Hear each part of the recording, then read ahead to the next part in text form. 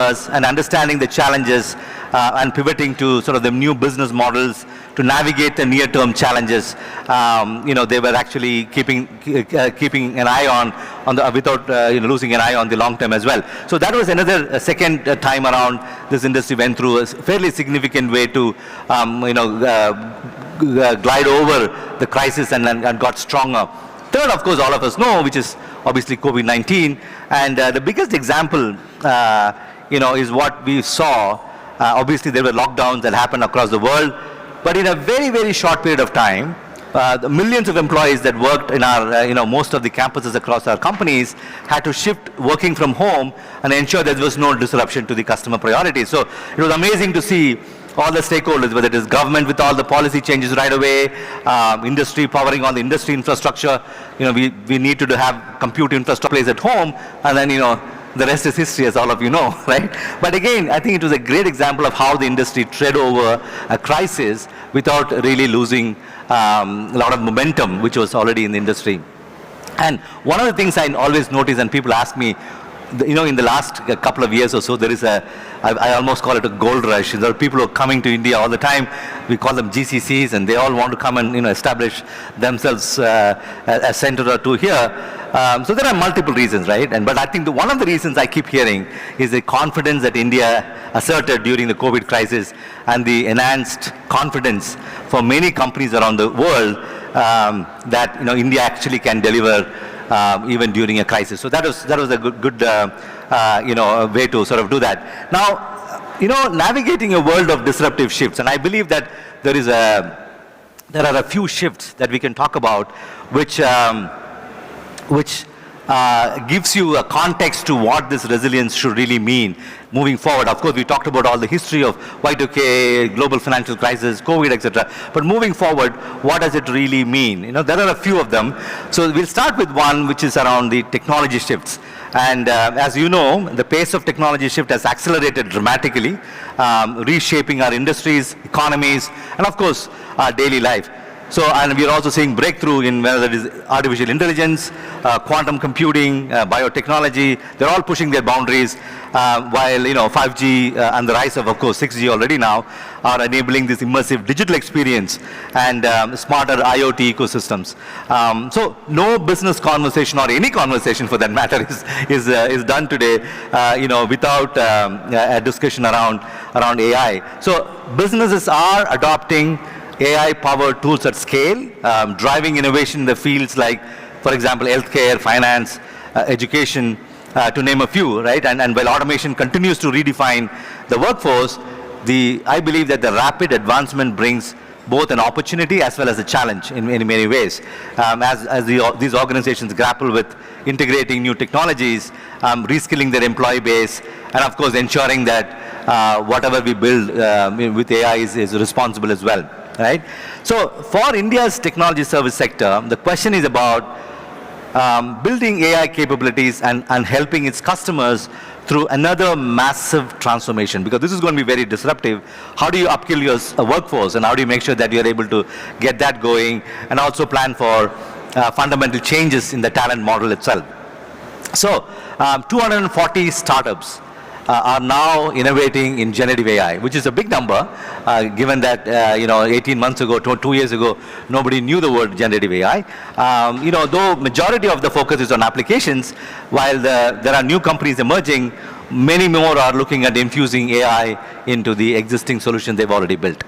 Now, the second shift I want to talk about is also the geopolitical shift. Of course, we are very familiar with the technology shift. You are the technologists, most of you are the technologists in this room. But when you look at the geopolitical situation, before we get into the geopolitical situation, I think it's also important for us to see that global GDP growth has actually fallen, right? It went from 6% in 2021 to about 3.2% in the last 3 years, an average of 3.2%, give or take a little bit here and there.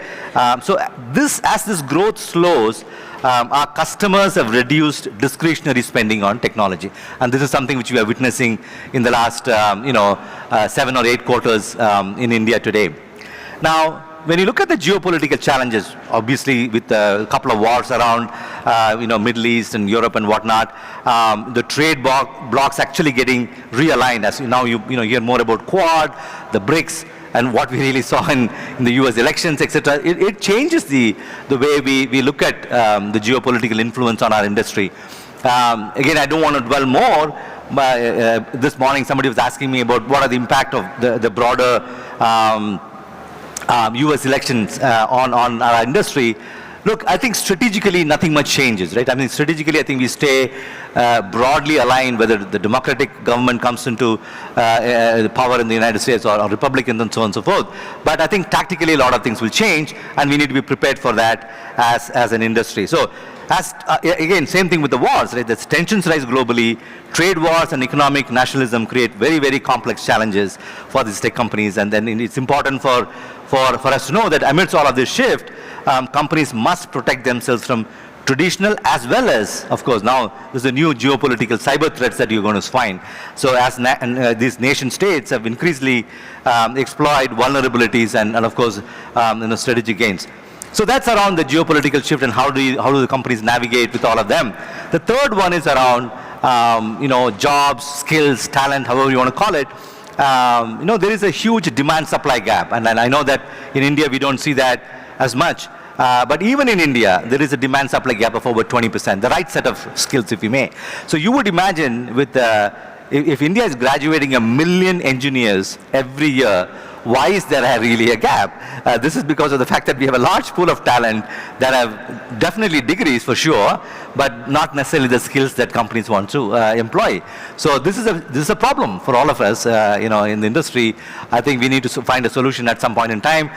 So while the emerging technology skills are in demand, more and more of the companies are also looking, in addition to the technology capabilities, are also looking at professional skills, capabilities around critical thinking, for instance, or problem solving, learning and self-development. All of this, I know that most of the the people who run organizations here will resonate with it, because this is a combination of this that we need to do this. And I believe that this industry has done this very well in the past, but it should hopefully continue to do, get over this issue as well. Now, I want to wrap up by giving you a sense of what we want to do. When you look at these interesting and to some extent very uncertain times, this is the first time I always felt that, there is a change which is very constant, as all of you know, and then there's also uncertainty, but we are going to face these two together at the same time. We have change and uncertainty, both of us staring at our face in some ways. But we do have a choice. Will I wait to understand what is really happening and then decide what I should do as a company or as an individual, or will I proactively focus on driving the change and be ready for it? And I believe certainly your answer is going to be the latter. But for the India's tech ambition, a few imperatives that we cannot ignore, and I'll mention some of that and then we'll wrap it up. So the first one is around the R&D and the IP focus. I think although India is globally renowned for technology services, there's a need to elevate this R&D and IP investment to solidify our standing in the science and technology. That's something which we've been struggling to do this. We have made some progress in the past, but I think we should continue to focus on that until we succeed, as we have succeeded in the other parts of our endeavor, right? For example, allocating a higher percentage of GDP to R&D will certainly help to get this, achieve this goal. And also, of course, we want to be a mature economy, Viksit Bharat, etc. by 2047. That's going to happen if we are able to have that investment in many ways. The future of India's tech story hinges on our ability to innovate, build pioneering products at the end of the day, as well as capturing some of the new markets, which we are not doing it today. Second one is around empowering India's workforce for the next decade, and we talked a little bit about that.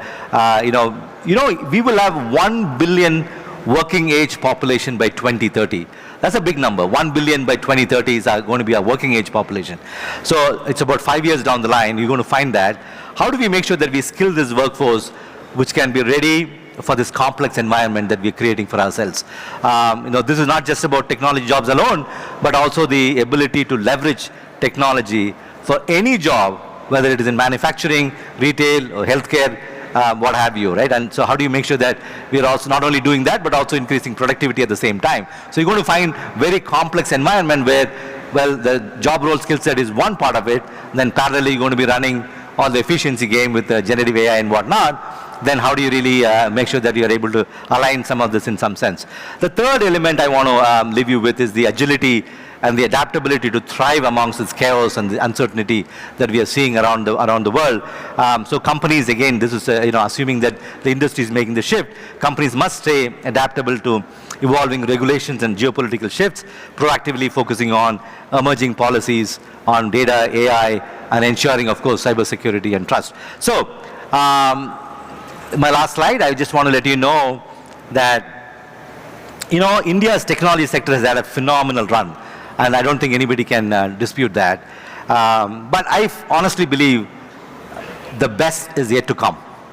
For this sector and what we are all in this room, I think the best is yet to come. Because I think the opportunity far outweighs the challenges that we spoke about today, right? The opportunity that is just in front of you is going to be far, far, far superior, far, far higher in some sense. So, but as technology is becoming foundational for all our businesses, the path ahead is even more exciting. It will be different from the past and requires us to be very, very proactively imagining everything, reimagining everything. So that's going to be a big task for all of us. So let's remember that resilience is not about just bouncing back, but as the slide says there, it is about evolving forward. So in a world that shifts at breakneck speed at this point in time, our success will increasingly hinge on our ability to stay adaptable, which means that we have to keep learning and build these connections, which will strengthen our community, the tech industry collectively as we move forward. Thank you.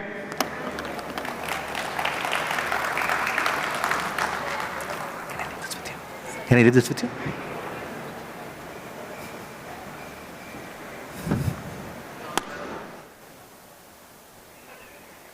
Well, ladies and gentlemen, that was Mr. Rajesh Nambiar, President NASSCOM. A big round of applause to him for sharing his thoughts and insights with us. We sincerely apologize. There was a technical snag, and hence we could not show the correct slide when he was speaking. So once again, thank you, sir. We will now move on to the panel discussion on Innovation Beyond the Horizon. That's the title of the panel discussion, Innovation Beyond the Horizon.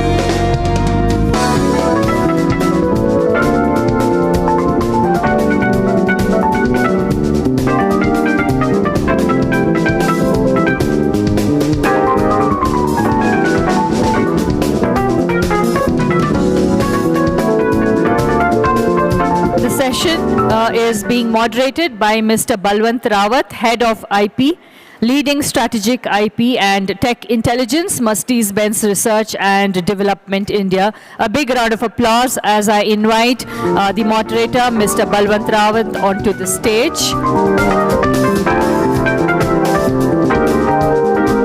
We have an eclectic lineup of panelists. Mr. Vineet Dwivedi, Global Head, Alcon Global Services. Sir, request you to come on stage. A big round of applause, ladies and gentlemen. I think we've all had a good lunch just now. So let's see some energy as we invite our guest speakers. I request you all to kindly put your hands together.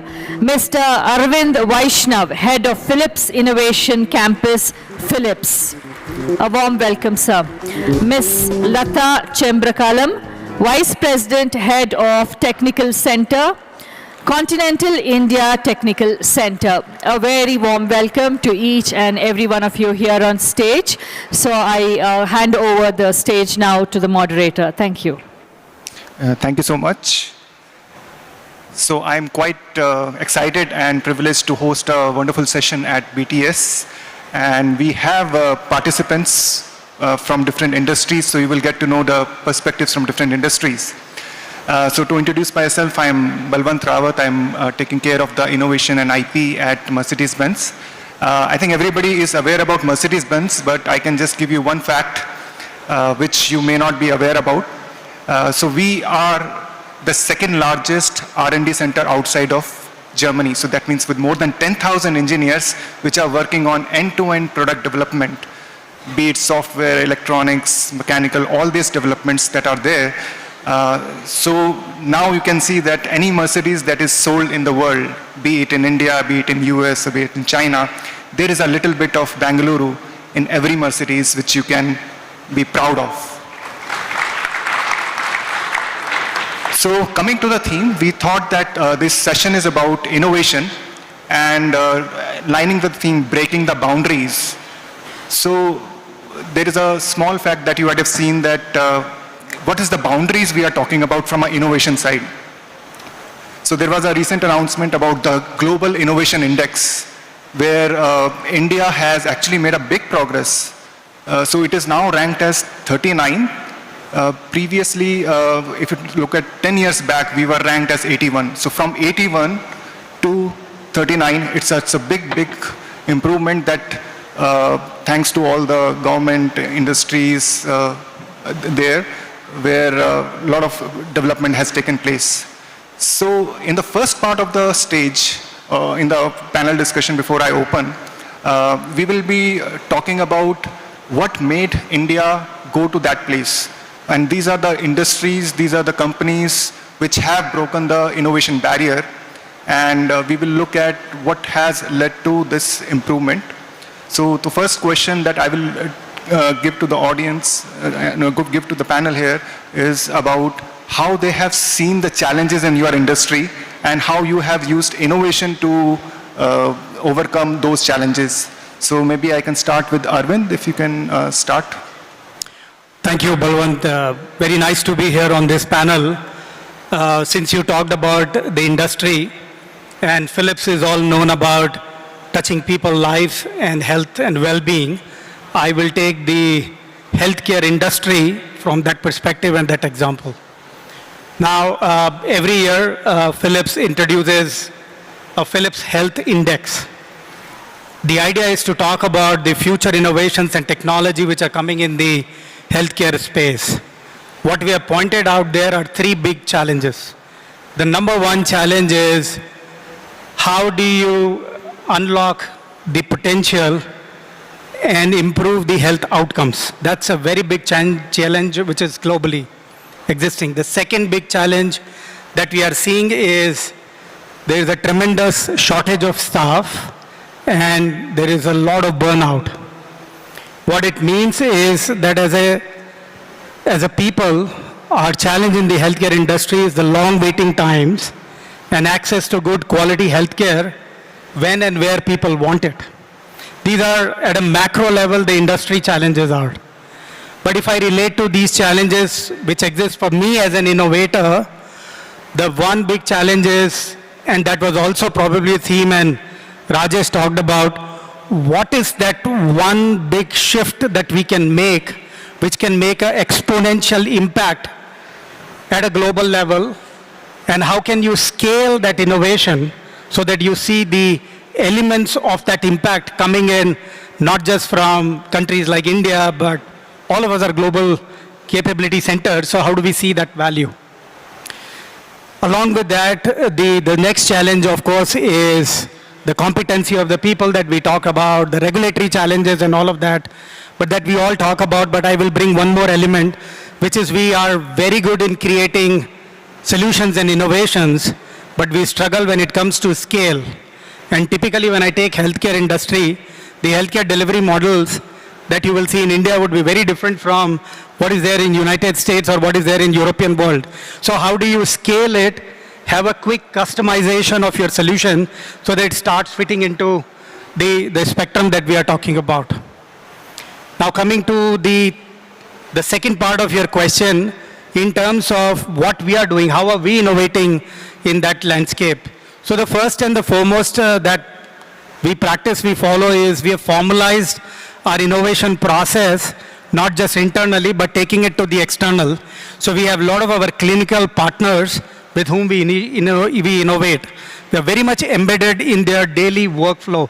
These are the large hospitals across the globe, and we are very much embedded looking at what is their patient journey, what is their clinician journey, and how are they moving the shifts. So that's one element. The another element that we have done is we have formalized the co-creation process. Because at the end of the day, when you are looking at the end-to-end journeys, then you are not creating a point-based solution in that journey, but you are coming at a holistic approach, looking at end-to-end. So that's the second thing that we have done. The third thing which we have also been, and everybody talks about the impact. So we have actually made in our company a very formal process that no innovation is funded unless and until before innovation there is a very clear outline of what impact it is going to make to people's life or even to the other stakeholders. So that's a very important shift.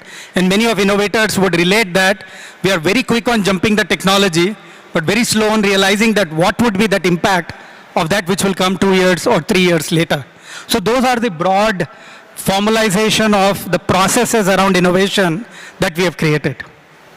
Thank you, Arvind. So, Vineet, you want to go next? Yeah, sure. Thank you, and good afternoon, everyone. I had Arvind talking about healthcare, so maybe I'll take you a little bit deeper in the segment of eye care. And eye care is one of the interesting industry because eyes are one of those senses, and this is not Vineet talking, these are the surveys which have been done with many, many people across the globe, that if somebody loses that one sense out of the 5, which is the most threatening one? It's the eyes. I think whatever we are looking around or experiencing, eyes plays a big role. And that's where Alcon comes into picture. We are a global eye care leader, especially it comes to innovation and bringing new products, cutting edge technology. The name may not be known to many of you because we are behind the scenes. We work with doctors, so you may not see, and let me take an example. I can see in this room, many of you are wearing glasses, already eyeglasses, but Alcon is not into eyeglasses. We are eye care, not eye wear. So anything which goes inside the eyes or the devices on which the doctors are operating or the lenses which goes inside the eyes, that's where we work. And looking at the challenge which, Balwant, which we have, the WHO report says in next 20-25 years, 50% of the world population, I'm saying 50% of the world population will have some eye issues. And imagine in next 25 years, we are talking about roughly, let's say 5 billion people in the world will be suffering from some kind of eye disease.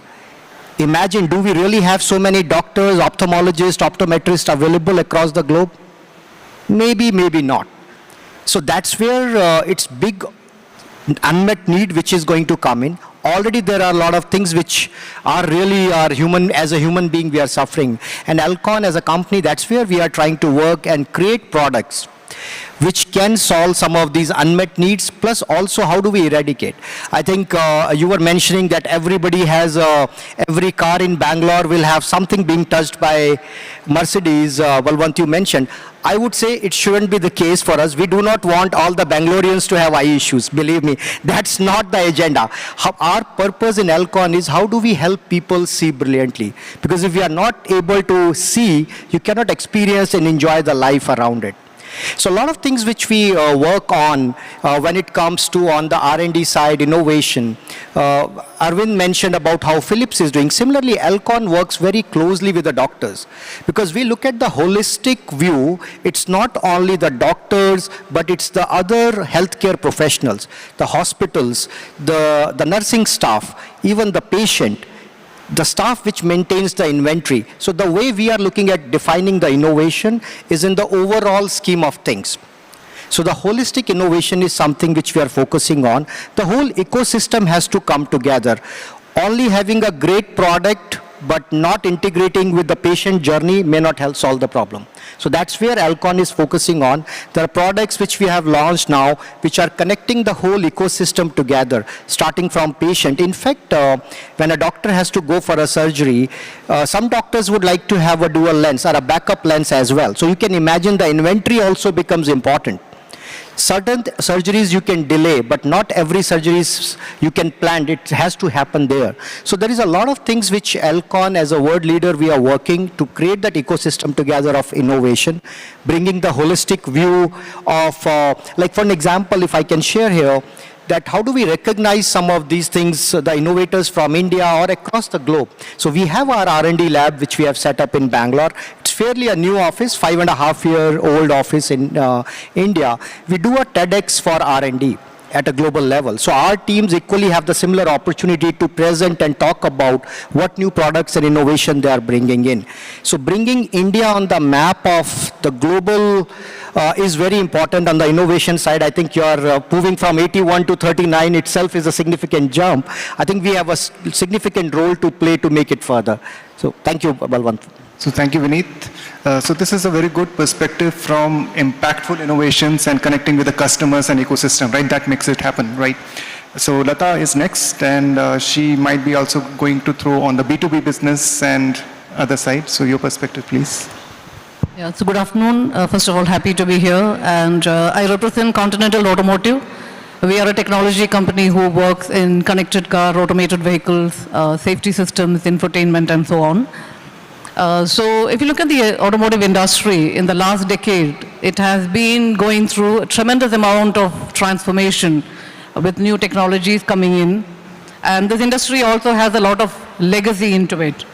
So innovating in this industry has multiple dimensions. The challenges come from multiple areas. One is the market perspective itself, the shift in the market, the shift in the consumer preferences, which happens very often.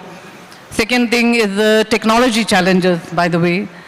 And the third is in terms of the legislation, because this industry is heavily governed by legislation. And fourth is something which Arvind touched upon. It is also the talent in the industry. So looking at these things one by one, in terms of technology, this industry where I mentioned there's a lot of legacy, now we are moving towards new technologies like, IoT, 5G, AI, Gen AI, and so on. So innovating in scale and at the same speed and with the time to market reducing is the challenge for us. The second dimension is the market preferences. For example, I think a couple of years back, all of us thought that by 2030, we'll have all EVs on the road. Now we understand it's not the case. Similarly, there was prediction on fully automated vehicles. That doesn't come. The third thing is, we are talking about shared mobility coming into space. Now we understand that cannot come. So which means that in a span of 3 to 4 years itself, the technology which is coming on the road, it changes. So it's kind of a moving target, and the innovation also becomes a moving target. And the last one is the talent part, because we have engineers who are hardcore into product development. We need to actually reskill, upskill, de-skill them into the newer technologies and bring in an innovation ecosystem into that. And legislations are also changing. And we being in India, 80% of my business is global, but 20% is local, which means that we need to look at innovating for affordable solutions for the India market, as well as very, very innovative and very different road conditions of the India market, right? So all these are different challenges what we have. And if you look at how do we address it, we do have a platform. We call it as a cultivation platform. It enables all the employees to put in their ideas, and we kind of foster this entrepreneurial culture inside the organization. So which means that it's a cultural shift that the leadership is looking at in terms of, rewarding, I would say, calculated risk which can be taken. Yeah, we are also looking at incubating certain ideas inside. And very important is also how do you really ring fence or ring fence these innovators that they don't get sucked into the normal business, because otherwise, when you have the projects and product deliveries coming in, the innovation takes a backseat. So how do you really bring in a balance of it is something which we are very, very careful about. Another one is also the ecosystem. So being in the Silicon Valley of India, Bengaluru, best place to be, a lot of academia, a lot of startup connection, a lot of partner companies, a lot of our OEMs are there. And going forward, it is clear that co-creation through collaboration is the mantra. And we do have an excellent system in Bangalore where we connect with a lot of industry partners and academia partners to take it forward. So that's some things which are there. But if you ask me whether we have arrived, we are not yet there. But I would say that we are in a really good way to have products for India market. Right. I fully agree. It is the ecosystem which has made the Bengaluru what it is, right? And we saw in the morning session also that Niti Aayog, when they ranked the different states in the innovation index, so Karnataka came as #1, right? And maximum number of patent filings also happening from Karnataka. Basically, Bangalore has a lot of place. So this is a good thing, so good so far. Now let's switch the gears about if we have to break the boundaries. So let's look at the ranking that we got. So this year we are ranked as 39, previous year was 40, and previous years were also 40. So in the last 3 years, somehow we are stuck around 40 or 39, right? So it's not moving that fast as we had done that. So if we have to break the boundaries, and as a part of the Viksit Bharat mission by 2047, that means India has to be amongst the top 10 countries. Right, so that's a big thing that we are looking at. And of course, it's not without challenges. And Bengaluru and Karnataka has a big role to play, and that's where it's an apt forum to talk about it. So I will give you some stats which we collected related to the overall innovation ecosystem and the challenges. So first of all, if you look at the R&D percentage of the GDP, so we have been able to spend not more than 0.6% of the overall India's GDP in the innovation side. And that's 50% of is done by government itself. So private sector R&D percentage has to significantly improve to at least 2%, because that's where 2.45% China is, Israel is of course 5%, and US and Germany are over 3%. So how do we increase that R&D investment so that overall ecosystem in India can be seen as a world? So that's one big challenge. Second part is that we are ranked number 3 in producing the largest number of STEM graduates. So a lot of scientists, engineers, we are graduating, right? But if you look at the number of people who are going into the research, the number of researchers that are available, so we are ranked 262. So that's a big gap that we are not able to get the number of researchers into the actual innovation and research. Upskilling is another challenge, but I'm very happy that this initiative being launched today about upskilling. So that is a good step. And lastly, if I talk about the patents, where Rajesh also talked about investment into the patent side. So now with the number of patents, we are number 6 in the world. With more than 62,000 patent applications. But if you look at the quality or the impact of those, which can be measured by the commercialization side, so there is a statistics published by World Bank where it measures that how much money we are paying to other countries in terms of IP royalties, and how much money we are receiving in return from other countries as a part of our own IP being licensed by others. So we are paying close to 14 billion US dollars, and we are receiving 1.5 billion in return. That means we are paying 10 times more than we are receiving, right? So that's a big gap that we have in terms of IP generation and commercialization. So, but if we have to go to the next stage, then we have to make it faster for our IP to be commercialized and faster to the market side. So these are some of the challenges that I spent, and that's one question to all the panelists there, that as an industry, what can we improve, or what are the recommendations that you would want to give so that we can go to the next stage? So maybe we can go in the similar order. But, first of all, you talk about the tech talent of Bengaluru. I think it is fantastic. We all are very proud of. A lot of work is happening from an ecosystem standpoint, government policies, NASSCOM, and several other organizations. Philips Innovation Campus has been in Bangalore for 27 years, and we have been very proud of the capabilities that we have built. I think for me, a couple of points which stood out, and this is since I'm very closely associated with the NASSCOM GCC Council, I think the first and the foremost, the point which is discussed is, how do you create value for your companies? And it's not just about innovation. The global organizations look at what is the value or what is the impact you are creating. So that's by far the number one, and our thinking should automatically start to go in this direction, that we are no more just in the execution arm, but we are really at the seat on the table for innovation and creating value for them. So that's the number one. The number two that comes to my mind is when it comes to look at the innovation, we probably look at the subsystems. We don't look at the holistic system approach. And what does it brings is, as I mentioned, the point-based solutions, which are more fragmented, and so we do not look at what is the economic value, what is the social value. We don't think on those direction. And I think more such thinking should be done. Not that tech folks are not important, but I feel that the industry is going in a direction where a human-centric approach to innovation and creating value should be taken rather than a technology-driven approach. And I think three of us talked on the similar lines, be it patient or be it the B2B partner. So that's a second point.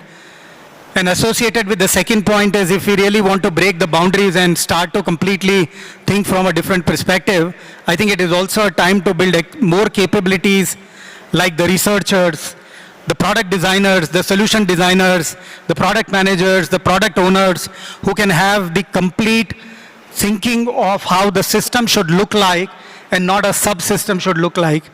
And I think those are the clear areas, those three broad areas where I see if we start to bring up more, at a GCC level, we will become more successful, and we should be able to demonstrate a significant value that we create for our organizations. Sure, thank you. Vineet? So thank you, Arvind. Completely agree with your thoughts. If I talk about GCC, and our GCC is not as old as yours one and Philips, we recently started, I said, five and a half years ago. And this was the first R&D lab which we have set up outside the US in our Asia region, in Bangalore, first time. And I can proudly say the way the whole GCC ecosystem is coming together. I think you talked about some of the numbers, how we have done. But if I look at from a Alcon perspective, right now, from a capability and headcount point of view, if I see, in last 4 years itself, we are able to ramp up and bring more capabilities, wherein it is around close to, if I say 800 to 1,000 people who are working on R&D or digital or IT innovation together. But if you ask me the question that how much is the true invention we are doing, I think that percentage is still very low. We still have a catch up on that journey. But on the other side, if I look at, there is a huge potential what we see. There are a lot of things wherein the talent which is coming in, we are able to make those as a platform owners or the global leaders who can come from GCCs. I think the report itself talks about that right now we have around 5,000 to 6,000 GCC global leaders sitting out of India. In next 6 years, by 2030, this number is going to be 30,000. So we can see, look at the gap which is, or demand which is there. I see this as the glass half empty. I think that's where there is an opportunity lying for us. If I look at what some of the things which we can do a little differently, or one thing would be wherein when the students are coming in or the new people who are joining the industry, I think we still look at the experiment-based learning which is coming when they come from the colleges. But when you come in an organization, there is a system which is working, or the process-based learning. I think that's something which we have to do a upfront learning for some of those. So process-based is something which I believe will help, to the point which Arvind mentioned. How do we not only look at innovation versus the commercialization? I think when you send someone, great, bright chap, person coming in, but sometimes we say it's beaten down to the death or slows down. Because if we are able to educate them, make them aware upfront, what are the ideation to commercialization cycle, I think that would be a very, very important point to increase the speed of market or the success launch of our product which we are launching in. I think these are the two things which I feel will definitely add. So definitely, so education system needs to also gear up to make a solid foundation, right, which makes it industry ready. Thank you. Lata? So I think before talking about what needs improvement, I would also like to acknowledge what is working probably. Yeah. So I think the government intent is really good. The second part is the startup ecosystem that we have. then the talent, what we have, especially if you look at the Deccan Triangle, I'm talking from an automotive perspective, the Deccan Triangle of Hyderabad, Chennai, Bengaluru, Pune put together, immense amount of talent which is available there. Yeah, and but I completely agree with you that, even though we are highest in the number, sixth highest in the number of patents, our spend on R&D is only 0.7. So one thing which can change is that how do we increase the spend on R&D is something which we can change. The second thing is India is famous for its ecosystem. As I mentioned earlier, the startup academia collaboration with the government bodies and so on. But the question is that how many deep tech startups we have. Yeah, so how do we improve the quality of the deep tech startups we have is something which we need to really look into, because I echo what Arvind mentioned, that if we are talking about the GCCs in India, to move towards an innovation hub from just a cost arbitrage center, we need this kind of value which is getting generated, and so startup can play a very important role. The second point is again about the collaboration with academia. To be a little bit critical here, I think we do a lot of funding only to the premium institutes. Maybe 4 or 5 or maybe up to maximum 8 institutes in the country get maximum funding with respect to the innovation. And the question is that, are we really measuring the business outcome from these institutions? I think the answer is no. So how do we make business outcomes which is measurable? And there is a lot of talent which is available in maybe the tier 2 as well as many other tier 1 institutions. So how do we make the funding really make available to those organizations also? And how can the corporates also play a role in terms of reskilling, partnering, upgrading the curriculum and so on, and start co-innovating with the academia well in advance? I think these are some things which definitely we could do. Yeah, thanks, Lata. So this is a very important point, because this, as a GCCs and at the companies, we have this privilege of being in touch with the latest technologies globally, right? So we have the right talent which we are able to groom. Now, question is that how we can use this talent for, helping in the innovation ecosystem and infrastructure. So you gave a good example that, how we can collaborate with academia and also upskill people and give opportunities so that there is more cutting-edge research for the future that we can participate. Yeah, Balwant, maybe if we can give another example. We have an example where Continental Singapore has collaborated with the government and the Nanyang Technical University. It's actually funding by 3 different agencies. I think if we can create such kind of ecosystems in Bangalore, in India, I think that will really help as well. Multi-party investing for a common cause. Yeah, that's missing at this point of time. Okay. Yeah, maybe I'd like to add one point. Completely agree with Lata's comment. Also from a GCC business point of view, when we look at innovation, I believe that our metric of success also need to be different. As Arvind mentioned about value, that how are we measuring value in terms of innovation? You mentioned about IP is one of the indicator which we definitely all of us track, but are there other metrics which we are also measuring from a GCC point of view? Like for an example, just a thought wherein if we look at the product launches happening in the company or the platform and the system launches, how much where all we play a role from GCC and how much is the role we are playing? Are we only an execution one or are we really leading into it? I think having some of those KPIs clearly will definitely give us a chance to be on the leading side rather than following the orders coming from the headquarters. Sure, and I think Arvind, you also mentioned that measuring impact is also key, right? So if we bring that also in the KPIs and also to measure the reports, so it's not just the numbers that we report or the overall development that is happening, but what has been the overall global impact. So if we start measuring it, it certainly will improve. We have the right talent, we have the intent, and funding is never an issue. I think with Anusandhan, we have a lot of funding available. Now if you can put it in the right direction, this is a great forum where we can put into place. So with that, I think we have run out of time. So I will just close this sessions with a special thanks to all the panelists that we have. Thank you so much, Arvind, Vineet, Lata, and thank you audience for your patient listening.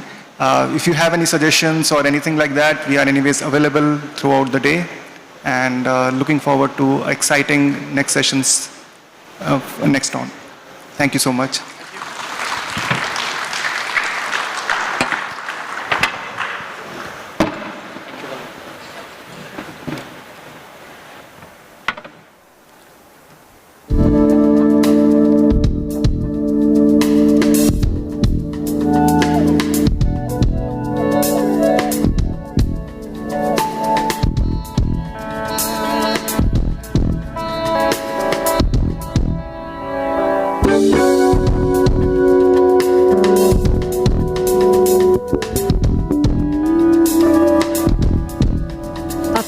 stay back on stage for a moment. May I request Mr. Rajesh Nambiar to kindly come on stage? So please do come on stage. Ladies and gentlemen, a big round of applause to the members of this panel as well as Mr. Nambiar, who's given the keynote address just before this.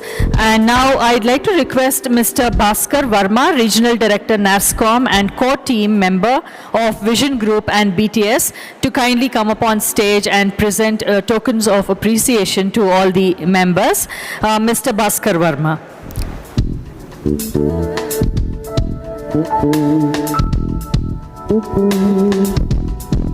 To Mr. Rajesh Nambiar, please put your hands together, ladies and gentlemen. To Mr. Balwant Rawat, who just moderated this session. To Mr. Vineet Dwivedi, Global Head, Alcon Global Services.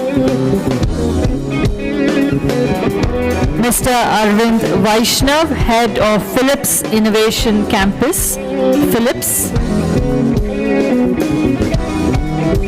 And Ms. Lata Chambrakalam, Vice President, Head of Technical Center, Continental India Technical Center.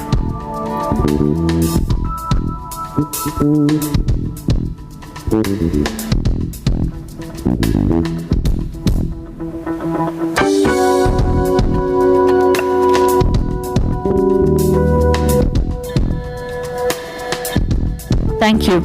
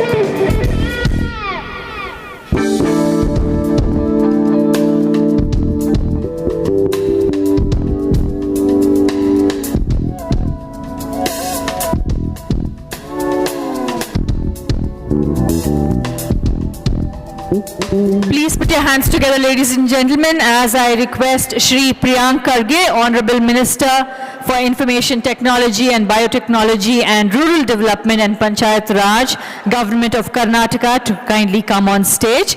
Please put your hands together as the Honorable Minister comes onto the stage. May I request Mr. Purushottam Kaushik, Head of the Center for the Fourth Industrial Revolution Network, World Economic Forum. Sir, warm welcome. Please do come on stage. Mr. Harshil Mathur, Co-founder Razorpay. Sir, warm welcome. Ms. Daisy Chittalapilli, President Cisco India and SARC Cisco. Mr. Balakrishna DR, Executive Vice President, Global Services Head, AI and Industry Vertical, Infosys, and Ms. Smita Deora, Co-founder and Co-CED, CEO, Led School. A big round of applause to all of them. And now I'd like to hand over to the moderator to take it forward. Thank you. Okay, welcome to another interesting and exciting session. And we, as you can see, we have the star speakers all here along with the minister. So the background for this session would be like there are maybe first thing let me as you see from the background the session name is AI for India 2030. So all of you here, if you can, whether you are a government policy maker or possibly you are a startup founder or possibly potential founder or someone from the industry or academician, just visualize yourself a scenario of 2030 and along with AI, what exactly would be your role, what would be the opportunities around you, and what possibly the new world could look like. And that's the session all about the opportunities and challenges for AI for India 2030. And something which we have brought in the speakers here as Honorable Minister coming in from the perspective of policies, programs, and what will be the role of the government in this new world. We have Bali, who represents Infosys here, and considering Bali heads the AI team in Infosys, and obviously Infosys is working so much on responsible AI, so he'll talk about it, some of those aspects as well. And then we have Daisy. Daisy is the president for Cisco India and SAC, and she's going to be bringing in the aspects of what kind of infrastructure challenges are going to be shaping up for AI, and as we step into this era of AI. And then we have Harshil, and Harshil is the founder CEO for Razorpay, and they have really transformed the whole world. And wherever we are traveling, as in World Economic Forum or wherever, we see this India story as really big, and he is one of the poster child there. And then we have Smita, who has reshaped the whole world of education or edutech. It's lead, she's co-founder, co-CEO for Lead School, and certainly, like I say, unicorn now. It's always, I think for years you have unicorn, but then the kind of work that they have been doing using technology is another very important aspect. So, let me bring in the minister first and possibly maybe give him two big landscape picture. So one big picture here which is shaping up for us is that India could be the biggest AI use case capital, where possibly the number of farmers in healthcare, in students, or maybe in terms of fintech or any other industry, possibly India will be the biggest AI use case capital. But then in this, as we step into this big picture, how do we strengthen our extension or the last mile workers? How do we strengthen the procurement ecosystem? How do we really look at data ecosystem? So that's one big challenge which is shaping up for us.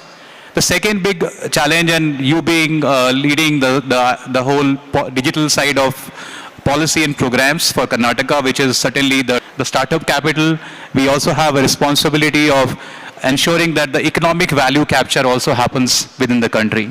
Considering like that, maybe even if we look at, and I was calculating the numbers, the top 7 of AI, adding up to almost like $15 trillion between them. And we as a country sit on 3 trillion plus. So how do we really bring the value capture here in India? It's something which we have. So let me bring in the minister with his opening thoughts first, and then we can go into the questions. Well, thank you so much, Mr. Kaushik. And I think these are really exciting times for us as a nation. Out of the top 50 AI cities in the world, Bengaluru is number 5. And the AI adaptability across the globe, we are number 1. So we have a 57% AI adaptability in the Indian ecosystem, only followed by US by around 34%, and then comes Germany or something. And in AI talent, we are number 3, only behind US and Germany. So you see, the demography is a natural advantage that India has right now when it comes to talent pool. So if you ask me what is it that the government needs to do to ensure we tap into the value of AI, or if we want to tap into the entire ecosystem, I think number 1, we need to focus heavily on skills. So if we are going to ensure that we have the most talented human resource, then naturally we don't cater to only the local environment, but we also cater to the global ecosystem. I think everybody over here agrees that the Karnataka ecosystem is no longer catering to Bengaluru. We have close to around 837 global capability centers and units over here who are researching for their headquarters in Americas or Europe, who are innovating and inventing for the world today. And I think if we need to add value and we need to create a great ecosystem with respect to AI, I think we need to lay a solid foundation for skills and top it up. And I was telling in the previous session also, education and skills, top it up with incubation centers and centers of excellence. So center of excellence in AI for fintech, AI for health sciences, AI for manufacturing. So top it up with incubation centers, top it up with innovations and research and development policies for these incubators, top it up with market access programs where we can cater not only for the local governments or for the Indian demography, but also if there's a good service or a product that can be used globally across the world. So, and then top it up with great venture capital. So if you are able to build this pyramid of skills, incubations, innovations, inventions, centers of excellence, policies, and capital, I think we have cracked the game. And just today, we have, I'm sure that you're aware that the government of Karnataka is always ahead of the curve. We have already had, centers of excellence in AI and robotics. We have the MINRO running with the IIITB. And today we have launched an AI, a center of excellence in artificial intelligence as we speak. And we have launched a GCC policy, which focuses heavily on reskilling and upskilling. So we want to ensure that we get 500 new GCCs here, ensure $50 billion output is given only from my state of Karnataka, and to ensure that we have the most talented human resource through the Nipuna Karnataka scheme. So where we are spending 300 crores to ensure that the human resource that is coming from Karnataka have the best skill sets. So we skill them locally, but they work globally. So I am of the strong opinion that if we want to tap value, we need to tap into the value that we have in our human resources right here in the country. And I think that starts from Karnataka, that starts from Bengaluru, and that's exactly what we have done in Bengaluru Tech Summit today. Thank you, Minister. Very exciting. And I'm sure like the pyramid of skill, center of excellence, or rather say incubation and venture capital is already really working for Karnataka in a big way. And you're already a benchmark for many other states in the country, but then also globally as well for us. Maybe I think it's a good opportunity since you highlighted the skill part so much and the need there.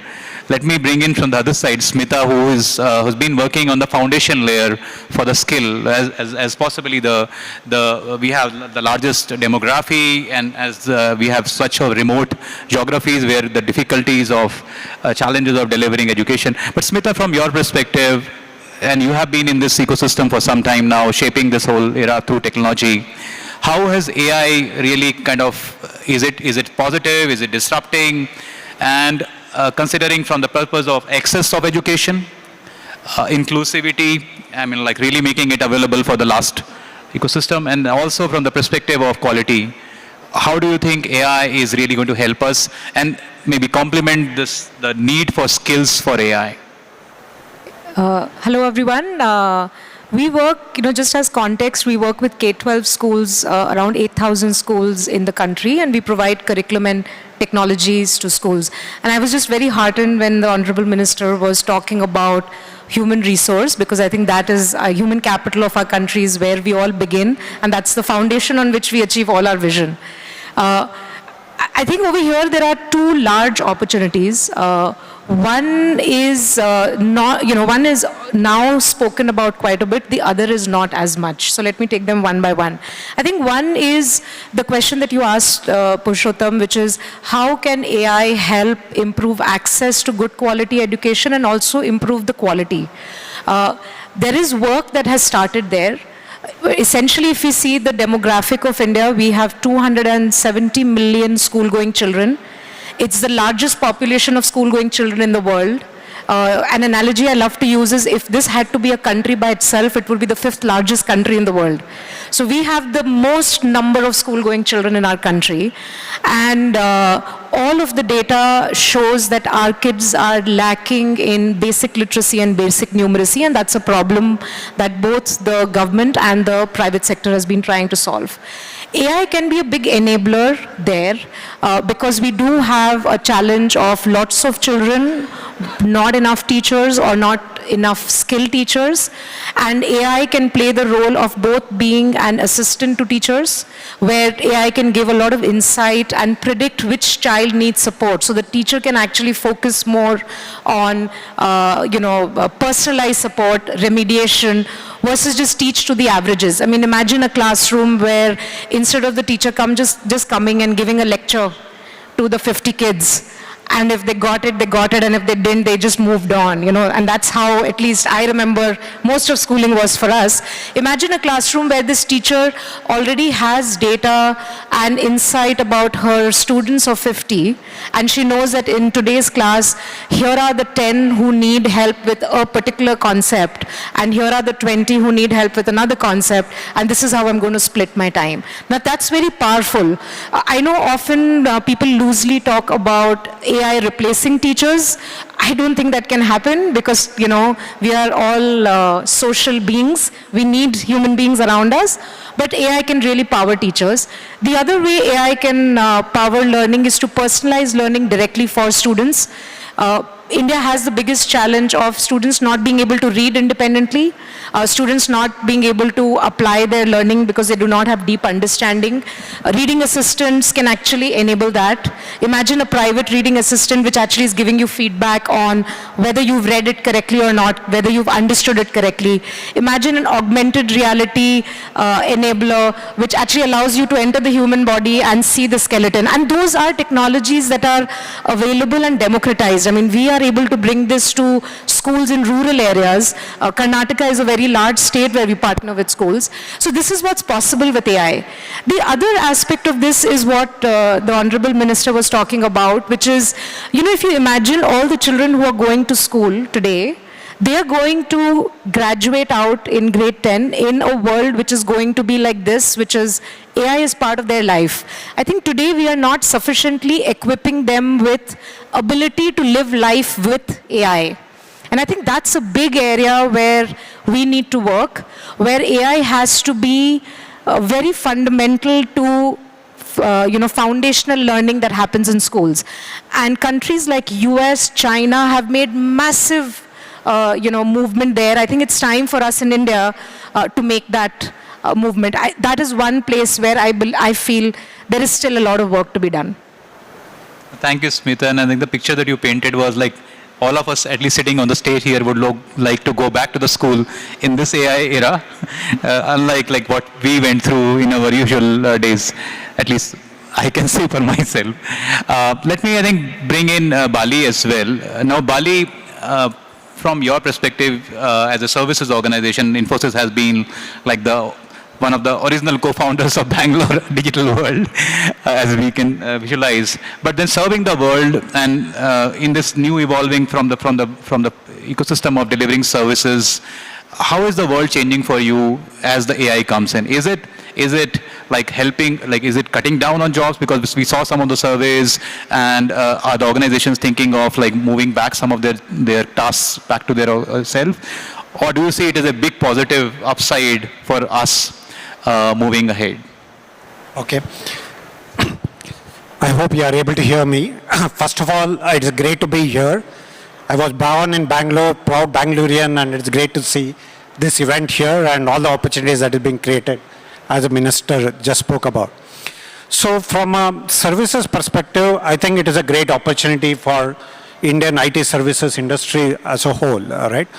Because the customers that we actually deal with are enterprise customers, right? And the consumer AI and enterprise AI is very, very different, all right? The challenges enterprises have in adopting AI, and this is enterprises across the world, is that they need to first identify how they apply it in their enterprise, what is the best use case that they can actually apply, where will they get the best ROI. They have to figure out how they deal with their data. It is not the data that is there in the internet, it is data that they have within the enterprise. How would they actually leverage that? They have to figure out how you use this in a responsible manner. The technology is changing rapidly. How do they build it in a way that it is actually sustainable? It doesn't become obsolete in a couple of months. So they have a variety of different challenges, and enterprises around the world are grappling with these challenges, right? And the Indian IT industry, I think, has a great opportunity to actually address these challenges. If I take Infosys' own example, right? Today we have created industry blueprints for 23 different industries on how they can adopt AI, which use cases will give them the best benefit. We have come up with how they should manage the data strategy, right? How you should adopt AI in a responsible manner, how you should actually think about platforms when you're scaling AI. So just like in the whole internet era or the digital transformation, Indian IT industry actually powered enterprises making that transformation across the world. I think the same opportunity lies even with AI. I think the Indian IT industries, and many of them based in Bangalore, can actually change, as the minister was saying, can help the entire world actually adopt AI. And I think that's where we see the opportunity, and that's what we are actually working for, right? And the newer and newer kind of opportunities now with agentic AI, it actually throws up, right? We talked about generative AI. Now with agentic AI, it throws up other opportunities, right? And a lot of organizations want to create models that are specific for their enterprise. Infosys just launched 2 small language models about a month back. And a lot of our customers are saying, can you actually develop it for my context? So all of these are opportunities for us that we can actually help the entire the world adopt AI, and coming from Bangalore. Thank you, Bali. Thank you so much. Really helps. Daisy, coming in from Cisco, but then largely the network infrastructure perspective, one of the data point was that the 7 big companies that we spoke about are spending almost like $200 billion a year on building up compute capacities, and NVIDIA is one of the highest valued company today. In this whole evolving opportunity and scaling up of AI, and a lot of countries have invested as well, like you look at Saudi or UAE, the kind of Falcon models and everything is coming up. And how do you see India really building up in terms of scaling its infrastructure? And also from the perspective that, can we really afford building up such huge capacities for like being in the race for, at least in terms of AI, as like already we are in terms of startups and digital, but will we be in the race, and what kind of infrastructure we will need, and should we be building up that kind of a layer? I think, so good afternoon, and thank you for this opportunity to be here and have this conversation with all of you. I think the parallels between electric vehicles and AI is the same. Access to charging infrastructure will decide whether countries, cities adopt EVs. It's the same thing with AI. Access to affordable, scalable, secure infrastructure will decide how democratically AI will be available in the country, right? And I'm very mindful that India is a country with 2 halves, and a big tenet of all of us who work in the Digital India program is that there must be no digital divide created by the introduction of any new technology. And I think Smita talked about access as well. Our own surveys, I know we look westward always and the big spenders in the West, but we did a survey in terms of AI readiness earlier this year.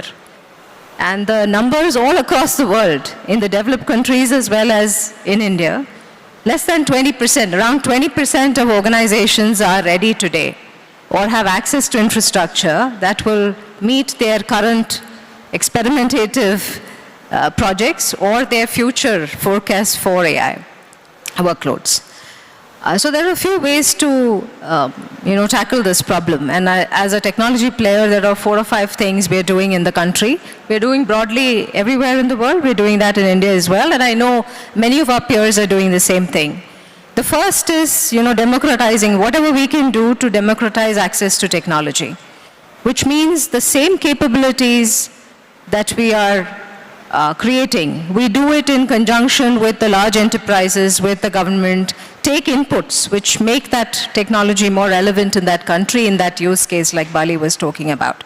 So to bring whatever we make as technology providers and, if we are service providers, etc., to make sure that we work with this focus around democratization and access at the middle of it.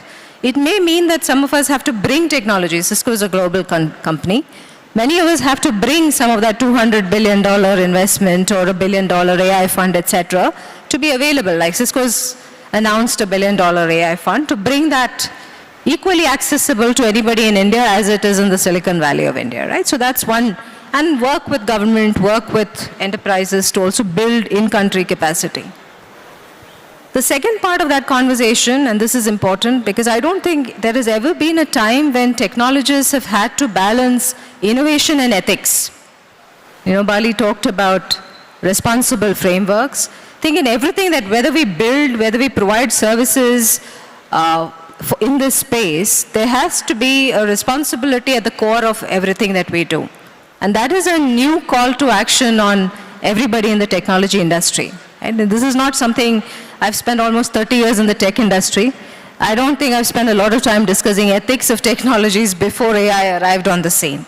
So that's the second conversation about what we have to do. And here again, the conversation, where should India focus on, right?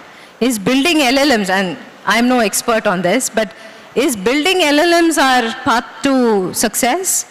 Or we are the data capital of the world, right? Every individual in this room uses 24 gigabytes of data on their cell phone every month. Harshal's part of an industry that is generating 2.5 quintillion bytes of data a day. So we are the data capital of the world, and we've got very smart people like Bali and the GCCs in the room, of which I'm also a part, who service the top 2,000 Fortune players in every industry in the world, every large federal government program in the world also. So we know all the use cases that matter. We have a startup ecosystem, which is the third largest, second largest, depending on which report you read, a very deep tech startup presence in that ecosystem. The second largest developer community on GitHub. And yeah, a half decent, sorry, I'm being a bit controversial, a half decent academia, which is, taking on industry problems now. That engagement has never been there. It has been very theoretical, but increasing collaboration between academia and industry. So I think a focus on use cases. Maybe our monetization comes from using our brain power to focus on solving problems, because all technology is ultimately to solve problems. And today, AI, the biggest issue, and I'm sure Bali can attest to this, is we're looking for a problem to solve in most of the, commercial viability, right? Cost of transaction versus the productivity ROI of that use case. We're still looking for, some cases are very clear, process automation is clear, customer service is clear, agentic AI use cases are clear, but broadly, at scale, democratized AI use cases, we are still scratching the surface around that. So skills, Minister talked about skills, Smita talked about skills. We have, as a tech ecosystem, we are also doing a number of programs, skilling people on the latest and greatest in tech. We have to add AI to that mix. We run a NetAcad program. Cyber was the program that we ran with the Karnataka state in particular as an example. We have to rinse and repeat that in AI. And then the startup ecosystem.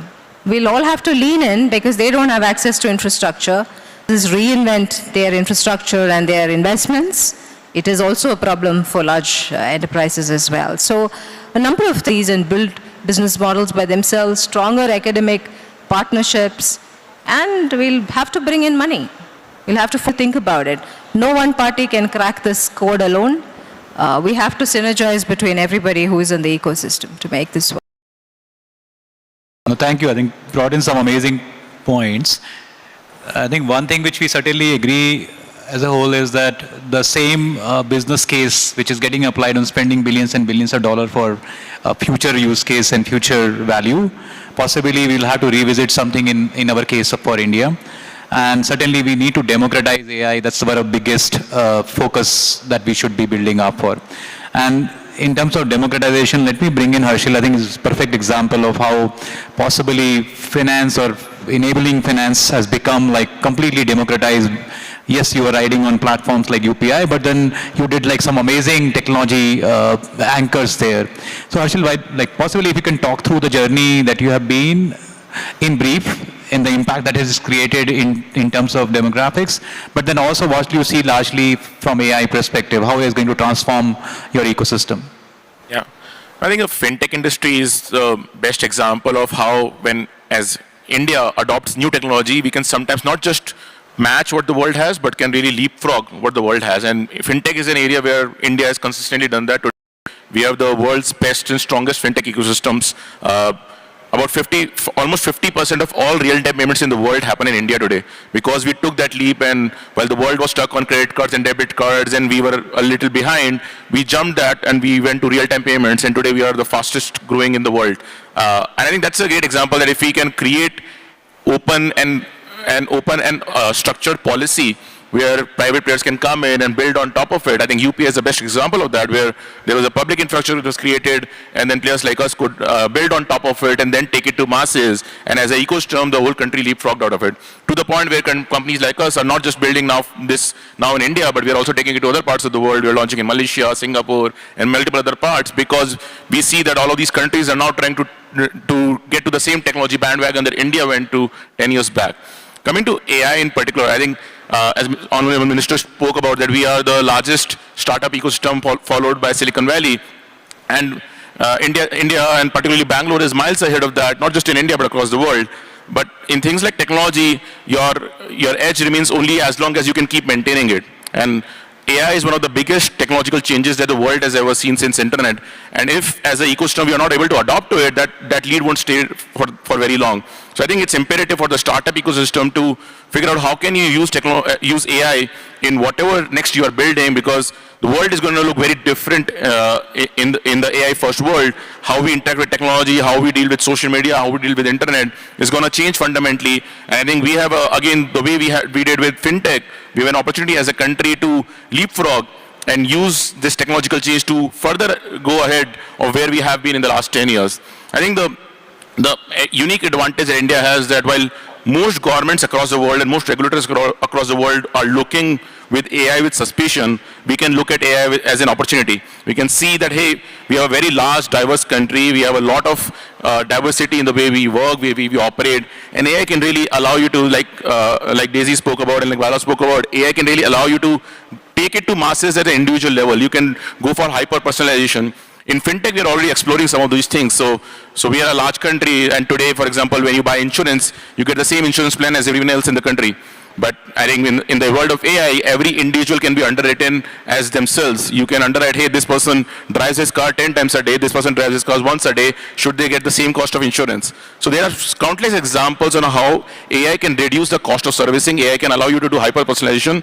And speaking from fintech perspective, we see massive opportunities for that. The 2 or 3 major opportunities in the fintech space that I can talk about is, one is ability to reduce the cost of servicing and cost of onboarding. The ability to do KYC, the ability to do customer support, and at an individual level, provide every single person essentially an RM, which can discuss with you, operate with you, work with you to create the right kind of financial programs for you. I think that's just unmatched with AI. The second opportunity is the ability to just scale, the ability to reach the massive population that we have, the ability to reach each individual person at the ground level. Again, that can further reduce the cost of taking it to masses a lot. And lastly, I think in the fintech space, one thing that we, at least companies like us, are constantly worried about is fraud and cybercrime. As the ecosystem has developed and matured and become sophisticated, the fraud and the cybercrime ecosystems are also developing and getting sophisticated to a point where the current set of technologies cannot solve for the next kind of fraud that's going to happen. But AI can again help us leapfrog it. So again, while AI might also lead to some different kind of frauds, but it itself is a solution to that as well. And the way internet was way technology and internet was a solution to the problems that it created, AI is a solution to that as well. And the ability to identify fraud, the ability to identify anonymous behavior is significantly higher. And I can speak for Razorpay, we are already experimenting with a lot of those things. And as Honorable Minister spoke about, we already have the talent. We have the technology talent that nobody else in the world has. We just need to retrain it into the world of AI. And some of the folks here are already doing that work. We need to do a lot of that work to ensure that we just don't use AI in the way we are already using it today, but use it as an opportunity to take India further ahead in the next 10 years.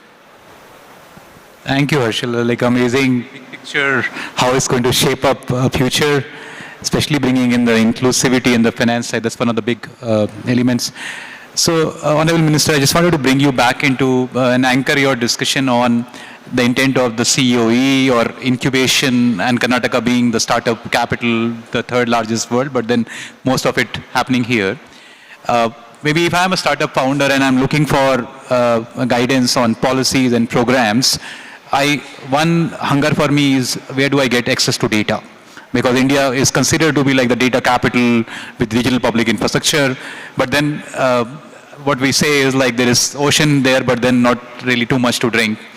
Then discussion around compute, around access to models, around who is going to validate my AI, where is this discussion of responsible AI leading to? I know, like I was hearing one of your session earlier about 1,000 startups already provided funding, and like I spoke to a few of them here and they were so much positive about the Karnataka's program. But me being a founder, if I ask you this question, what would be something which you can offer to me?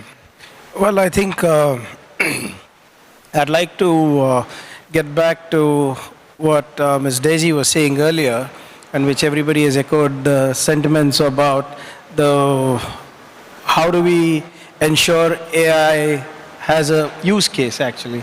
Of course, you have use cases in customer support, you have use cases in other processes, but is it actually solving a real life problem with respect to health sciences, with respect to sustainability or any other issues?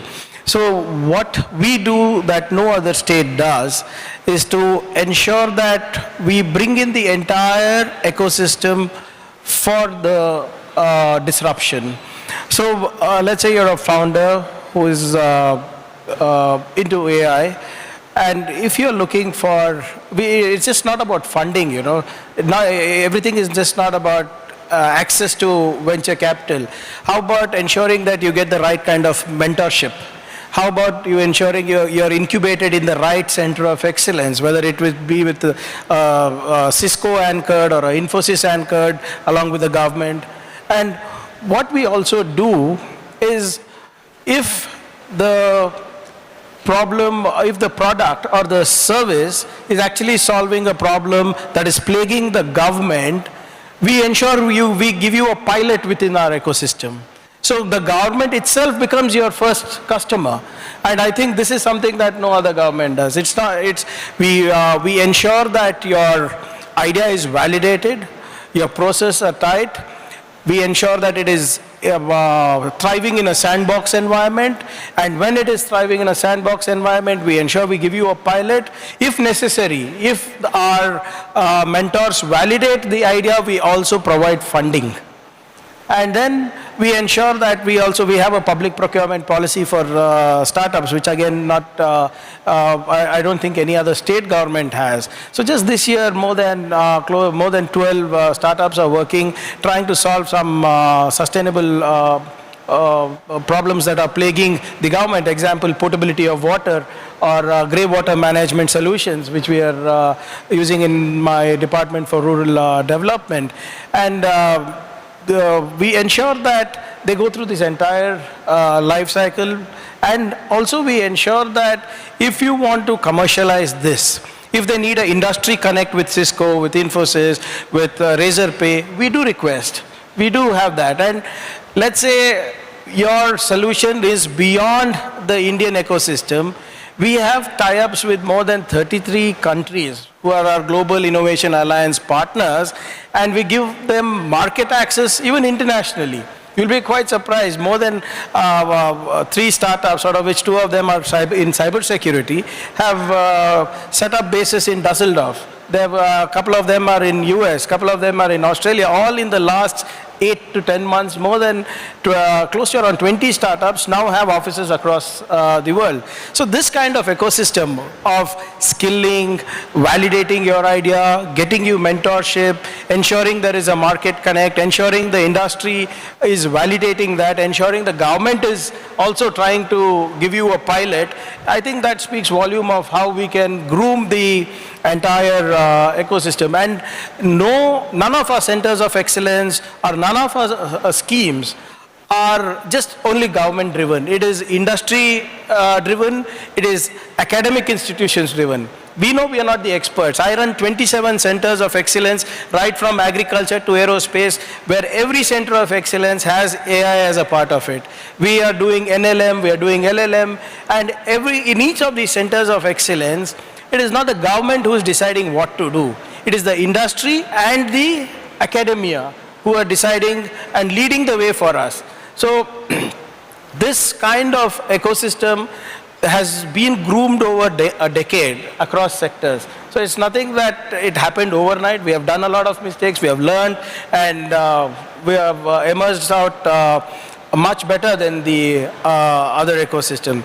So of course, the government is always in a dilemma, what is ethical, non-ethical, and policies always play catch-up to technology. No policy in the world or in any of the countries is ahead of technology. You know what's happening with EU and AI regulation. You know what's happening with US and AI regulation. I mean, policies always play catch-up to technology, but a good thing is that, like you said, we need to break it down to the individual level. We need to see if there's a use case, and if that use case is going to benefit on scale, governments should adopt it. Otherwise, what happens is it becomes, we will not know what to do. As a knee-jerk reaction, we ban all of you.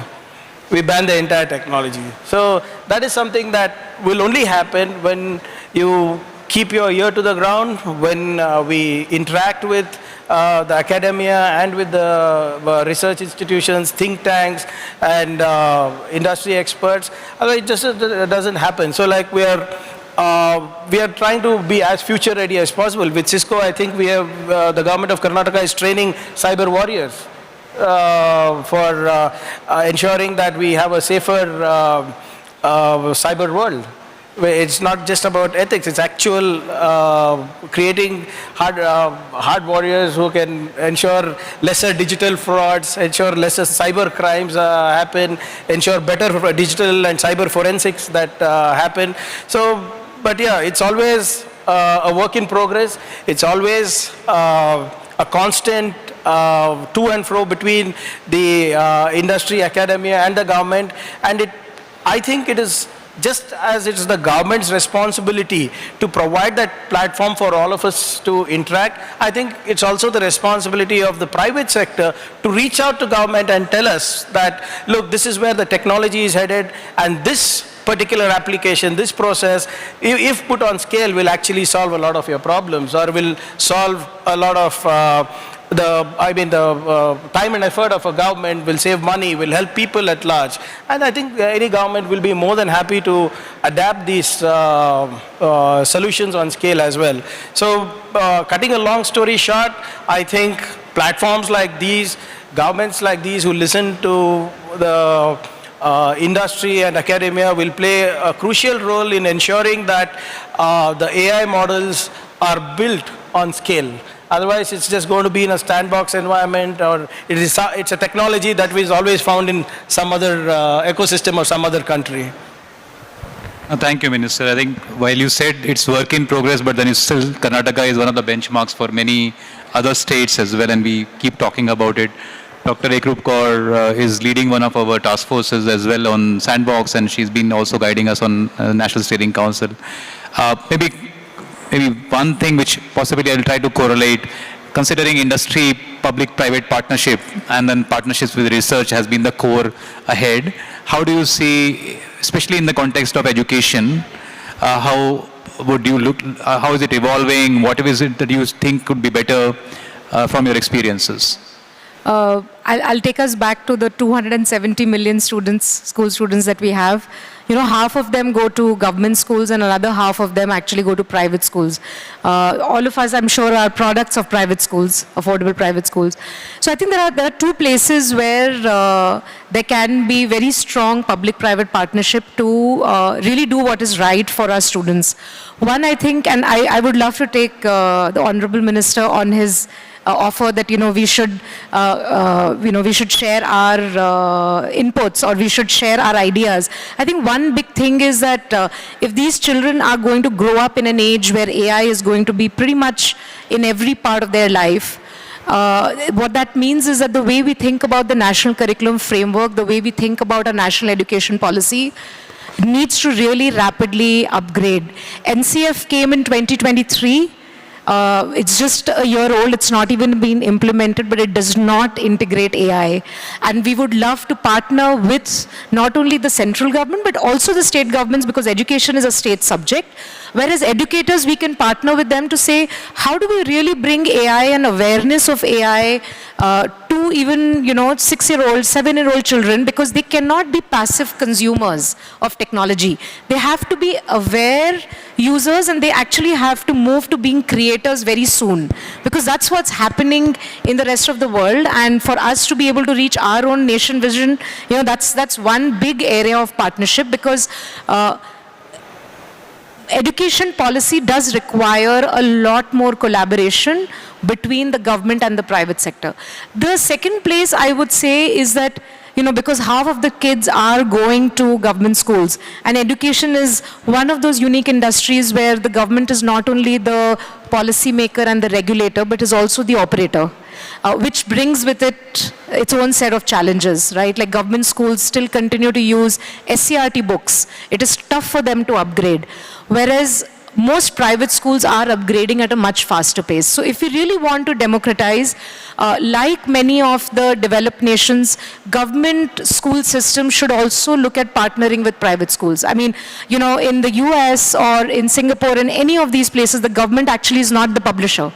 The government says, here are my outcome benchmarks, and the top publishers actually go pitch to the government, and the government chooses, the school principals and the teachers choose in the government school what they want to use for their students. Now that is massive empowerment, and that I think sort of just opens up the doors to innovation, because if the choice lies with the teachers and principals and parents, they will always choose what's good for their children. They will always, go for the best. So I think those are two big places of public-private partnership which we should think about opening up in our country for sure. If not the whole country, definitely I'm hoping that the Honorable Minister, considers what I say for Karnataka at least. Actually, in the last session, Minister was saying that these sessions give him homework. So possibly, let's give him we more will homework. do all the work. We will do all the work, sir. Maybe I think just on carrying on the same thing, Harshil, from your perspective, on especially because when we were talking about various projects, say agriculture, farmers have issues about accessing finance. When we were talking about patients, I think most of the India is right now not depending on insurance, health insurance services. Is pretty much like a big challenge that we all see.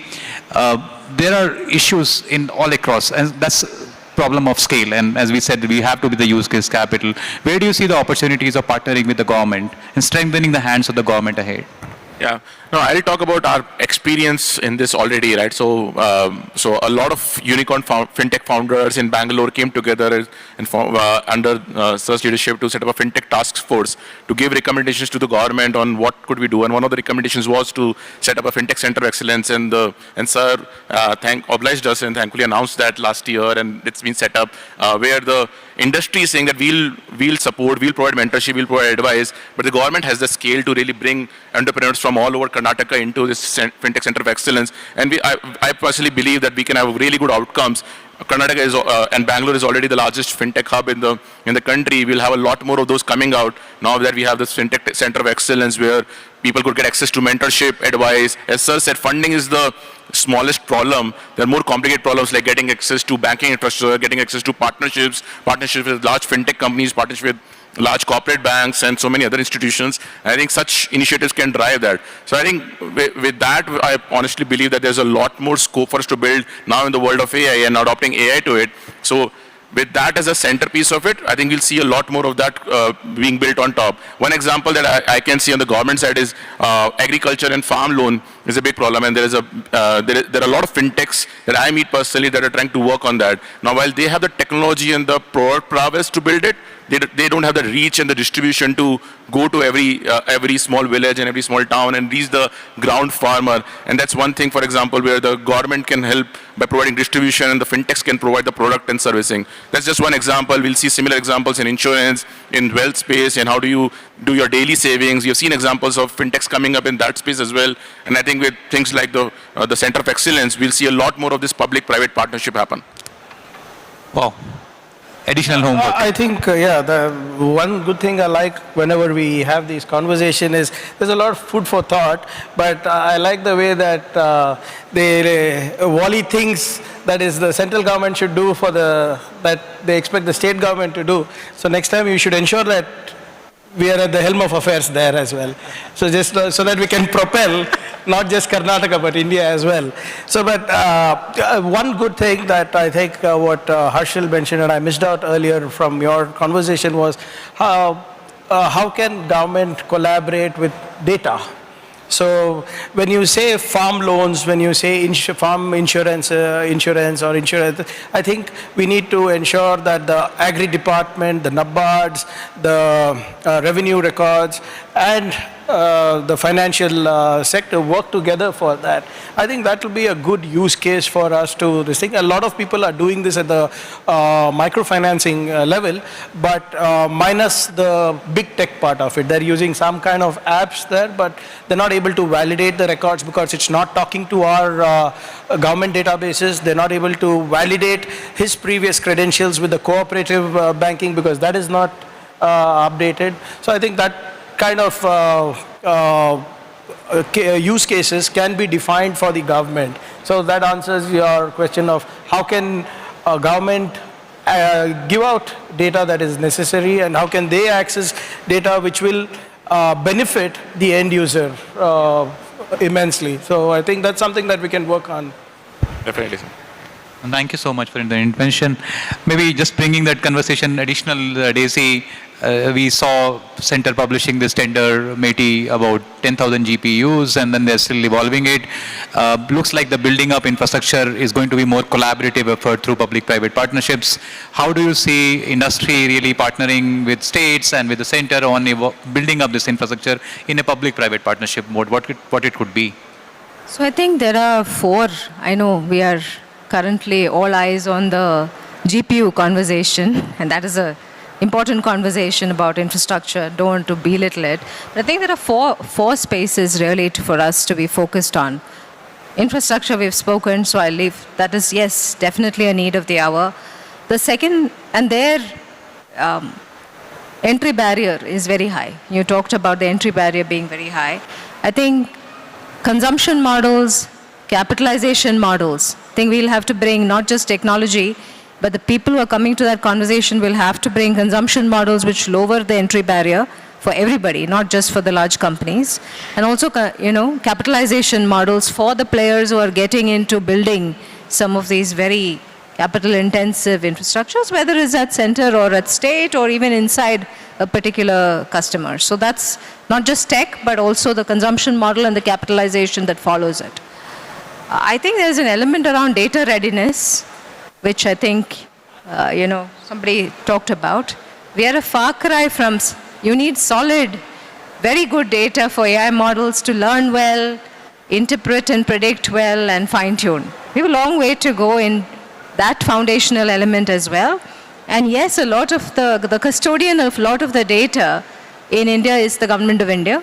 It is not only education that is almost banking. You take any critical infrastructure in the country, the government is also the regulator and the operator in many ways. So the custodian of data is the government. So how do you create a data exchange where the private players can come, use that data responsibility with frameworks that are responsible and monetize off that? for the use case conversation that we had earlier. So we got some foundational work to do in data readiness. Risk readiness also, because yes, we can use AI for security, but AI models can also be hacked, manipulated, hallucinate, have biases, etc. So how do you do risk readiness? And it is a layman topic. Cyber is a layman topic. Our program is to train 1 million lay people, right? Not professionals. That's a different conversation. So risk readiness, and there we don't want to, and also the balance, because you don't want to choke innovation with regulation in AI till we reach a certain, that's important. And I think a lot of conversations, important conversations to be had there. And the last one, this is one of the most, after the internet, I know cloud we talked about, but cloud is centralization, decentralization. The tech world has been playing with it forever. After internet, this is the next disruptive, massively disruptive technology. So change management, culture management is a big element of it. And we need thought, I think, in all 4 spaces, not just, it is important to think about infrastructure. We make great infrastructure. I love all the attention that infrastructure is getting thanks to AI. But we have work to do in data, we have work to do in risk, and we have work to do in culture. And culture is risk, skills, change management, all of those kinds of elements as well. And that's where we're leaning in, whether we're talking to the government at the center or in the states, whether we're talking to enterprises, small and medium, or the pilots we're doing in social sectors like agri, in healthcare, etc. The minister touched on a very important point. Many of the best pilots we've done, whether it's in healthcare and agri, etc., brings together the Ministry of Healthcare or the Health Ministry or the Agriculture Ministry on the one side, the farmers or the Anganwadi workers who are the program at the grassroots level, tech players, and also the program managers who run these programs at the state level. And we are only one of the many players in that ecosystem, right? So best use cases and outcomes happen when the ecosystem comes together with the subject matter expertise and all the links in the process are connected beautifully. Otherwise, productionizing this at population scale tends to be a difficult problem. Now you brought a very important point, and I think Mr. knows this well, the last mile extension, like in case of agriculture extension officers, in case of teaching, teachers who are on the last mile, and those are the most important levers for AI delivery. There are 200,000 extension workers who are country, and if you don't enable them, it's very difficult to enable farmers. Now, I don't know how much time is left but Minister has to go, but then I'll possibly, Bali, maybe one. See, we see Infosys as one big responsibility for economic value capture for India. And organizations like yours have this responsibility to really shape that can we capture. We don't become just the end point of AI. We still have a pie in that big piece of opportunity evolving. What is it that Infosys think tank and leadership thinking about, that how do we really capture this? Yeah, the economic value can be captured in multiple different ways. One is, like I said, the enterprises, are still struggling with how they can apply it in their context, right? And that is where the Indian IT services, companies like Infosys can actually provide services and, and that's like can also do it on the AI transformation. That is one way, right? The other one is, I think we have a help, India digital platform is something that is actually talked about in forums across the world, right? And we have, I think now that we have that foundation, how we can actually enhance that using AI and be able to leverage that. And I think a lot of panelists and the minister talked about that. I think that is the other aspect of how we can actually capture the digital value. The third is the enterprises itself becoming competitive in the way they conduct their businesses. So if I give Infosys one example, right, it is not only about providing services to others, how we make ourselves more competitive to be able to compete with the best of the world. So for example, I heard one of our professors from Harvard actually talking about it. He said that AI is not going to replace humans, but a human using AI can replace other humans, right? So it is a competitive differentiation for somebody with this right skill to be able to compete with others. And this operates at individual level, it operates at enterprise level, etc.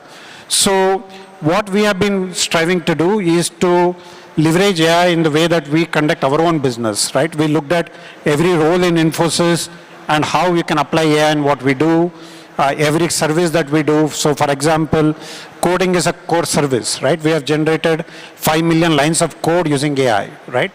Along with the developers. Developers are still there to validate the code, but then you actually get a productivity benefit, right?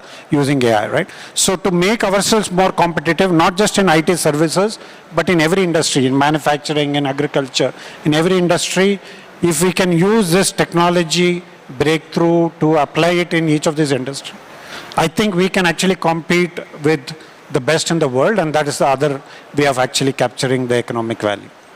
Thank you. Thank you so much, Bali. I think we are almost like in the end. Maybe let me give back mic to Minister for his closing thoughts, and thank you again for hosting us. You are the host here.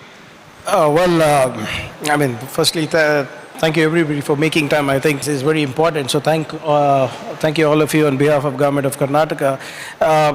Lastly, I think my food for thought that I'm taking away from this is seeing processes, at least, the ones that are not harmful, the ones that are, I would put back to my team, and probably by next year we'll try to see government schemes. I think this is something that we can use in e-governance for better delivery timely. I think that will be great, and I think that is something that we should go sector-based.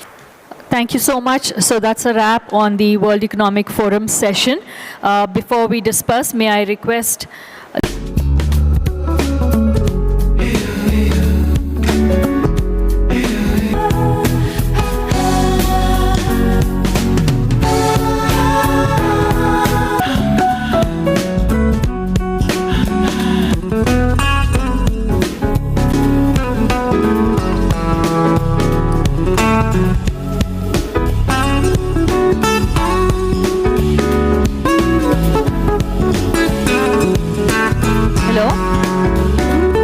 may I kindly request all the members of the audience to kindly take your seats.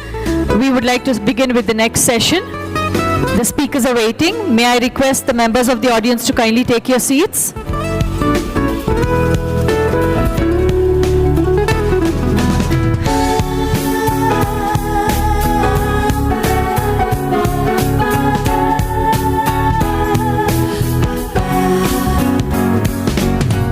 May I request the members of the audience to kindly take your seats. Please disperse from the front of the stage.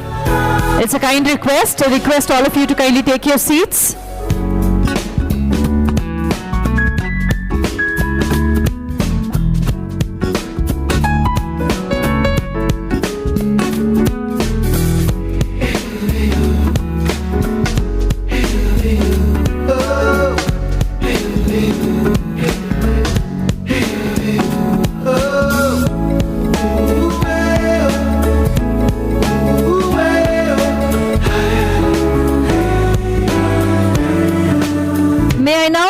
Mr. Ajay Vij, Country MD Accenture, to kindly come on stage. Please put your hands together, ladies and gentlemen. Once again, I request the members of the audience in the front of the stage to kindly disperse. Please sit down. I request you all to take your seats, please.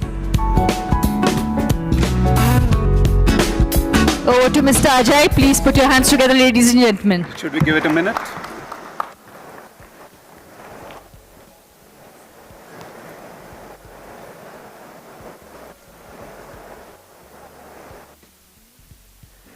Working? Am I on? Okay. We decided to change the format last minute a little bit. Rather than Bhaskar and I... All Sebastian. It's not working.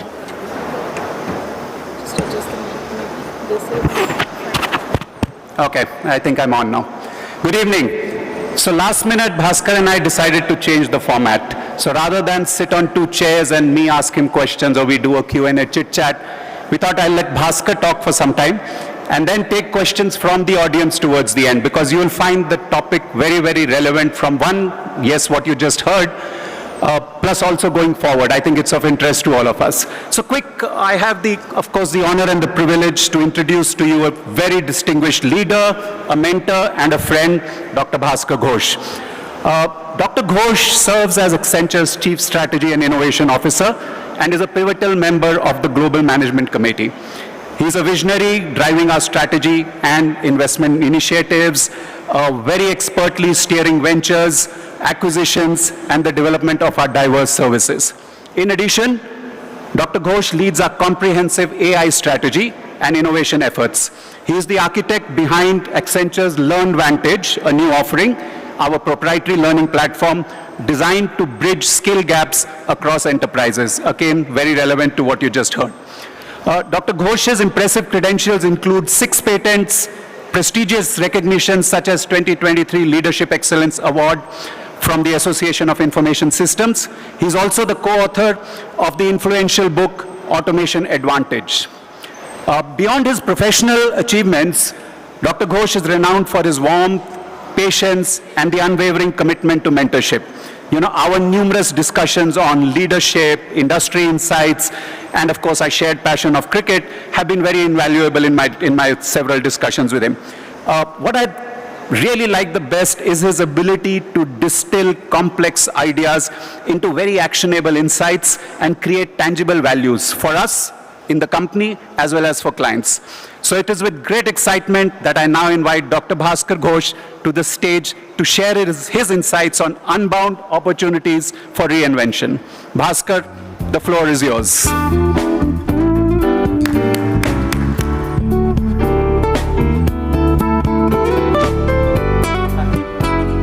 Thank you, Ajay.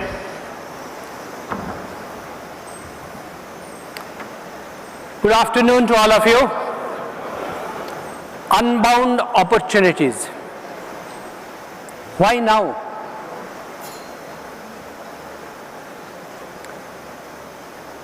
I believe that technology drives transformation. And that is what we have learned over the last 60 plus years. When it was a 1960s, the mainframe, it was all about the data processing. That was the data processing era. Then you all know the PC 1980s is the information age, the internet age. And 2007, do you all remember 2007? There is a launch of iPhone. I call that as a starting of digital era. That is what was driving the digital growth for last 15 plus years. And then today we call this era as the intelligent age. It is a launch of, I will say, ChatGPT that created the imagination of generative AI. AI is not new.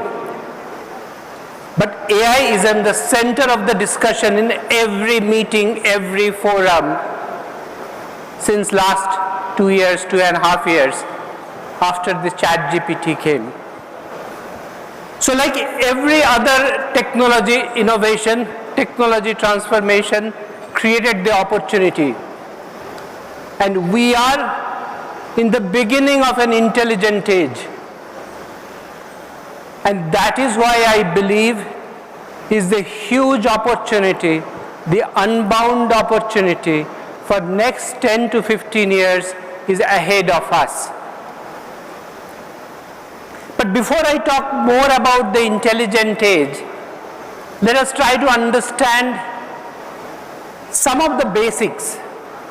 I know that many of you knows a lot of details about the generative AI and the technology.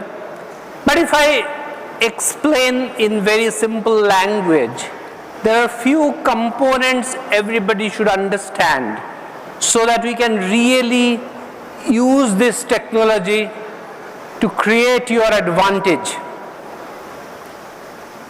It starts with generative AI, which has got a LLM. Now everybody knows LLM. I think in school childs also know what is LLM. Large language model. Yes, that is absolutely at the core of generative AI. And what is exciting part of this LLM? There is a first time a technology can generate text like a human being. This is the first time technology can generate the text like a human being. So that's why it is exciting. But we always talk about LLM. Now there are different family members, there are different cousins and all of LLM. We call as there is an equivalent for audio, is equivalent for video, LLM is for normally for text. Then we are calling SLM, is a small model, domain model, and so on and so forth. I'm not going into the details. Then we hear the word, DL or machine learning or deep learning. So what is exciting part of the machine learning and deep learning?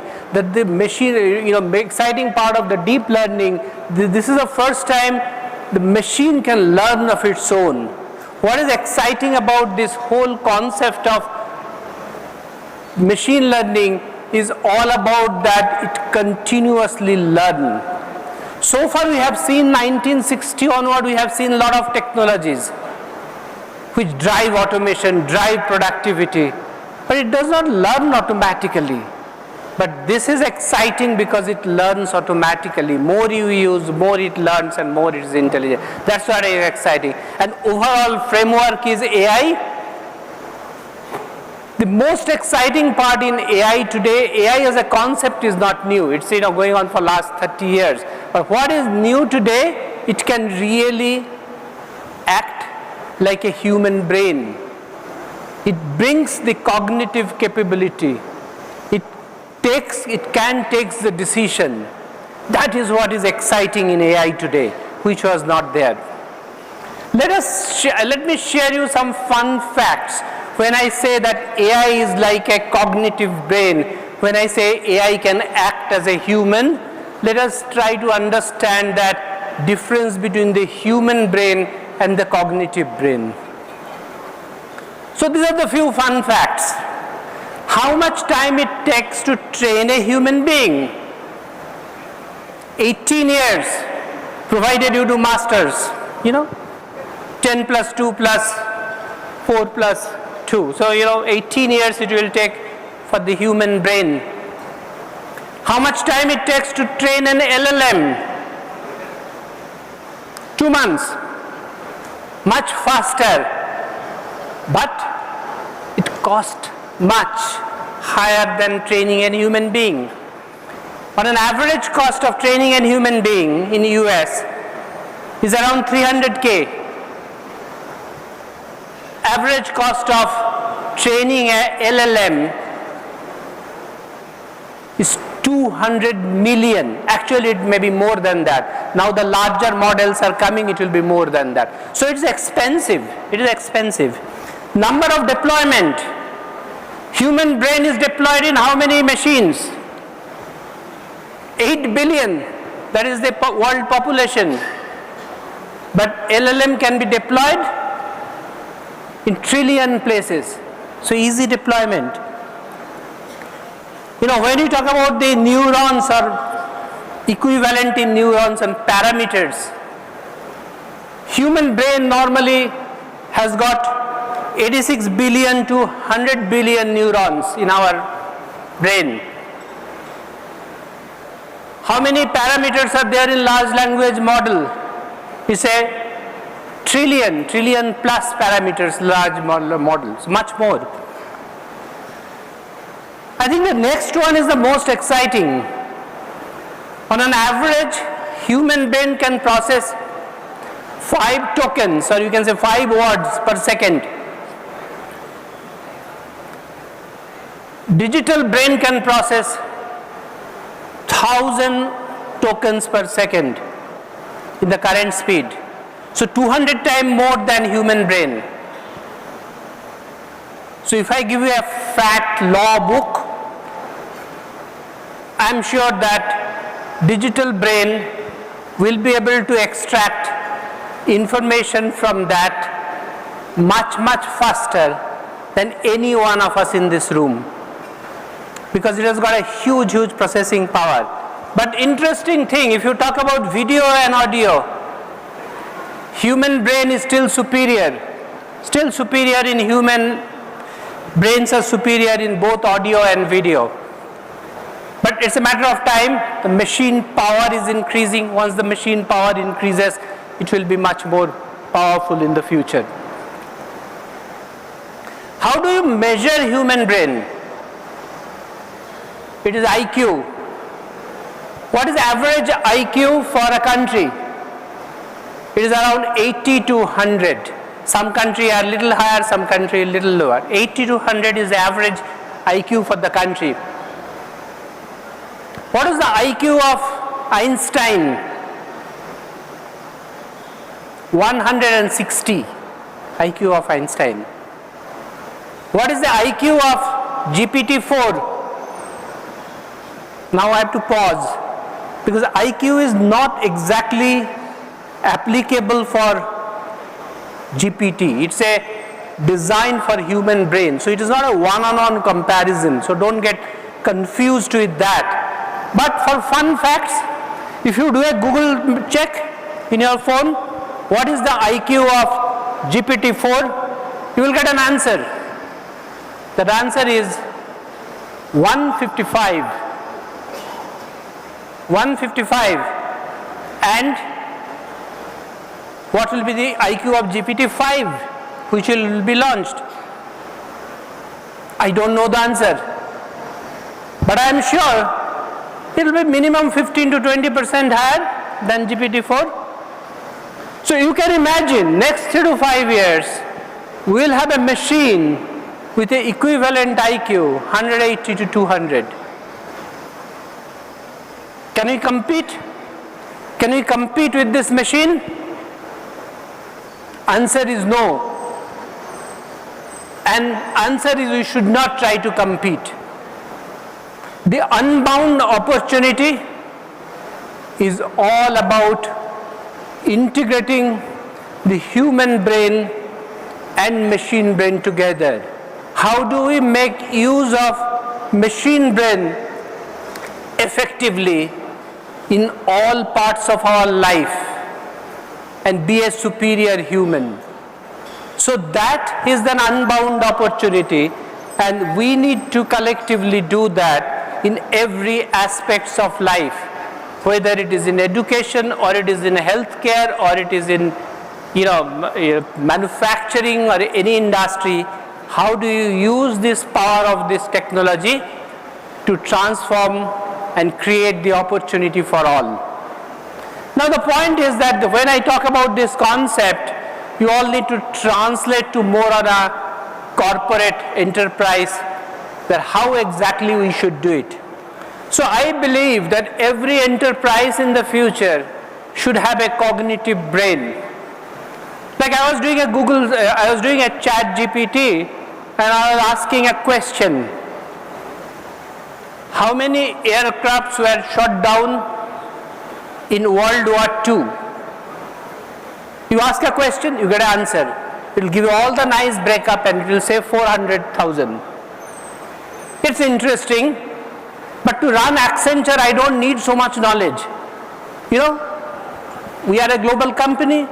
We need certain information to run. I don't need so much knowledge, but I need certain knowledge which is very specific to our 700,000 plus people, for our client, for our geographies, for our offerings. So that is much smaller subset than what is needed.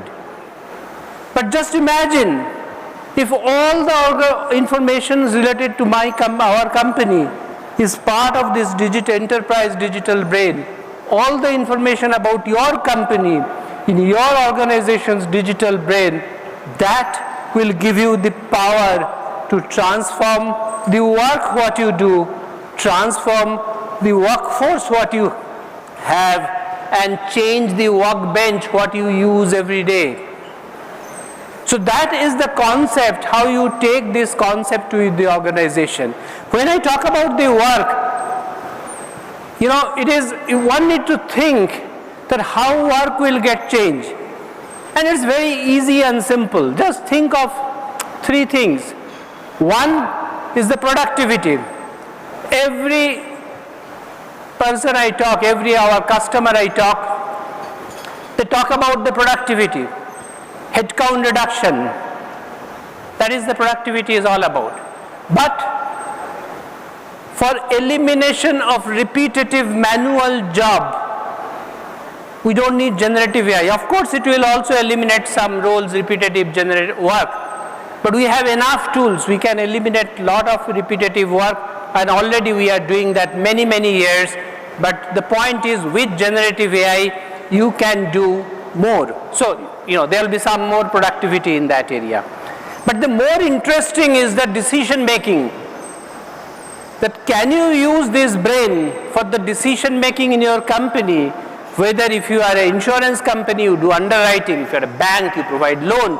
So irrespective of your organization, whatever you do, can you use this for better decision making? And I can tell you, this machine decision making will be superior than human decision making, and that will be your competitive advantage. And if you don't do it, your competitor will do it, and that will be a problem for you. So the first one is the productivity. The second thing what you should focus is the innovation and growth. This technology is all about the driving innovation, doing things differently, doing work differently, and driving growth. I know one company in Europe, they are using, is an apparel company, they do the ladies' garment design. So they are using AI-led styler. So AI-led styler is designing the dress materials based on the past success history. And I'm sure that will be better chance of success than any human can do it. So this is something which will drive the growth. This is something which can drive the innovation in your organization. So I talked about productivity, I talked about innovation and growth. Third thing what you should think about your work is the efficiency. This is a technology we can dramatically improve the efficiency. I know a company, they do a lot of recruitment, and earlier they do recruitment in India also, and earlier the recruitment time was around 14 to 16 weeks to recruit one person. They are using the technology to reduce that to 2 weeks. And recruitment cost they are reducing by 50%. That is the dramatic value. I know a company, bank, they give the corporate loan. It's a European company. They give a corporate loan. To approve a loan, their timing was around 15 weeks. Now with this technology, they can give it in 3 weeks. So once you give the loan earlier, you realize the money earlier, and that is creating the new profit pool. So you need to think in your concept, in your organization, how this technology can dramatically improve the efficiency. So I talked about productivity, I talked about innovation, and I talked about the efficiency. So that is about the work, that is how you need to think, you need to implement. If you talk about the workforce, there are three simple things will change in the workforce, and which you all need to understand, internalize and implement. Number one, it will democratize the knowledge. Every large organization has got organizational silos. Every government has got departmental silos where the knowledge sits, the document sits. It is possible to break that organizational silos with the power of this technology so that information is available across the organization. So that is a power, and that will change your workforce. Second, it will democratize the experience. My favorite example, is when you go to a bank, you get a 20 years experienced banker approves higher amount of loan than a 2 years experienced banker. Both are same qualification maybe if you check. But why 2 years experienced banker approves less amount of loan than 20 years of experienced banker? Because of the 20 years, because of the context knowledge, because of the better decision power. Now what happens if you democratize that? What happens if the 2 years experienced banker can do as good work as 20 years experienced banker or 200 years experienced banker? Then the equation change, which you need to think. And third thing I will say that IQ. You have to think that how do you enable your whole organization and enable their IQ by maybe 20 basis point, 20 percentage point. That will be a value. So that will be the work. And then finally the workbench. This concept is that you can make a huge investment in the technology, but ultimately this will not create value until and unless this is, reach the people. Like in Accenture, we have 700,000 plus people. We are doing lots of Gen AI training for everyone. But do you think I really believe that that will improve the company's productivity? Maybe a little bit.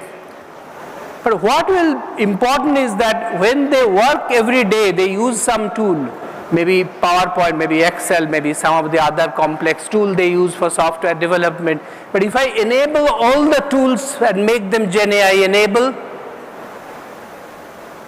that will quickly improve the productivity. That is the concept of workbench. Whatever you use, that workbench needs to change, and that will drive the productivity. Well, I think this is my last slide. I know you are getting restless maybe. So I'll leave with them 3 messages, and what I believe is create the unbound opportunity for the future. What I believe next 3 to 5 years, what I believe in next 3 to 5 years, every individual will have personal cognitive brain. Personal cognitive brain. Already maybe is happening. How many of you use ChatGPT at least once in a day? Raise your hand. So all of you is the personal digital brain is already with you. But the point is that I am sure if I go out of this hall and if you check outside in larger India, the number of hands will not be so many. So the question is that whether you are in agriculture, whether you are in different profession, that how can you enable every person to a cognitive digital brain which is relevant for their scope of work. And that is the power you can give in the hand of the people, hand of the citizen, which will create a difference. How can you make sure that every student in India get the access to the personal AI coach in their local language? That will be the power. That will be the power, at least in a country like India where large number of students are still first generation schooling. So for them, they will need that support. And it is possible today, in technology, it is possible to create that AI coach for every student in India or across the globe. Second, every business needs an enterprise digital brain. I talked about that little bit, but if you look at the going forward 3 to 5 years, in some way or the other, the companies will create that. We are already working with multiple companies in that fashion. In Accenture, we are creating our enterprise digital brain, and I'm sure that others will also create. And then finally, I will say, every government needs national digital brain. Again, we are already started working with at least 3 governments where they are thinking of building the national digital brain. So that is the unbound opportunity to bringing the human brain and digital brain together. If you look at the McKinsey report, it says that it will generate the GDP by somewhere from 2.6 trillion to 4.6 trillion in next 5 years. If you look at Goldman Sachs report, it talks about that it will improve the GDP for at least by 7%. If you look at the PwC report, it talks about 15 trillion it will improve. So different reports are, focus on the different thing, but one thing is common. This will have a huge impact on every industry, and it will create the new opportunity. When the GDP grows, it creates a new opportunity. On the other side, there will be some jobs will eliminate. It's going to happen, so it is extremely important for every individual, every organization, every country to think about the reskilling. So this is an opportunity, this is also a risk, but I am sure the opportunities are more than the risk, and we also need to utilize this technology in a responsible way, in ethical way, for the good of the human being, good of the enterprise, and good of the individual. But at the end of the day, it is an excitement, it's a beginning of a new era, and I am sure you all will participate in that journey and create more value for the organization. With that, thank you. Thank you, Bhaskar. A good storyteller as always. Any questions from the audience? Guys, people have mics. If you have a question, raise your hand. We'll take that question quickly. Bhaskar, we have one there. Yeah, right I have a mic. Sir, this is a question which I was about to ask in the last session, but it comes down to this session. What about children? What about the children? Yes. I think for the children, it will be the huge game changer. They will learn very differently. And the point is that, there is I believe that this technology will be available to the children, and if it available to the children, it will create a huge difference in their career. So it will create a digital divide between haves and have-nots if you do not have access. So that is why it is extremely important as every organization, as every country need to think that how you can make this technology available to the children in the school so that everyone can get the personal tutor. That is the dream. That is, I'm sure that it is going to happen, but it has to happen. Otherwise, it will create a digital divide. Yeah, you mentioned that the world population is 8 billion. So now, instead of promoting and increase the IQ of the human brain, now we are promoting the machine to learn more. So it will make it, my understanding is, make miserable to the human being. So how many people can use the AI? Only few people can AI out of 8 billion people. So what will be a future for those people?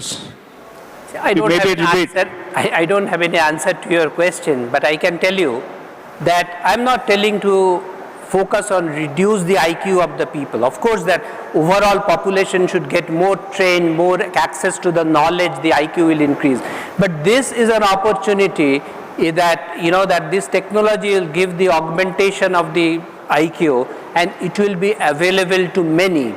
So the question is that if you are in an organization, how do you make sure you adopt that so that you get a competitive advantage?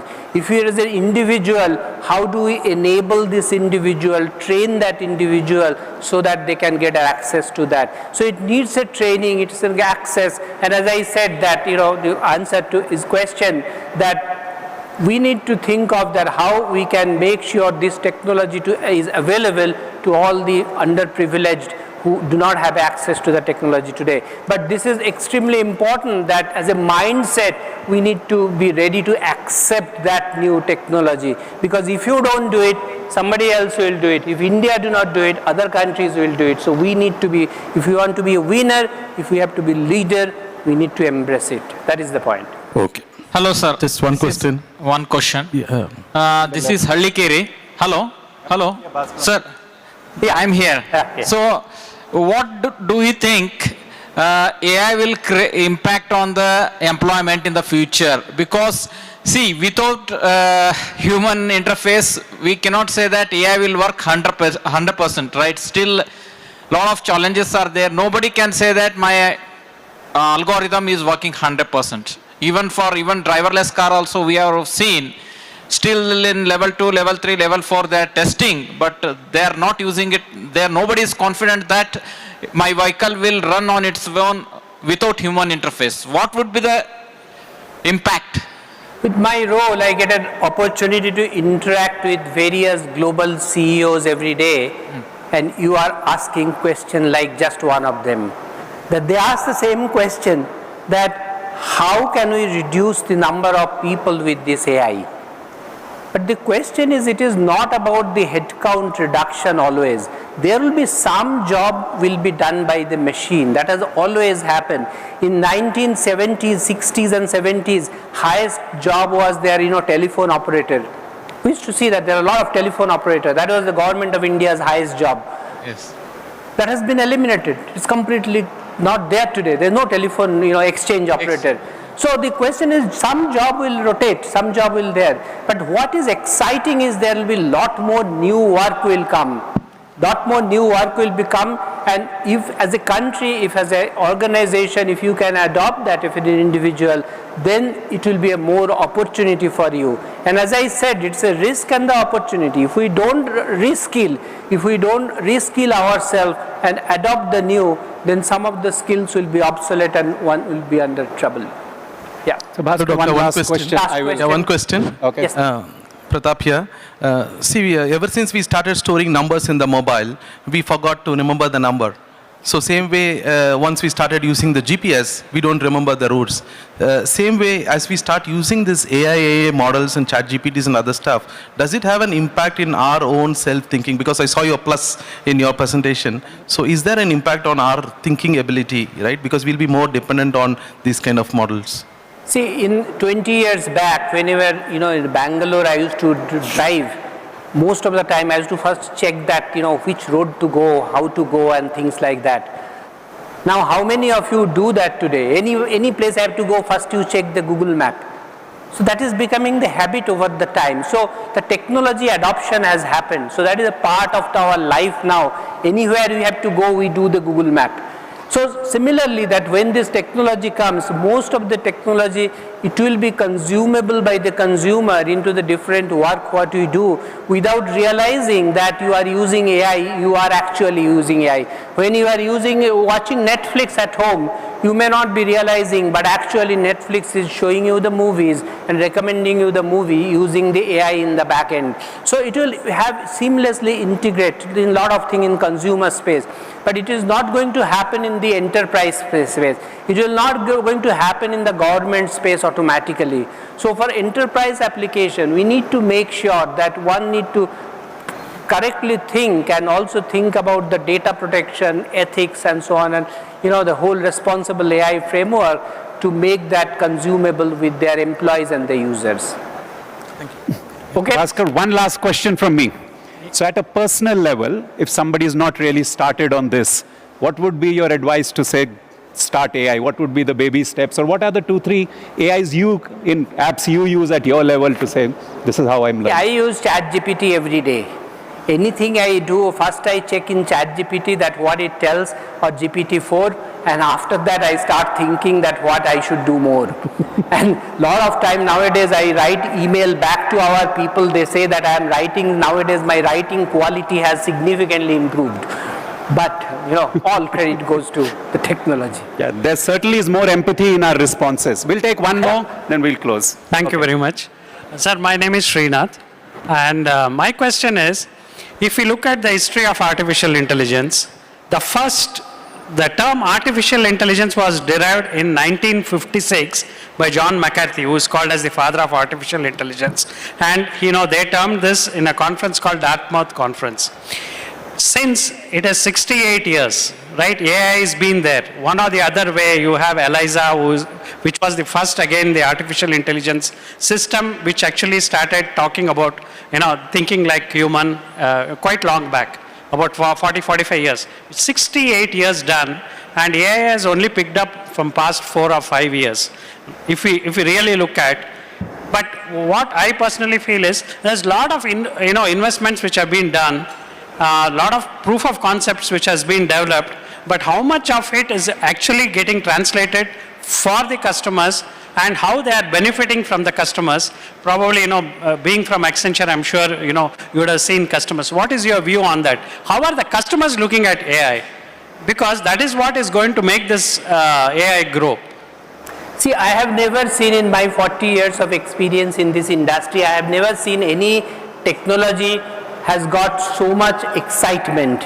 So much excitement. Whenever I go to meet any client, I used to talk about the quantum computing. So 15 minutes I will talk about the quantum computing, why it is important and how that will help their organization. They will look at me, blank, and then they will ask some question. So, but the point is now, when I go and meet the client, first 15 minutes they tell me that how they are using generative AI and how that is going to transform their company. So I just listen to them for first 15 minutes. So the excitement is huge today in this part. And what has triggered, what has not done in 60 years and why it has happened in last 6 years, there is a very simple reason. It is one is the cloud computing, so access to the data, that has become simple. Second is the computing power. The AI, to make the AI relevant, you need a huge compute power. And that's why everybody is talking about NVIDIA, GPU, and other things. So that is the second thing. And third thing is the cost. The cost has significantly come down, so it is now affordable. I talked about 200 million, and I can tell you that next 3 years down the line, that cost will also significantly come down for this thing. So processing power, storage, and the access to the data and the compute power, that has made the AI real. The concept was there, it was not real. Now it is real. Time is now, opportunity is now, and I am sure that you will all make that happen. Already I am late. Rest of the questions you can put on ChatGPT. I'm sure you'll get a good answer. Thank you very much, Bhaskar, on behalf of the Vision Group. Questions can be taken offline, so we'll be around. So please put your hands together as we thank Mr. Bhaskar Ghosh. I request Mr. Ajay to kindly present a token of appreciation to Mr. Bhaskar Ghosh. Thank you so much.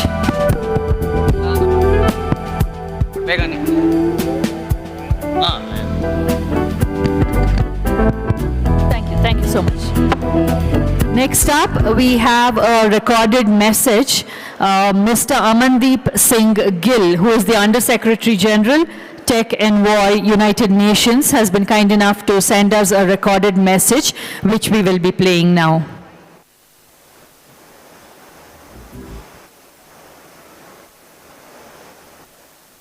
Greetings from the United Nations headquarters in New York. My name is Amandeep Singh Gill, and I'm the United Nations Secretary General's Envoy on Technology. I'm delighted to participate virtually in the Bengaluru Tech Summit, and I'm sorry I can't be there in person. I know your beautiful city, the Garden City, now the Tech City. I've been visiting Bangalore regularly since the 1980s in my capacity as an engineer, as a diplomat, and it's been a delight to see Bangalore grow, diversify its tech system, aerospace, outer space, and of course, digital technologies.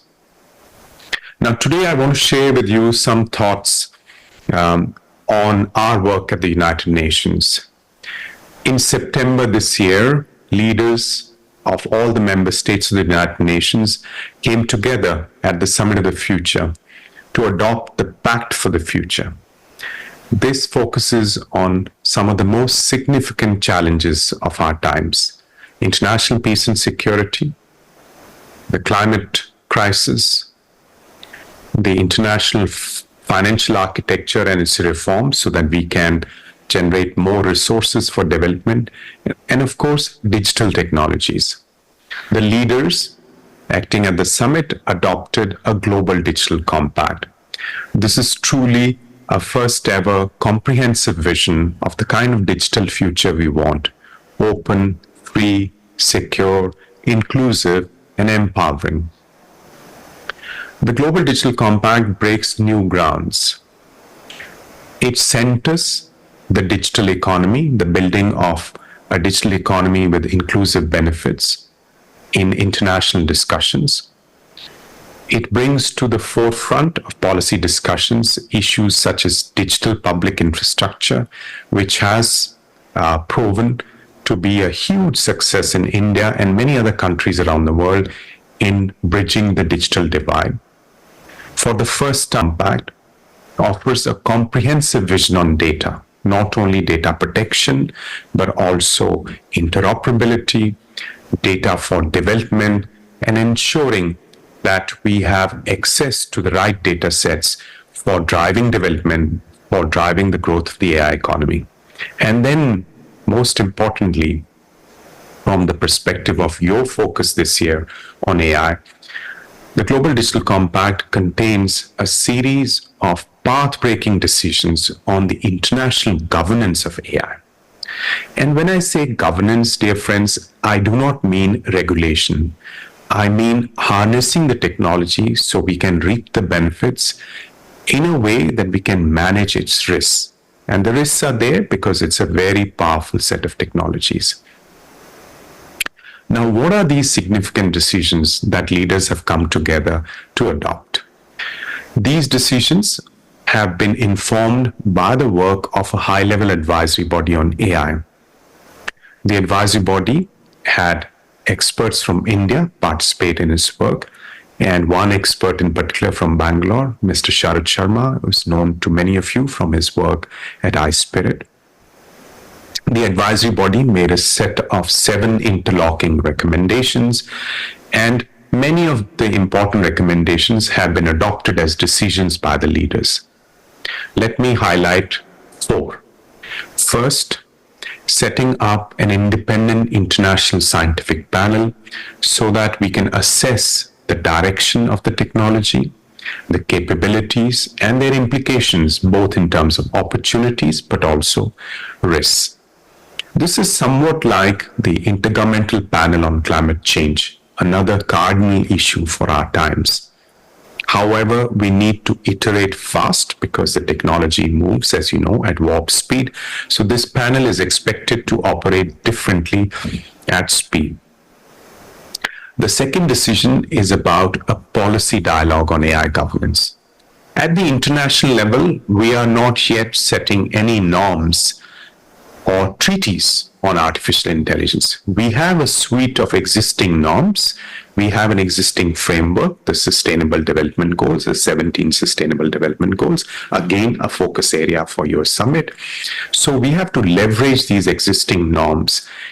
Most importantly, we have to ensure that there is no fragmentation of AI governance around the world, that different jurisdictions, different countries, and private sector companies taking forward self-regulation of these technologies can come to a platform, an inclusive platform such as the United Nations, and develop shared understandings, develop a common vocabulary of what is needed for the governance of these technologies so that the entire AI ecosystem can develop in a responsible, safe, and trustworthy manner. The third important decision that the leaders have taken is to focus on capacity building for AI. As you know, there's an existing digital divide. 2.6 billion people are not connected to the net. And when they are, often the connectivity is not meaningful.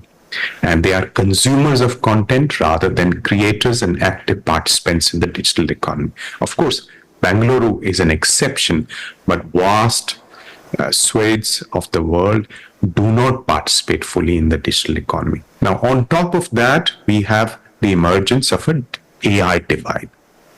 If you count all the GPUs in the world, only 0.1% are in Africa.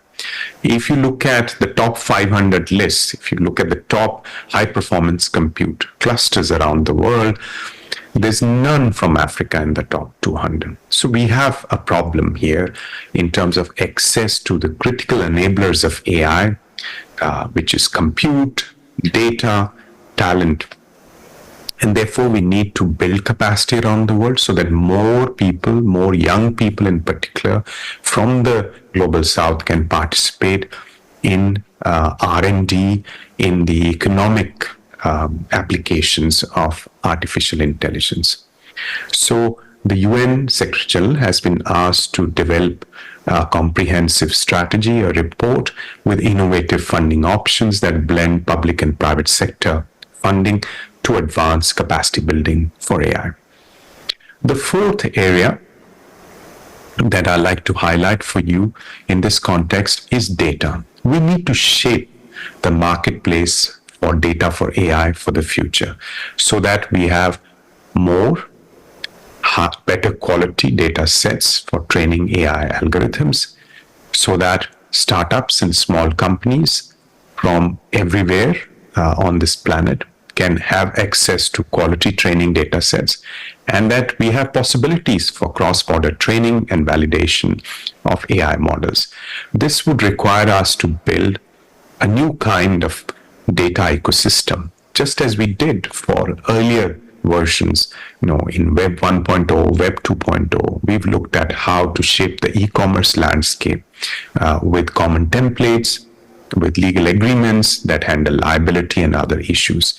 So the UN will kick off by next year a discussion on data in all its aspects, and we hope that we can land with some common principles, templates that help ensure that this critical enabler for AI is not acting only to the benefit of a few, but is actually a universal enabler.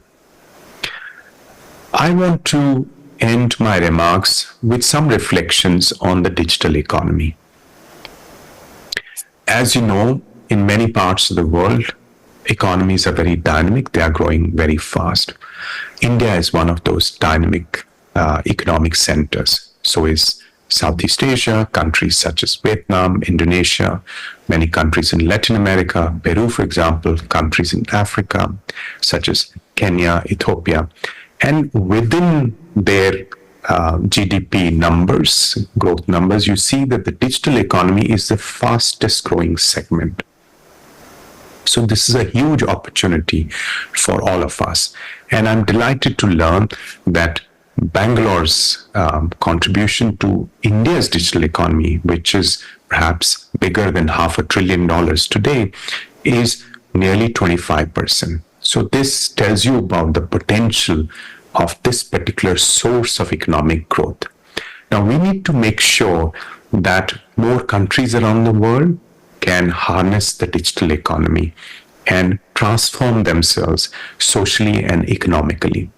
This would require us to think about not only bridging the connectivity divide, laying down the infrastructure, the cables, the fiber optic cables, and the networks that allow internet to be available to users at affordable costs, but we will need to match the supply side focus with demand-driven approaches, such as the ones offered by digital public infrastructure and digital public goods.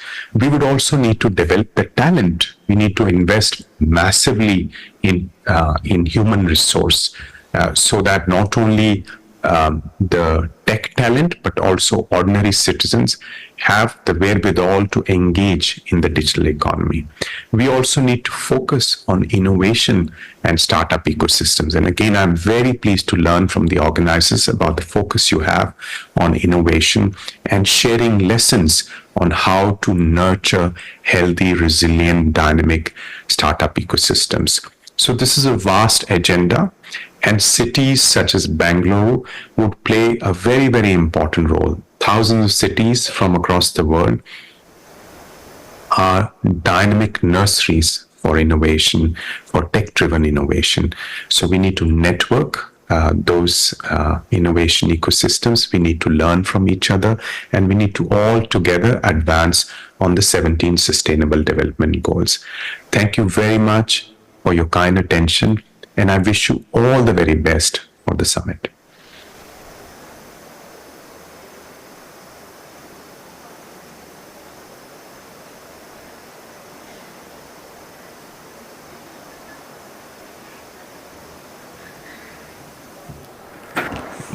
Well, ladies and gentlemen, that was a great session. We would like to thank Amandeep Singh Gill, the Under-Secretary General, Tech and AI of United Nations.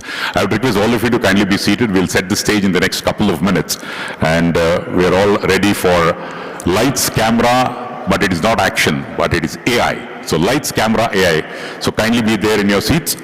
We're sure our esteemed panelists are already here. So a couple of minutes, we'll set the stage and then win. Are you all ready for AI? You want the original or AI? Yeah. This question, I think our panelists will be able to clear your doubts and what's in store for all of us in the next few years to come as artificial intelligence advances. It's reshaping how stories, music, visual content are created, consumed, and of course evolved. Now this fireside chat which we are going to have now will delve into the transformative impact of AI having across media and entertainment. And today, media and entertainment, just like air, water is an integral part of our life, media and entertainment has also become an integral part of our life. We cannot stay without media and entertainment. They have become a part of our life. So ladies and gentlemen, AI in media and entertainment, crafting new narratives. It gives me great pleasure to welcome our moderator for the session, Mr. Biren Ghosh, Managing Director of Asia Pacific Technicolor Group. So let me have the original clapping, please, not the AI one. Please put your hands together. Please come over, sir. And esteemed panelists, his name itself gives us music in our ears. Mr. Ricky Cage, put your hands together for Mr. Ricky Cage, Indian-American musical composer and environmentalist. And we would also be having Mr. Shobu Yarlagadda, the CEO of Arca Media Works, who is going to join us online. So in the interest of time, I would straight away hand over the session to Mr. Biren Ghosh. It's all yours, sir. Yes. You want to come forward?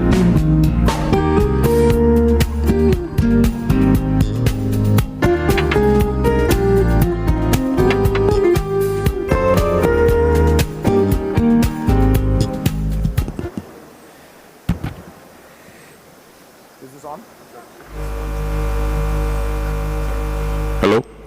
Yeah, people sitting there, please, the days of tent are over. Seats are there. Please come forward. Take your seats. I'd request all of you. It will be good for you also to be a part of this discussion. Please come forward.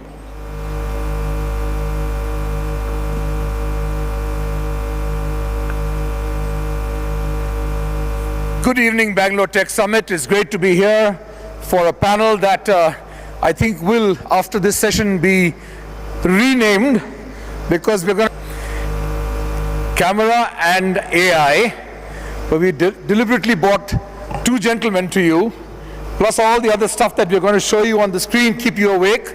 Please come forward and sit down here. We won't feel bad if you walk out, only because you won't walk out. So, welcome, Shobu. Very good to see you. We were together a couple of days ago, and lovely to have you online. So,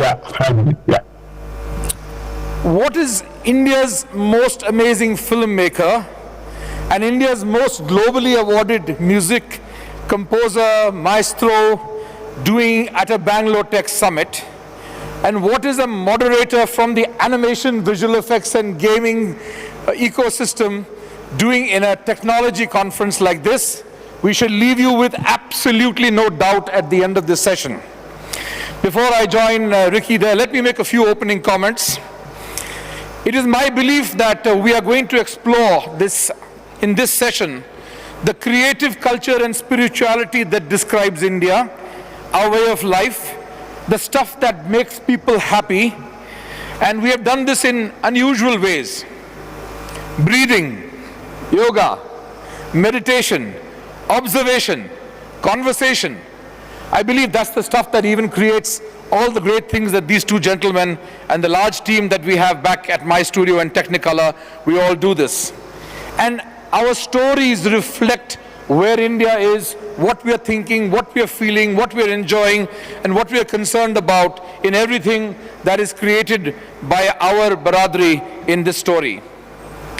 The evolution of Indians has given the world its first universal religions. And on a lighter note, I will say that the music, food, and film that we have are also part of that religious development that we see and take to the world. And why do I say this? Because these are the religions that gives one the privilege of an individual that can actually have no one looking after them. It places an emphasis on intellectual inquiry. It helps to build knowledge. It's done that for 100 years. Technology evolved by looking at nature. And now we are using technology where Shobhu and Ricky and others create nature. And how does that happen in AI? And those are the conversations. We are going to limit our questions and do this in the following fashion. We're going to show you a few reels for those of you who need to get into the mood to enjoy what these two gentlemen create. We'll have opening comments, and then I have 3 questions for them, which we'll go through. So I would like to first of all introduce Ricky in the only way that I can, by actually playing a video that tells you who he is. So can we have the video number 1 and the lights down, and you will see Ricky Kaj.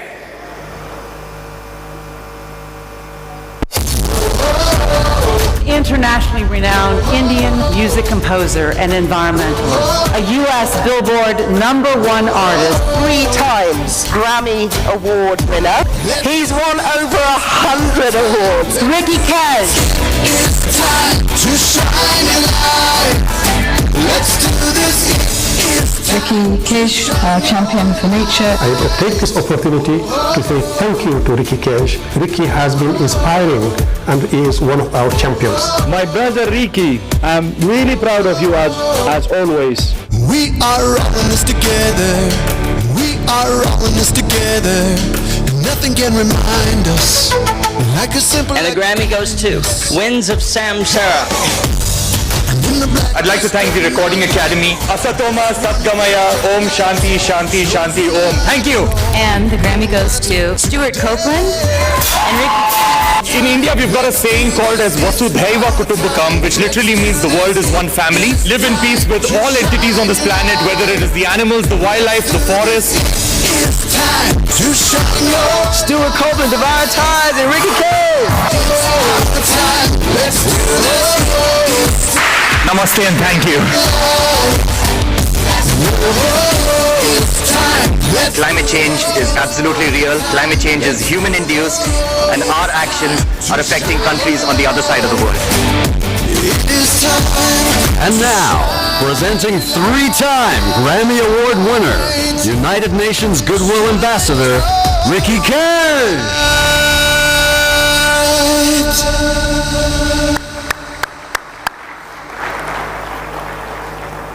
So I do believe that this session really is a trailer for you to go to Ricky's next concert.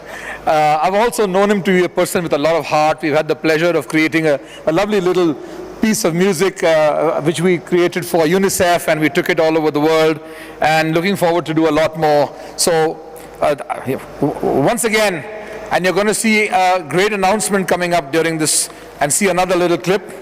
But let me now, ladies and gentlemen, come to the awesome guest that we have on the video screens in front of you. He actually needs no introduction. He's known by his work, and he's known for all the fantastic things that he's done. He's a man whose vision and leadership have shaped the 21st century landscape of Indian cinema and left a mark for our films on a global stage. Please join me in welcoming Shobhu Yarlagata Garu, the dynamic CEO of Arca Media Works from Hyderabad.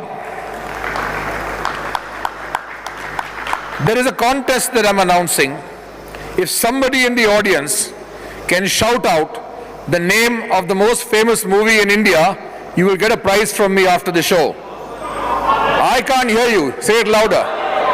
I can hear the ba. I can't hear it. Bahubali. Maybe you're right and maybe you're not. But I'm going to now get us to play the clip number 2 and the clip number 3 to bring back the magic that Shobhu Garu has created, not only for the Telugu cinema, but for Indian cinema worldwide. Can we please play the 2 clips, Bahubali 1 and 2? to remind us of that awesome, and there's something up his sleeve, that's why he's put it outside the camera, but I don't know if he's going to tell you right now, but he's got a lot happening at Arca Media. So, yeah. So I would just like to say that Shobhu Garu is one half of that fantastic, can we have Shobhuji back on screen please? Yeah. He's one half of that dynamic producer duo with Prasad Devineni, and they have helped to bring cinematic masterpieces to life. Not only have they gotten great critical success, but I think the best is yet to come. I must, on a slightly lighter note, just tell you that that Shobhu started his life in engineering. So this industry is a great future for engineers, just in case you don't know how to prepare for it. And he was an air resources engineer, and you see what happened. Similarly, Ricky started his life in dentistry. He learned to become a dentist, and see what happened out of that. I started my life selling fans and sewing machines. So if you really want to be big in media and entertainment, start with something else. So that's just a lighter way to get going. We are going to have 3 segments to this, and we'll put a few audio visuals in between. But for the opening comments, I would like to ask Ricky first and then Shobhu. How has this industry changed in the years you've been there? We've seen the change in the hairstyles, Ricky, on that lovely clip that you showed. But how has the industry changed in terms of people who look at it, creativity, technology, and what is your perspective on how you've seen that change happen? Thank you, Biren. Yeldrigu namaskara, everyone. Yeldrigu namaskara. Thank you so much. Now, I'm going to speak specifically when it comes to music. So I'm not that young, I am 43 years old, so I've seen a lot of phases and changes when it came to music and the music creation process. Now the music creation process, what I have seen through the 4 decades that I have seen how music has evolved, has always been dependent on how people listen to music. Now when I was younger, I would listen to music on cassette tapes. Does anybody remember cassette tapes? Yeah, a few of you. So we used to listen to music on cassette tapes, and at that time we used to, as musicians would make albums. You would make complete albums which were usually between 30 minutes or 60 minutes or 90-minute albums, and we would listen to a whole album. We would put the cassette tape into a player, and we would end up listening to the whole album from beginning to end. We would listen to radio when we would listen to complete songs and complete compilations from beginning to end. And that is the reason why we as musicians used to make complete albums, and we used to also make longer length songs. We used to make songs which were between 4 to 5 minutes long. Sometimes there would be an instrumental bit in the beginning of a song, and the voice or the lyrics would start much later, maybe a minute into the song or a minute and a half into the song. And we used to give an opportunity for songs to grow onto us. For example, there are many songs in the past that we would listen to where on the first listen we would not like the song that much. We would just say the song is ordinary, or we would say, okay, that's a good song, but we would not absolutely love the song. But then we would listen to it repeatedly because we actually buy that cassette tape. It would be in our library, just like how we have books in our library. We'd pull out the cassette tape and listen to that repeatedly, listen to songs repeatedly on radio, and then the songs would grow on us. It is a very good example of this would be the songs that A.R. Rahman makes. When you listen to an A.R. Rahman song, it's very rare that you would like the song the first time you listen to it. But when you listen to it multiple times, you absolutely fall in love with that song. Now the thing is that when songs take a very long time to get into your head, I believe that it takes a very long time for it to get out of your head. And that is the reason why during those times we would have timeless songs, songs that would stand the test of time, and songs that would stay in our memory forever. For many, many years it would stay in our memory. Of course, later on we had CDs, and then now we have streaming. Like streaming on Spotify or streaming on YouTube, where when you listen to a song and you're listening to a song on one of these platforms, then what happens is that, of course, the technology is great, and it's great that anybody can put out a piece of music on these platforms, so it's democratized completely. But the negative shortfall of this particular technology is that when you listen to a piece of music, there is already related tracks that you have on the side. So if the first 5 seconds of the song does not captivate you, then you immediately move on to another song. So that's the reason why composers nowadays are making songs such that they immediately get into your attention, they immediately get into your head, and that's why most songs are made like nursery rhymes. You know, very, very catchy melodies, like, for example, Toba Toba, which just came out. It's very, very catchy melodies. It gets into your head almost immediately.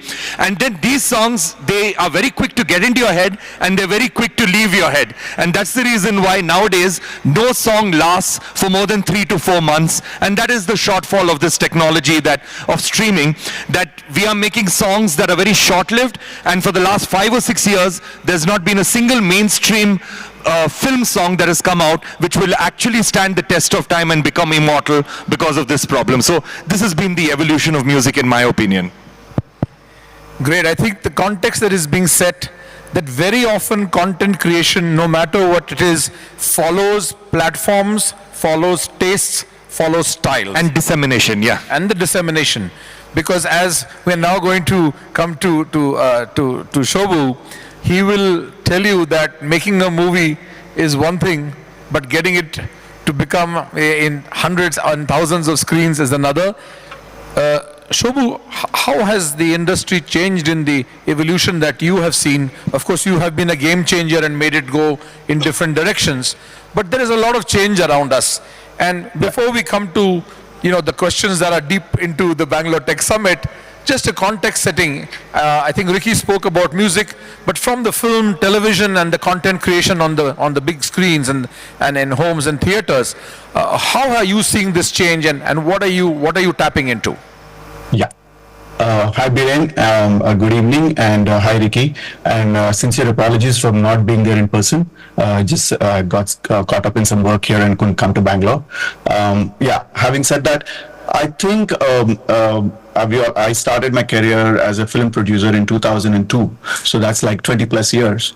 And since that time, if I have to look back and look to where we are now, across distribution, filmmaking, distribution, and consumption, we have seen a dramatic shift from where we started and where we are right now. From filmmaking, when we used to shoot on film, that's the word film it comes from, and now we entirely shoot on digital.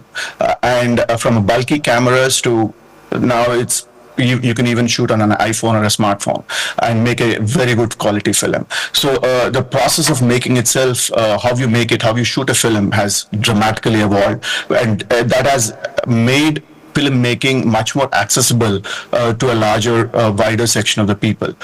That's one. And then the second is distribution. I remember when we were in 2002, 2003, the films used to be printed on prints, and the prints used to be then be canned, and boxes of cans in trunks, metal trunks, used to be then be shipped to places across India, and even carry it into US and ship it into US. And this meant that the film had to be ready like 2 weeks before, 1 week before, to actually, not even 1 week, at least 2-3 weeks before, to actually physically ship truckloads of prints and cans to multiple locations. And that was, I mean, you can imagine how big of a constraint that was looking back now. Today, in a click of a button, the entire digital print is transferred globally through Cube or through digital wire and downloaded directly into the theaters. That which enabled like really the opening up of mass release of films, simultaneous mass distribution of film content. Then there is the consumption of content itself. Earlier it was pretty much just the theater. Then it moved to television, and now it's mobile. And how you access it, where you access it, it was always appointed viewing. Now it's come to anytime, anywhere, what you like. Then there was the long form content. Now it's like Instagram reels and videos and short bite contents, like Ricky was mentioning. Getting the attention of the audience and keeping the attention of the audience has become a huge challenge. You don't have their luxury of their time. You need to keep them engaged through and through. If you're making a 2.5-hour film, you need to be keep them engaged and hooked. Otherwise, they're going to quickly open their mobile phones. So that's on the other side of consumption that has changed. And in all this, the other thing that has really changed is the way, what you show, the scale of filmmaking in terms of accessibility of visual effects and technology that has propelled the use of the ability to create larger than life content, which was shown in Bahubali. So I think in a very nutshell, I would say it is across the last 20 years, we have dramatically seen changes across all aspects. And I think we're just at the very beginning, and going forward, the next, from what we're seeing in the last 2 years, I think what is going to happen in the next few years is going to exponentially and dramatically change all of these things in a ways that we have never imagined before. And I think, yeah, I'll leave it at that. Thank you for that. Thank you for that context. We're going to get some excitement here because Shobhu mentioned some magic words. It's very easy to spell them. One of them is VFX. The other is animation, only 3 syllables. What's the spelling of VFX? If you can put all capitals, it'll be better. Okay. Okay, just a note to the guys at the sound console, we cannot hear anything on stage, so please get the monitors louder, please. When Shobhu's speaking, if you can make the monitors louder, please. Monitors much louder, it has to be. Okay, so now a little bit of excitement. You've seen some of the tremendous things that Ricky has done, and there's a surprise coming for you later. You've seen a little bit of what Shobhu's magic is all about. In the Bengaluru Tech Summit, I'm happy to say that with the government of Karnataka, there is an active center of excellence for animation, visual effects, games and comics, 6 or 7 years old. We have phase 2 now, taking it to 4 cities in Karnataka. We have digital arts centers in 27 government colleges, with free colleges, where we've taken this technology. So I think there is going to be, and I'm sure both Ricky and Shobhu would agree, that there is a groundswell of talent that is coming from all nooks and corners of the states all over this country that is going to make this a very exciting space to be. And all of us in this industry are dancing at the crossroads where creativity and technology meet, right? So I'm going to show you that while people say create in India, create in India for the world, there are a few thousand people at Technicolor in our studio that have created award-winning 4 Oscars, 5 or 6 VS awards, many Emmys, about 8 or 10 Cannes Golds. But the awards are going to be a subject of our conversation later. I want you to see a little bit of animation, visual effects, advertising, experiential and games in a reel, so you can see what Bangalore does when we are all sleeping and when we are awake. So can we please have the reel number 4, the Technicolor collage.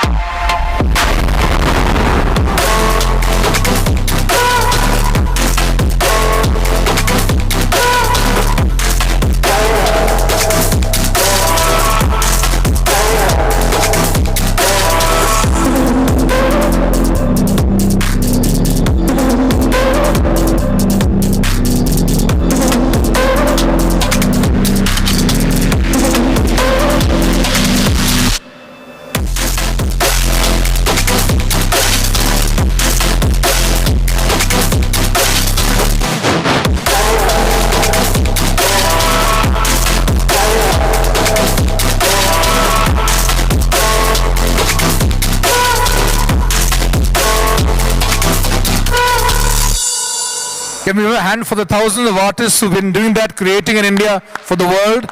And very proud that we can share this with you. So now you've seen lights and camera and film and music and animation, all of that happening right here for the world. I do believe that in Bengaluru, we saw many years back the advent, the beginning of what is today called the global delivery model for IT. The global delivery model for IT started here. It is an India phenomenon today. I think what we're seeing now is that over the last 5 to 10 years, we have seen the global delivery model for creative technologies, for visuals, for animation, for film, for VFX, for music. We are creating in India for the world and obviously for our own people both here and in the diaspora. So that is now, I think 20, 30 years later, the next evolution of a global model that's coming out of this country and appropriately therefore at the Bengaluru Tech Summit. I'm going to jump straight into why people are still in their seats. And Shobhu, I will start with you if I may. How will you continue to break new ground in this emerging technology and AI world? How will the process of ideation, production, and dissemination and distribution change, and how are you embracing that? How are you making that yours for your future stack? Very interesting question. A lot of things are happening right now, and there's a lot of noise. At times it feels overwhelming in terms of what is happening in the terms of AI. But I think going forward, it's very clear. One thing that is going to happen is that the differentiating factor that we truly think the only differentiating factor will be human creativity, right? And everything else will be delegated to the machines. So AI will be an enabler, technology will be an enabler, which will democratize the process of filmmaking and content making or content creation, any form of content. But the human in the loop, the human will play the pivot, the significant, the most differentiating role. So whether I make a film, Rajmouli makes a film, or somebody else makes a film, it is not about what we make, how we imagine it is what is going to differentiate the content. That's the larger vision that I think we're going towards. Everybody will have the tools to make it. It's only about how you imagine and how you put it out there and how it goes there. So that's the bigger one thing. I think visual effects and CGI will become a lot less expensive, a lot more easier to make, a lot more accessible to many more people. And I think all that will enable many more people, whether it is in the remote parts of the country or in the cities, access these tools and create what they want. And that's what we're preparing for, where we have huge amount of content, but you have to find yourself in that content, and the good ones will surface eventually. Thanks for that. I think what's changing, and just for the audience to know, since we talked about computer graphics and the way that all of us have deployed computer graphics, every frame of an image you see in television or in a film has almost 14 different processes in every frame.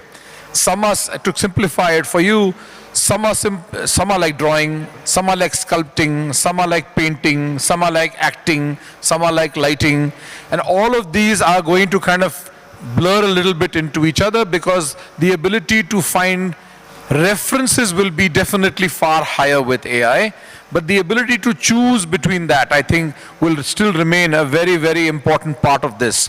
So when any of us finish a product, you know, and I know that you're from the music world, but you have as much visuals in your concerts as the music itself. So all of us, I think, are looking for how the experienced person trains their eye, especially if you're a compositor and a person working at the final end of a film. And we'll show something to you, because what we're doing now is, while India works for the world and learns the tools and the technologies and the skills, I think we brought that to bear, as you saw in the clip earlier from Shobhu, and I'll show you a little breakdown of something that all of you will love. Because you've seen the movie, I can spoil it for you now, and I'll do that in a bit. But I'm going to come to Ricky first. And Ricky, the same question. You know, why do we need Ricky? We can actually take all of Ricky's music, we can put it into a synthesized story, we can create it from a push of a button. We've been remixing stuff for many, many years. So where are you on that thought process, and where do you see it going, and how do you make it yours? No, thank you for that. And so I'm going to speak specifically to music itself and technology and music.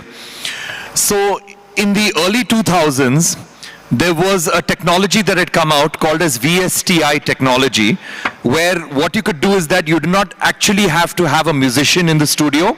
You could get the sound of a violin through a computer. You just feed in the notes and it gives you the sound of a violin, or the sound of a guitar, or the sound of a drums, or the sound of a full orchestra. So these sounds are and they're still used. And these sounds are so authentic that if I actually program a violin sound for my music or for my song, it is impossible to discern the difference between a fake violin sound which is done on the computer and a real violin that has been actually recorded. So this started a whole debate that this technology is going to put musicians completely out of business, that musicians will not be required to be in the studio simply because you can get all of these authentic sounds from the computer. But what happened was the opposite. What happened was that musicians who are just generic musicians who would come to the studio and the composer would give them notes to play, and they would play the notes exactly the way that exactly the way that it's written on the sheet, and they were not putting in their own creativity.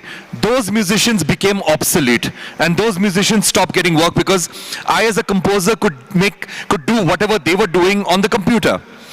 But the musicians who survived were the musicians, and the musicians who actually thrived were the musicians who brought in a lot of creativity on the table. I would give them a composition like, let's say, a flute player, and the flute player would add their own improvisations, their own ideas, their own textures, give me options, and they would take my composition to a whole new level. Those are the musicians that survived, and the generic musicians who adapted to this and started becoming more creative, they survived. And that is how it is right now. If I want to do something simple, I'll do it on the computer. But if I want to do something that is unique, I will call a musician into the studio, and I love working with real musicians. It is the same thing with artificial intelligence. Now with artificial intelligence, what is going to happen is that artificial intelligence uses machine learning and past precedents to actually create a piece of music. Now, if I am a filmmaker, and I have just made a horror movie, and I just want ordinary generic horror music for my movie, I will use AI, simply because I just want generic music that has been done before, and I will use the prompts, I'll create the piece of music, and if I want options, with a real composer, it'll take me 3 or 4 days to get another option out of them. But with AI, it'll just take a few seconds for me to get some more options. If I've made a comedy television serial, and I want just simple generic comedy music, then I will go to AI, because AI will be very good at doing that. But if I'm a filmmaker, like let's say Christopher Nolan, and I'm making a movie like Oppenheimer, where I want absolutely unique music, I want the violin to be played in a way that it's never been played before, I want the orchestra to sound in a way that it's never been done before. There is no past precedence for the kind of music that I want to create, and I want to create something that is absolutely amazing and absolutely unique. That is when I will have to go to a real human composer, because that will take the genre of music itself forward, and it is something that has never been done before. So what will happen with AI in the future, I believe, is that composers who are used to making just ordinary generic music, they will pull up their socks and they will start making far more unique music, and they will start honing their skills in a much better way so that they can survive, and this will uplift the art form itself of music. So I believe AI what it will do is that it'll be used as a tool, as I mentioned, and at the same time it'll push us human composers to do things that have never been done before, and and create more and more unique forms of art, so that we lead the way and AI follows us. Thanks for that, Ricky. I think one of the things we should remember is that we do a lot of work for big studios, both in the Western world as well as the Indian world. The studios are currently will not allow us in our visual effects creation to use AI, because at this moment in time, the folks whose tools we use will have a right to that, or in their data creation, in the lake that they use, the data lake they use to develop that AI, they might have used something that is proprietary to someone else. So the issue of copyright is so important, no matter whether you're in the music world, the film world, or any part of media creation, that it is today not something that has arrived in a manner which is totally yours. Companies like ours, for example, that create creatures for many, many, many years, right? We have a very fine understanding of quadrupeds for all the things that we've created. Now, if we fed all of that knowledge into a data lake and we were able to come out with something of our own given time, then I think it would be safer for us and for people who are our partners and clients to say, okay, they have used their own data, they've created their own LLM, and from that they've been able to create that particular creature that now Ricky or Shobu wants to put into their next production. But other than that, I think that time is yet to come, and the security and the privacy issues are still, copyright issues are still up in the air. But I'm going to show you some things that we started out here and how it has become very, very much used now in the Indian film industry as abroad. I'm going to show you a little bit of a clip for those of you, and especially, I think in the south of India, the movies are much more daring, and we have one of the most eminent game changers here. I'm showing you a little clip for a few seconds of how a big film star fights with a hyena. So I'm going to show you that clip from Leo. Anyone seen Leo here? The movie? Quite a few, almost everyone. Okay, please go for that.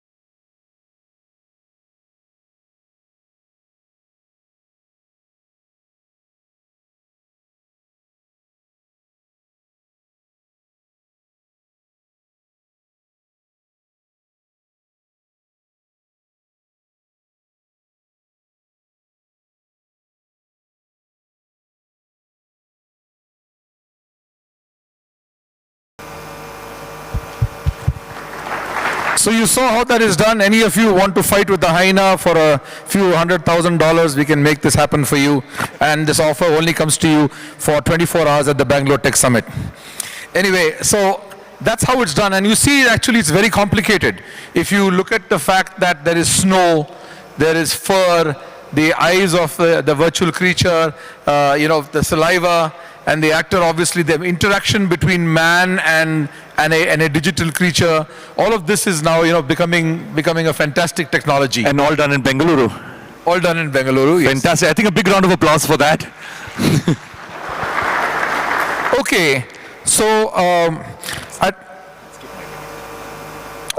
we're going to come into this last section because I want to try to get inside the mind of these two really eminent professionals. Let me start with you, Ricky. Okay. You had shown us a number of awards that you walked up to receive. How come you have remained, pulled yourself to do something that is even more challenging for yourself, going for the next? How do you make sure that you stay ahead and keep winning it? For companies like us, we are service providers. The awards are a byproduct. We make something for a film, for a TV series, creatures. We did for Poachers for Amazon, or we do things for Disney.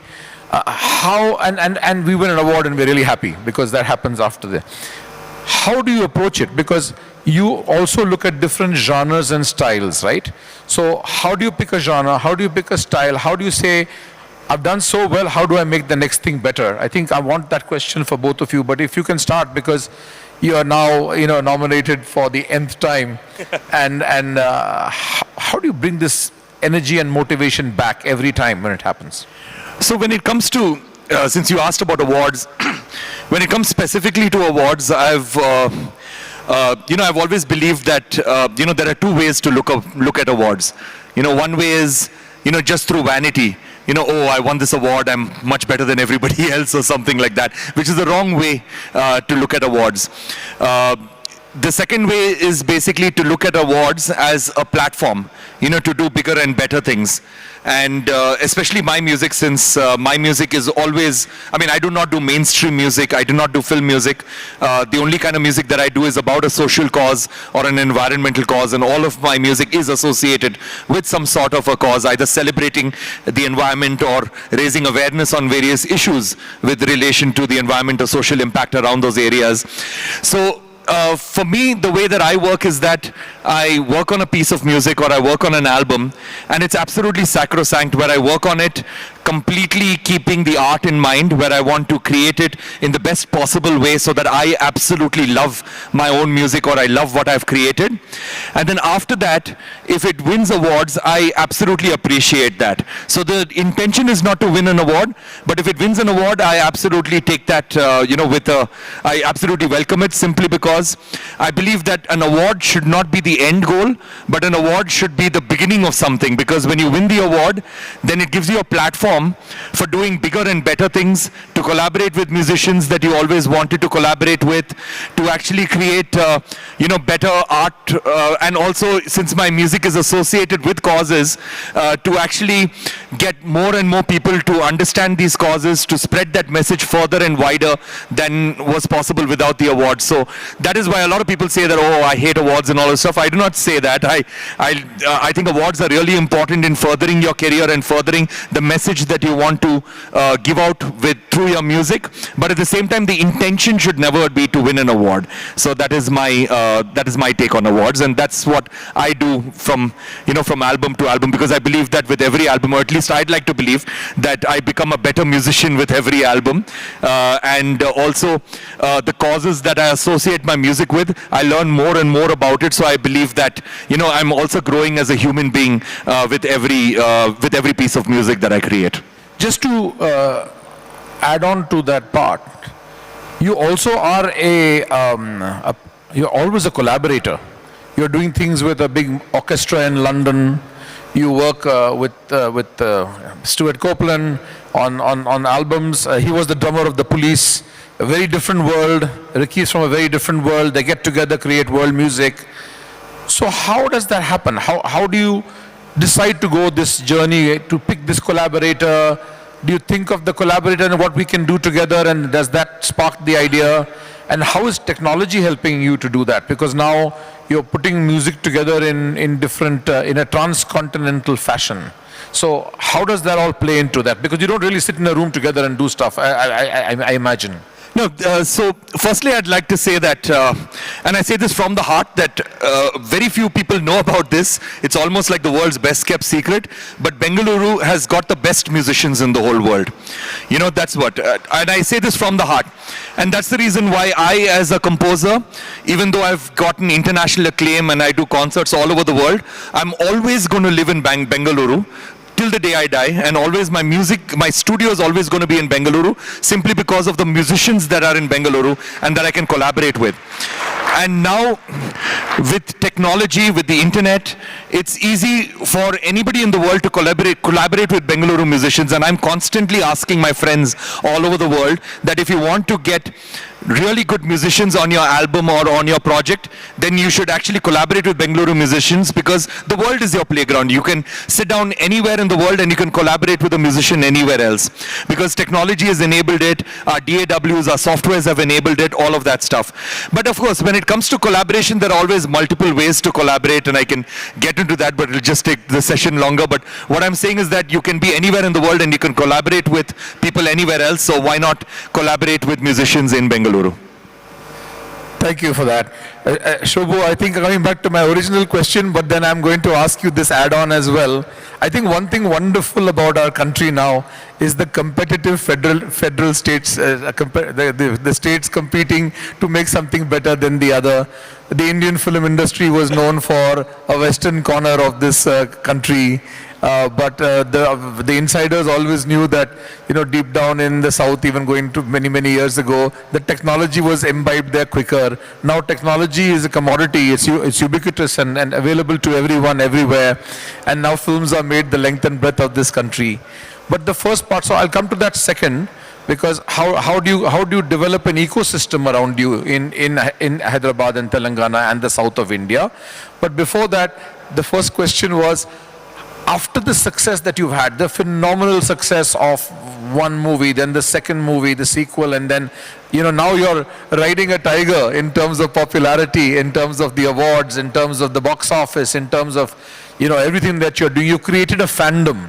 In fact, where you have embarked today, there are movies the length and breadth of this country that are redefining our mythology, that are redefining our storytelling, that are making us go into creating a universe around the story, right? I mean, this is really a story universe that you are creating.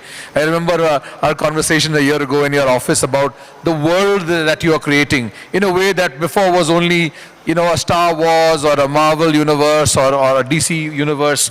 And I think that is now here and now in India. So how will you keep moving this forward? And would you like to share some of your thoughts about how you get up in the morning or in a day and with your team do that, please? Yeah. So, so definitely the way we envisaged Bahubali was not just two films. It was first a world in which there was a characters and kingdoms and geographies, and then multiple kingdoms, multiple characters. And from there, we produced we told two stories which came out as films, but we always believed that there are multiple stories that can happen within this world, and they need not be films. They can be animation, they can be series, they can be games, they can be graphic novels, just the way like you said, Lucasfilms has done with Star Wars and Marvel Universe. And I think Bahubali is one of those IPs and worlds that has the legs and the bandwidth to go on that journey. Not every IP may have it. Bahubali is one of those few IPs that has it, and we're very proud of that. While we did the Bahubali films, and we have also done books and other and animated series in the meantime, I think we have not fully leveraged what Bahubali has to offer. And where I'm spending, and we've been quite on the trend, but where I'm spending has been, most of my time has been in how do we take this world of Bahubali and these fascinating stories to a larger global audience, not just India, but to a global audience, and through various formats, through, like I said, through films, through series, through animation, and luckily now, and coincidentally, we are in a place and time where the technology is coming in hand, and where making these and creating these is becoming much more feasible and economical and viable, and that's where I'm very excited. I can't go into the depths of what we are doing right now, but we are spending a lot of time, and hopefully, very soon we'll be able to reveal a few more things into the Bahubali world, but that's where we are, and we are very excited about what we're doing there. Thank you for that. I think we need to end on something that came out a few days ago and was substantially made in Bengaluru on the 20th of December. Whether Shobhu, you are in Hyderabad, you can see it in Telugu, and this audience can see it here in Kannada. I'd like to show you the trailer of the biggest movie made this year in Hollywood, but produced substantially by talent that is sitting in this city. So I want to end with, and I've got a few comments in the end of that, but I'll end with that trailer. Before that, I just want to say a very big thank you to Shobhu for you to be here. Next time we will have you here in person. We are going to please reserve your next big announcement and first look and trailer for the Bengaluru Tech Summit 2025. We have booked you in advance. And Ricky, you are our local hero, so I know that you perform in this palace more than at the Bengaluru Tech Summit, so we'll definitely want a big performance, not a talking performance, but a big bang performance with that. And I think the questions on artificial intelligence and what's happening in our world is well explained. I must tell you that there is one part of our work that uses a lot of AI, and that is when we work with brands, when we work with museums, when we work with, because if we are doing an ad for a big brand, that commercial will come out, it will be shown. They are not bothered about making that they're right because it's come for a promotion purpose. So we are beginning to learn a lot of things because as a company we make about 1,500 short films a year for all these brands.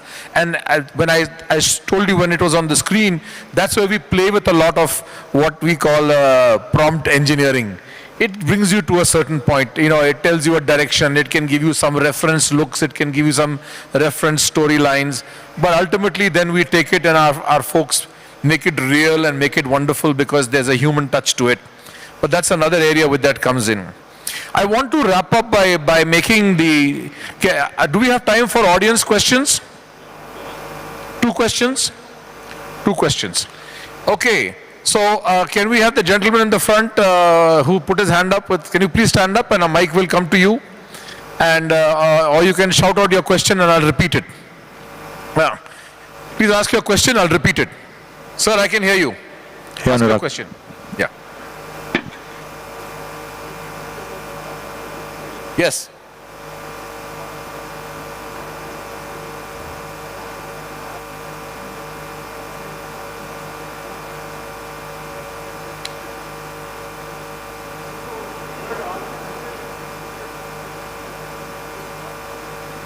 Okay.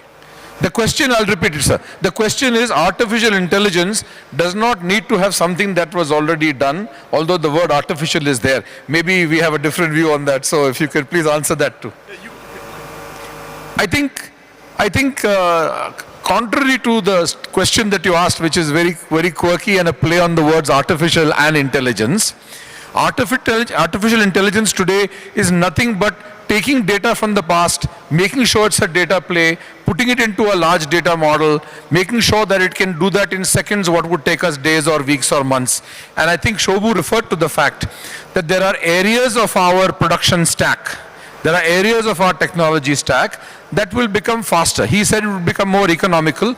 I will say the economy is coming from speed. The economy is not coming from anything else. The economy is coming from the efficiency, because today, if we had to make a model for Godzilla, we would have to, take X number of days to make it. But tomorrow, if there were many Godzilla models fed into this story, it would bring you to the stage of maybe 20% or 40% or 70% of what you wanted, and then our modeler would spend, or the modelers would spend 1/3 of the time or 10% of the time is yet to be proven. But absolutely, although it's called artificial intelligence, it's only artificial to the extent that people's previous data and knowledge can be put into something which is crunched by a computer. So in that sense, we will take the next question offline. So we'll take the question from you offline. Yeah. We'll take the question offline, yeah? Okay. Another person. Yeah. I think we are very short of time. Yeah, there is something called generative artificial intelligence. Yes. Yes. So doesn't have to, it generates from previous data. It doesn't have to. It generates from previous data up to a certain point. Yeah. Yeah. Yes. Thank you, sir. Last question. Go ahead. We can hear you. Yeah, very good evening, sir. My question is to Mr. Shobhu, sir. As you know, the South Indian film industry is very much hero-driven. But due to the one more ill effect of the Bahubalis, now everywhere want to cater pan-India and also pan-world, which is taking lot of years to come next releases.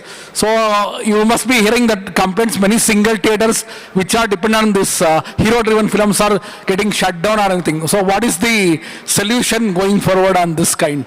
Thank you. No, what you mentioned is definitely a real issue. The big films are taking longer to make, and for various reasons, including the scale of visual effects and the quality that you're trying to achieve. Yeah, Biren takes a very long time to make them. But I think we are, like I mentioned earlier, I think we are going forward. The technology, and not just AI, but the technology and AI is collapsing time, and I believe that we'll in few years' time, not long, we'll be able to produce much more content, quality content, much faster, and probably have enough content to feed the theaters. So yeah, that's my hope. But what you have said is a real concern as of now. Thank you for that. We do have time for one more question. Yes, the mic too, please. Okay, two. We'll take both the questions together and answer them at once. Yeah. Check. Yeah, please ask your question, sir. Hey, hi, this is Karthik here. I'm sorry to there are no ladies asking questions. We should be a little bit diverse. Okay, please go ahead, sir. Yeah. Just a quick question in terms of supporting creators and talent. I understand there is a lot of education happening, but when they come to fruition, where they have to create content, a lot of equipment or even resources are pretty expensive for budding talent.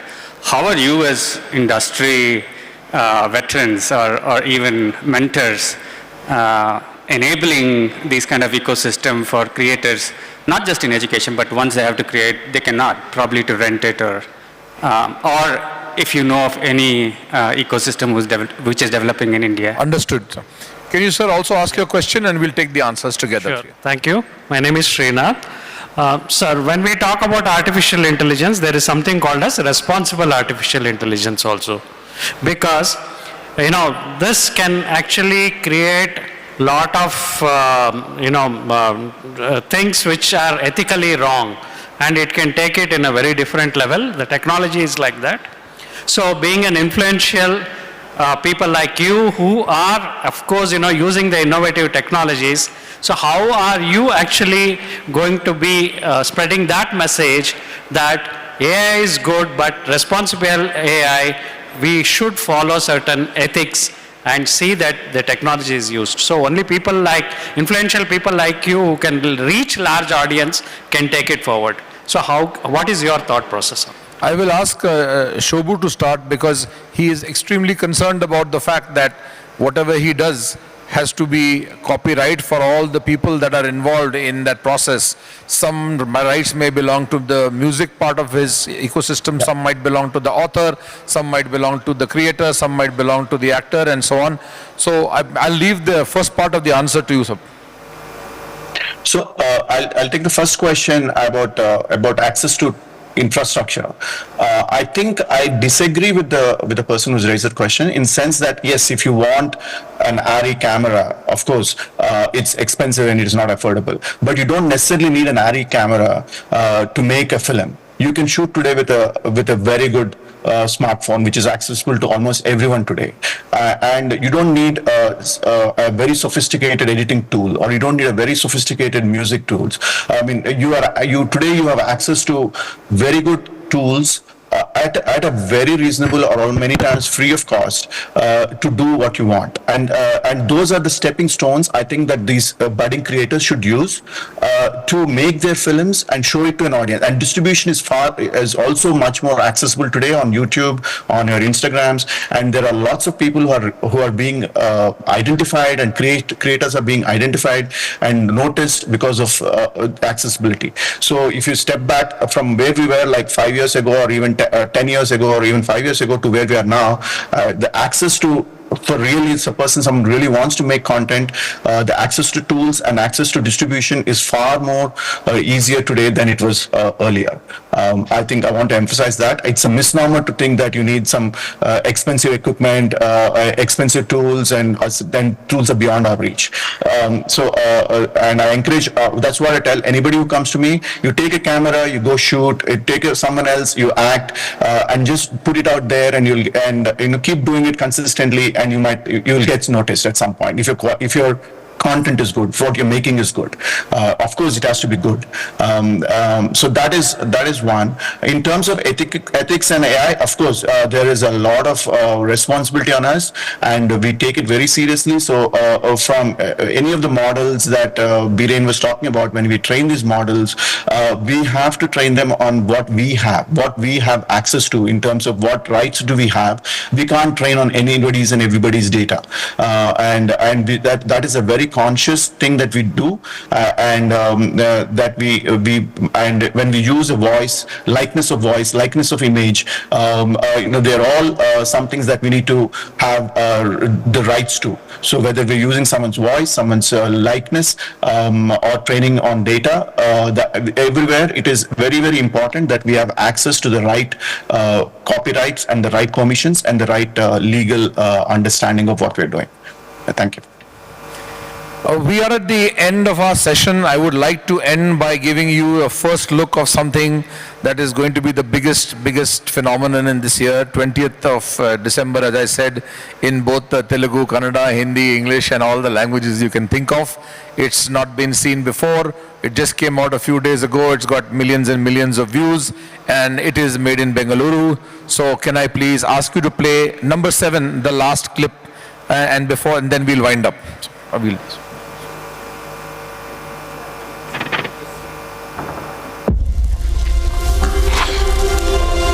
It's time I tell you a story. A story of a cub, not much bigger than you. So just to be clear, we're not in this story? There's a lot of stories with all of us. Tell one of those. Long before they became legends, Mufasa and the prince who would come to be known as Scar became brothers. Hello, what's your name? Mufasa. I told you to wait for me. We can't just leave him here. Rules are rules, Tucker. The king will never accept a stray. I'm not a stray. I'm just lost.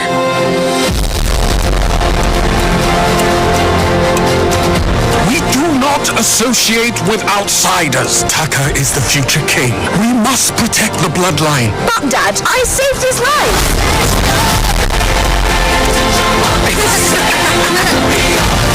I have a secret, Mufasa. I always wanted a brother.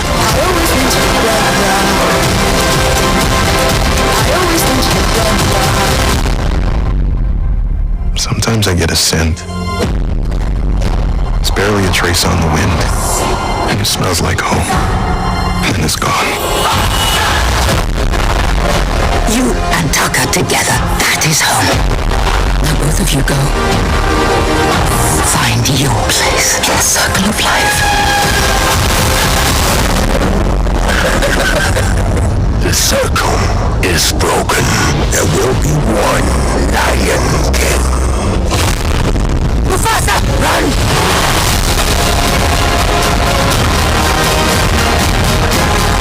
We must fight together. If we fight, we die. Just to be clear, I never signed up for this. I'm here to protect you, my brother. Mufasa!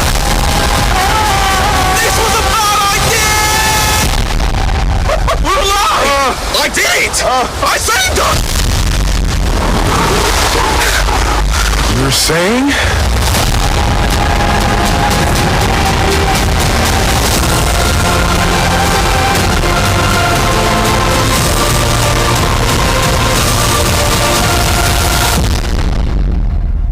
Thank you. Not a single thing was shot by a camera. I agree with the gentleman there. You probably can't do this on your own, but everything else that Shobhu said is absolutely true and can be done.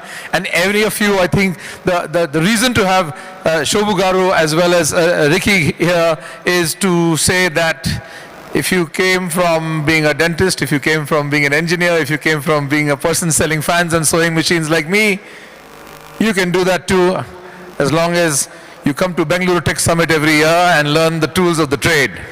So no matter how technology evolves and how it becomes blindingly fast, there are 4 things that are essentially Indian that I will say make this happen. Dharma, what the world wants from you. Moksha, the freedom to tell our stories. Karma, the love. You talked about the love that you bring to what you do. And Artha, the prosperity that you need to sustain our craft in order to embrace new technologies, new ways of doing things, but at the same time to pursue it.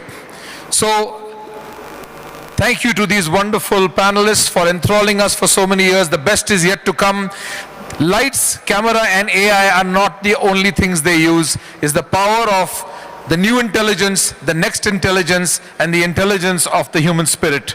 Thank you very much for being at this panel.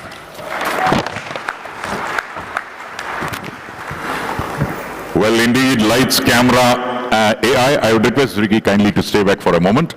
I would request the Executive Chairman of Active Sci-Tech Communications, the event partner, Mr. Jagdish Patankar, to kindly come over and give a mementos to both the esteemed panelists. Of course, thanking Shobha Yerlagadda, the CEO of Arca Media Works also.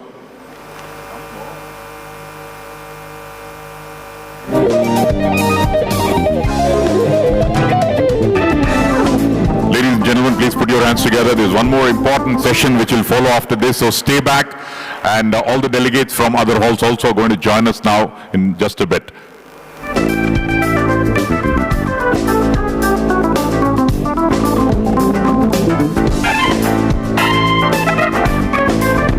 So some of you who have just joined in and in the last end can give a huge round of applause to both Mr. Biren Ghosh and Ricky Cage, Lights, Camera, AI, whatever it is. Thank you. Even if any AI comes, the originality will always prosper, and only original plus AI will thrive in the near future. So thank you very much, Mr. Biren, for your moderation, and thank you very much. Thank you, Mr. Jagdish, for doing the honors. Well, ladies and gentlemen, I would request all of you to kindly stay back, because now we are going to another important session, the final session of the day, a fireside chat. In fact, this is about building legacy. Now, building legacy doesn't happen overnight. There has to be a purpose for building legacy, and through purpose, we are going to have a fireside chat in just a few moments from now, wherein you will be enthralled with the amount of insights being given to you, which would probably help to bring in a new foundation, a new era, a new innovative ideas in the long run, and therefore putting us in a different realm where the boundaries are unbound. So a fireside chat with Shri Rishabh Premji is going to unfold in just a few moments from now, and the moderating this session is Mr. T.M. Veer Raghav, the senior journalist and executive editor of NDTV. They're going to join us in just a few moments. Friends at the back, I would request all of you to kindly come forward and take your seats. A lot of chairs here. So the next 1 hour will be transported through a different trend about IT, dispatch, and the various trends which is going to happen, and these trends will help us to develop a legacy with, of course, a great purpose in the long run, and some of the budding entrepreneurs also will get an insight into several important aspects of building a legacy through purpose. Well,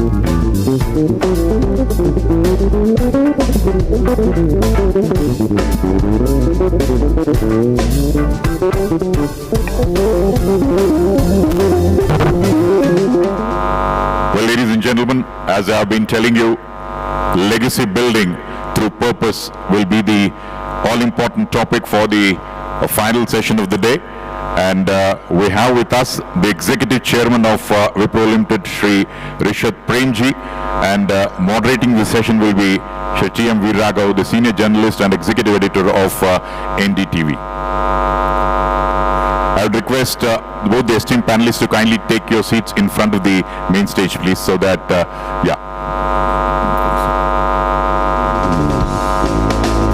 Ladies and gentlemen, please put your hands together. They are here, and of course, going to transport us through an all-important session.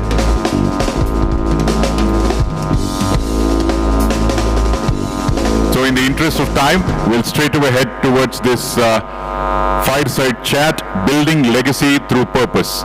As I said earlier, it will be a great insight for all of us to to develop something new, innovate something new, and build a strong foundation. So please put your hands together for Shri Rishabh Premji, Executive Chairman of Wipro Limited. We would also like to welcome Shri Priyank Kharge, the Honorable Minister, on here. Kindly come over, sir, Mr. Rishabh Premji. I would also request the moderator, Mr. T.M. Veer Raghav, the Senior Journalist and Executive Editor of NDTV, to kindly come over. Ladies and gentlemen, please put your hands together for this all-important, which will probably transform our lives in thinking something different, thinking something innovative. In the interest of time, I would request Mr. T.M. People at the back, kindly come forward. I would request Mr. T.M. Veer Raghav to take us through this session. It's over to you, sir. Thank you. Can you hear me at the back?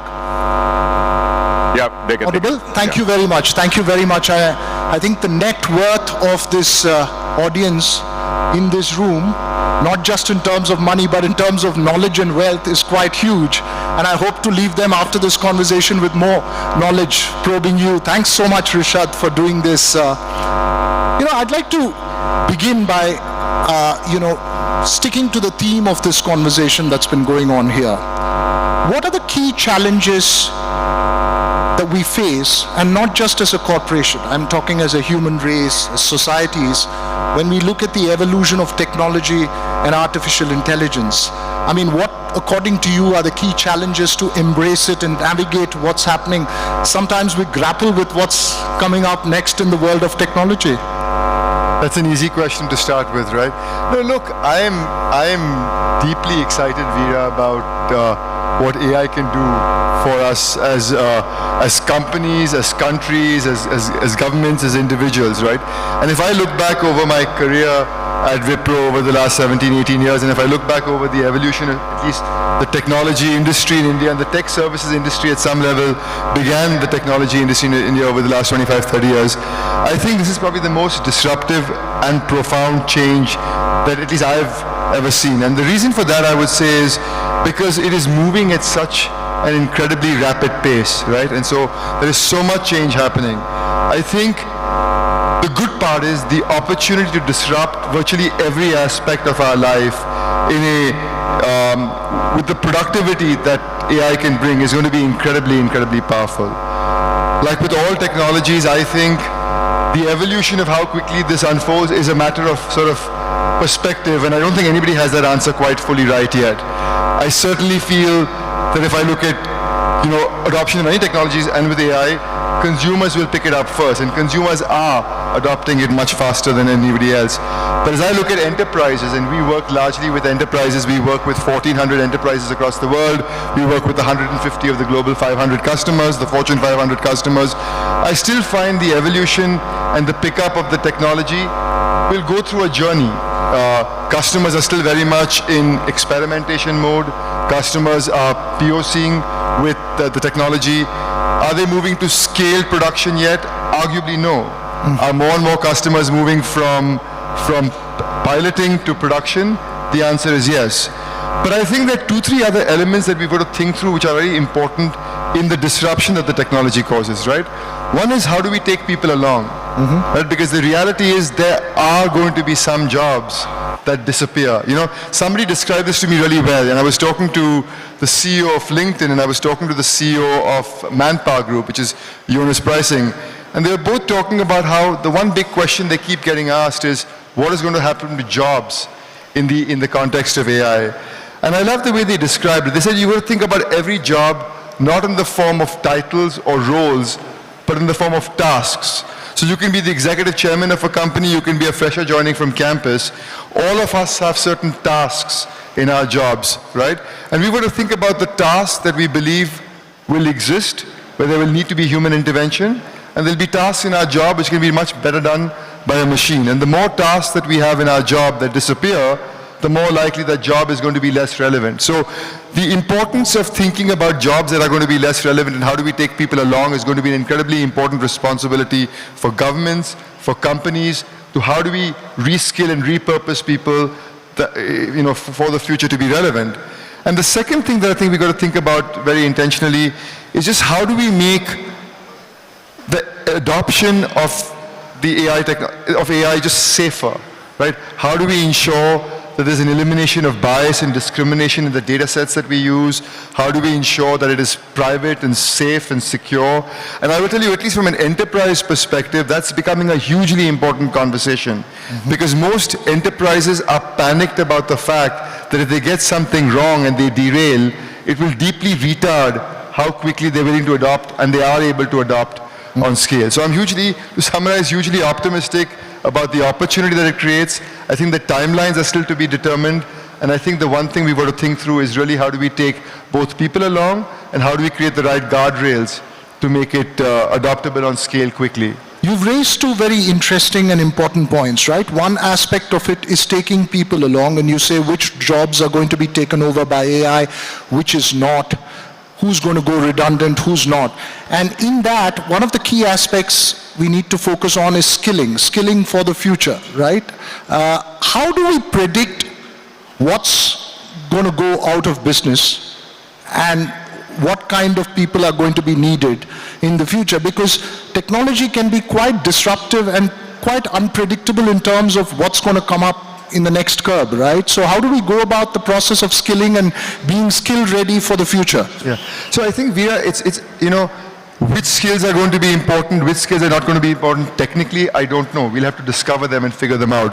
But I think some other elements of learning are going to become much, much more important. So one is this learning to learn mindset, and how do you teach people the ability to unlearn and learn is going to become incredibly important. What they thought was relevant, what they learned as a skill set yesterday, may not be a skill set for tomorrow, and how do you learn to forget the skill set of yesterday and learn new skill sets? I think, so this ability to learn to unlearn is going to be incredibly important. Agility and speed with which you can adapt and change is going to be incredibly important, right? So the skills of learnability with agility is going to be incredibly important. And then I think there are going to be other skills which are softer skills, which I think are going to become more and more important. The ability to connect the dots, problem solving, critical thinking, right? Building confidence in people to take people along in adopting the technology. Empathy, vulnerability, the ability to communicate crisply and clearly. Those kinds of skills I think are going to become more and more important, and we're going to have to focus equally on those kinds of skills. And I'm just calling them, you know, behavioral skills outside of the technical skills. And so, for example, we as a company are spending now more and more time outside of the technical skills which we can adapt to quickly basis what is required and not required on scale. How do you have these kinds of skills also being very intentionally sort of honed and cultivated in people, all the way starting from campus and above? Yeah, and this is possibly a challenge that's been there before our times. It's possibly something that's going to play out post to the next era as well. When you look at a company like yourself, and you're a big tech major, you're second generation running the company, what's the key difference between the Azim Premji era in embracing technology and looking at it vis-a-vis the Rishad Premji era? Would there be a cautious optimism in terms of what you're going to look at here, and there was more excitement then? No, I just think, so, well, the advantage of this era and the huge advantage of era, at least from an India standpoint, Veera, is that India has truly, in my mind, become the tech capital of the world, right? And I noticed a very subtle but profound change that happened during COVID, which is, till COVID, people used to come to India because it was cheap. They stayed for quality, right? And the industry grew in that shape and form. I found over COVID, what changed was people came to India because that's where the talent is. And it also happens to be cheaper, right? And it's a subtle but profound change. That's point number one. Two is, I find more and more as you talk to stakeholders and customers, they are shifting their decision making. They are shifting their actioning to India. It's not simply a low-cost destination. So if you want to have impact, they will say, look, walk the corridors of Bangalore and Hyderabad and Chennai, and don't walk the corridors of New York and London. And that's a fundamental but important change, right? So really, it's become a lot easier today to be relevant on the global map than it ever was before. And that's the huge advantage for India. The challenge and the opportunity at the same time is how disruptive technologies become and how quickly it's changing. Right? So your need to be able to adapt and to constantly stay relevant is going to be higher. But if you declutter, at least in my mind, the services model, the value of providing skills on scale wrapped in a strong domain context, solution context story still stays. The question and the challenge is simply going to be, can you build the skills on scale as they disruptively change? So you're saying that it's easy to become relevant and as well as quick to go irrelevant as well if you don't adapt to change largely. Where do you see the government's role? We have the top brass from the minister to the secretary down the line of Karnataka's IT ecosystem here. Where do you see the government's role in preparing and creating the framework for the future in terms of what would be the key areas of focus that's needed? One will clearly be, sort of how do we create the right guardrails around AI so we both create an opportunity to leverage it and yet not stifle innovation, right? So how do we provide protection but not stifling of innovation, and how do you get companies to sort of play an active part in that? So I think, it'll be interesting to see what is the shape and form that regulation takes around AI, especially around ensuring that AI remains safe and within the right ethical framework. But the other thing which I think the government is already playing a very active part, both here in Karnataka as well as more broadly across the country, is just supporting the industry on skilling. And how do you make that easier? And how do you find ways to constantly sort of move further and further back into the value chain? So one of the things we were just discussing is how can you work with universities? For example, we as a company today are already working with a few universities to move back into semester 5 and semester 6 and 7 and 8 to get people to be curating courses that are relevant to industry, to getting them to be working on internships while they are at university, so that they're more and more relevant and day one ready in the context of what the industry needs, in the context of what just is job worthy, than perhaps what was happening before. So this whole element of skilling and being very agile with it, because the learning will have to be how you can quickly sort of undo something you've put together and build something new that's now relevant in a changing context. And that requires a close coordination and close partnership between the corporate sector, which is possibly the one absorbing the talent, and perhaps the government in trying to create a framework to produce that kind of talent. I think it requires a huge combination of coordination between government, between companies, between industry and industry associations, and between individuals, right? And all those four stakeholders, I think, will have to work closely to drive this forward. And I think the good news is that's happening. And it's happening on scale, and it'll only get more and more mature as we move forward. And perhaps one way to bond will be a Priyank 11 cricket team versus a Rishad 11 T20 match. I will certainly lose that one, but yeah. So, when we get down to the real aspects of when you move forward, it's innovation and largely the investment in innovation.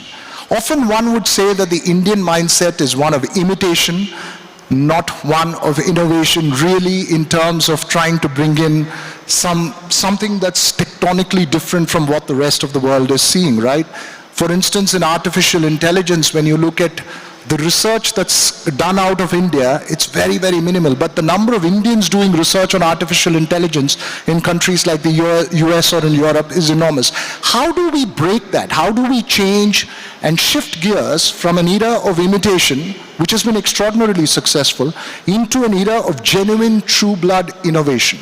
So Veera, I do think it's slowly and steadily changing, right? And I think the biggest ingredient for that slow and steady change is talent on scale, talent with the relevant skills on scale. And so I find that certainly happening with, if you look at the kind of work tech services companies are doing, if you look at the kind of work GCCs are doing in India, they are doing more and more cutting edge work. It's moving away from simply being a scaled execution engine to also an engine that's doing a lot of the thinking and the innovating, right?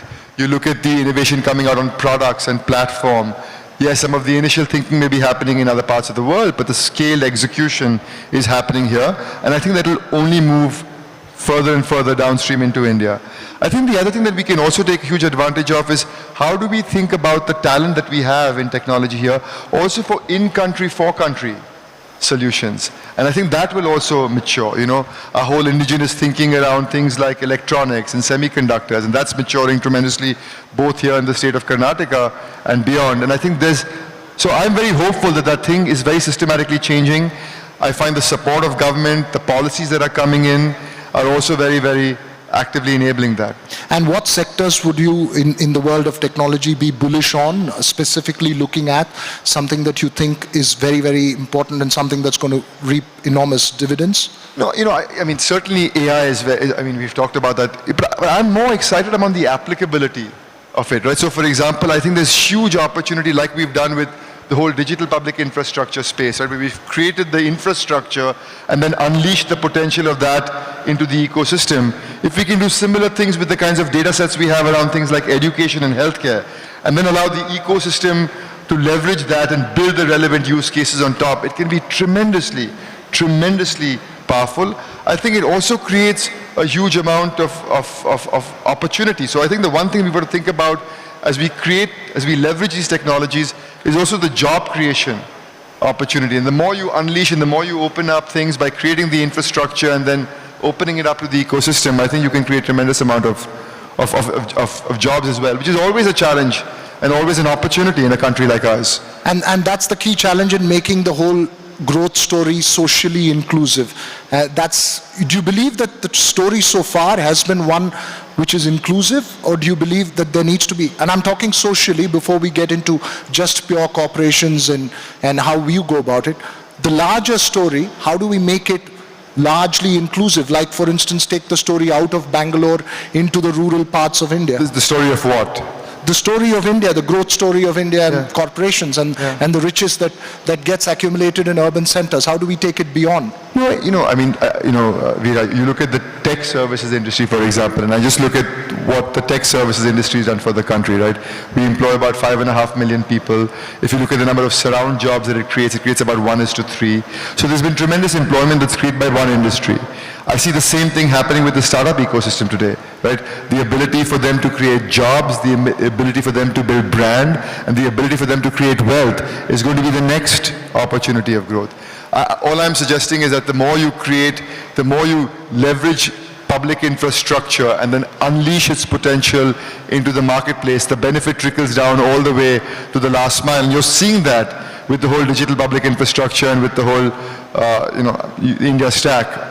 So I'm very hopeful that we can do that on the next rung and next rung. I'm just using education and healthcare as examples because we're sitting on tremendous amount of data as a country, and if we can leverage that to then unlock the potential of what use cases can be built that serve the last mile, I think they're tremendous opportunities. So I'll give you a very simple example of what we're doing in our foundation. Right? We're doing a fair amount of work in primary health centers, and we're saying to ourselves, look, let's just capture the prescriptions that doctors write down, right? The diagnosis and the prescription. And if we can leverage that to then sort of solve very specific problems, both for patients, but also to make doctors much more impactful. A doctor should not be recommending statin to a woman who's pregnant, as an example. So how can you get them much more refined, but also create huge amount of opportunity to build relevant use cases that can solve very specific real problems? So that's interesting that you say. That's as far as the foundation is concerned. But as a corporation itself, you've been very keen on bringing in inclusivity in terms of the workforce and sustainability. And this is not like a CSR initiative, right? One is trying to establish here that profitability goes hand in hand with inclusivity and sustainability, whether it is gender equity, whether it is other forms of inclusivity. And that's a key lesson that needs more emphasis. No, Veera, look, I think as organizations, you cannot be divorced of the communities in which you live and breathe. As an organization, you are an active citizen of the communities in which you live and breathe, and you have a responsibility to those communities. So just to take the example of sustainability that you talked about, we're doing it because it is the right thing to do, right? It also, by the way, actually helps in business more and more because customers care more and more that you are a sustainably conscious company. So the fact that we're moving to renewable energy, and we've said we'll be at 100% by 2030, we're actually already at 85%, and we'll get to 100% most likely by 2026. Or how do we ensure that we've committed very publicly to transform to net zero? Our biggest challenge is going to be scope 3 emissions, right? So how do we think more purposefully about travel? How do we think about working with our suppliers and making them more green? How do we think about reuse of fresh water? We're at 35% today as a company. How do we get to 60? So how do we just play an active role and a responsible role in the communities in which we live and breathe? And two is just how do we be more inclusive? I mean, that's just simply not only the right thing to do, but I think also bodes really well for business. Because the more you get ideas from people that are very different than people that look like you and sound like you and think like you, the more impact you have. And that comes from all sorts of diversity. It comes from diversity in gender, ethnicity, sexuality, experiences, where you've lived, the kinds of jobs you've had. It just makes for a richer organization. So at some level, it's the right thing to do, but it's also very self-serving. Right. At some level. Yeah, and when you speak of that inclusivity and sustainability, with such a large workforce like the one that you oversee and you head, mental health of your employees, of the larger social system itself, which is grappling in many ways, whether it's the impact of social media, whether it's the impact of work stress, is an extremely important aspect, one that often gets brushed under the carpet. What's the point in all the money if your people aren't happy?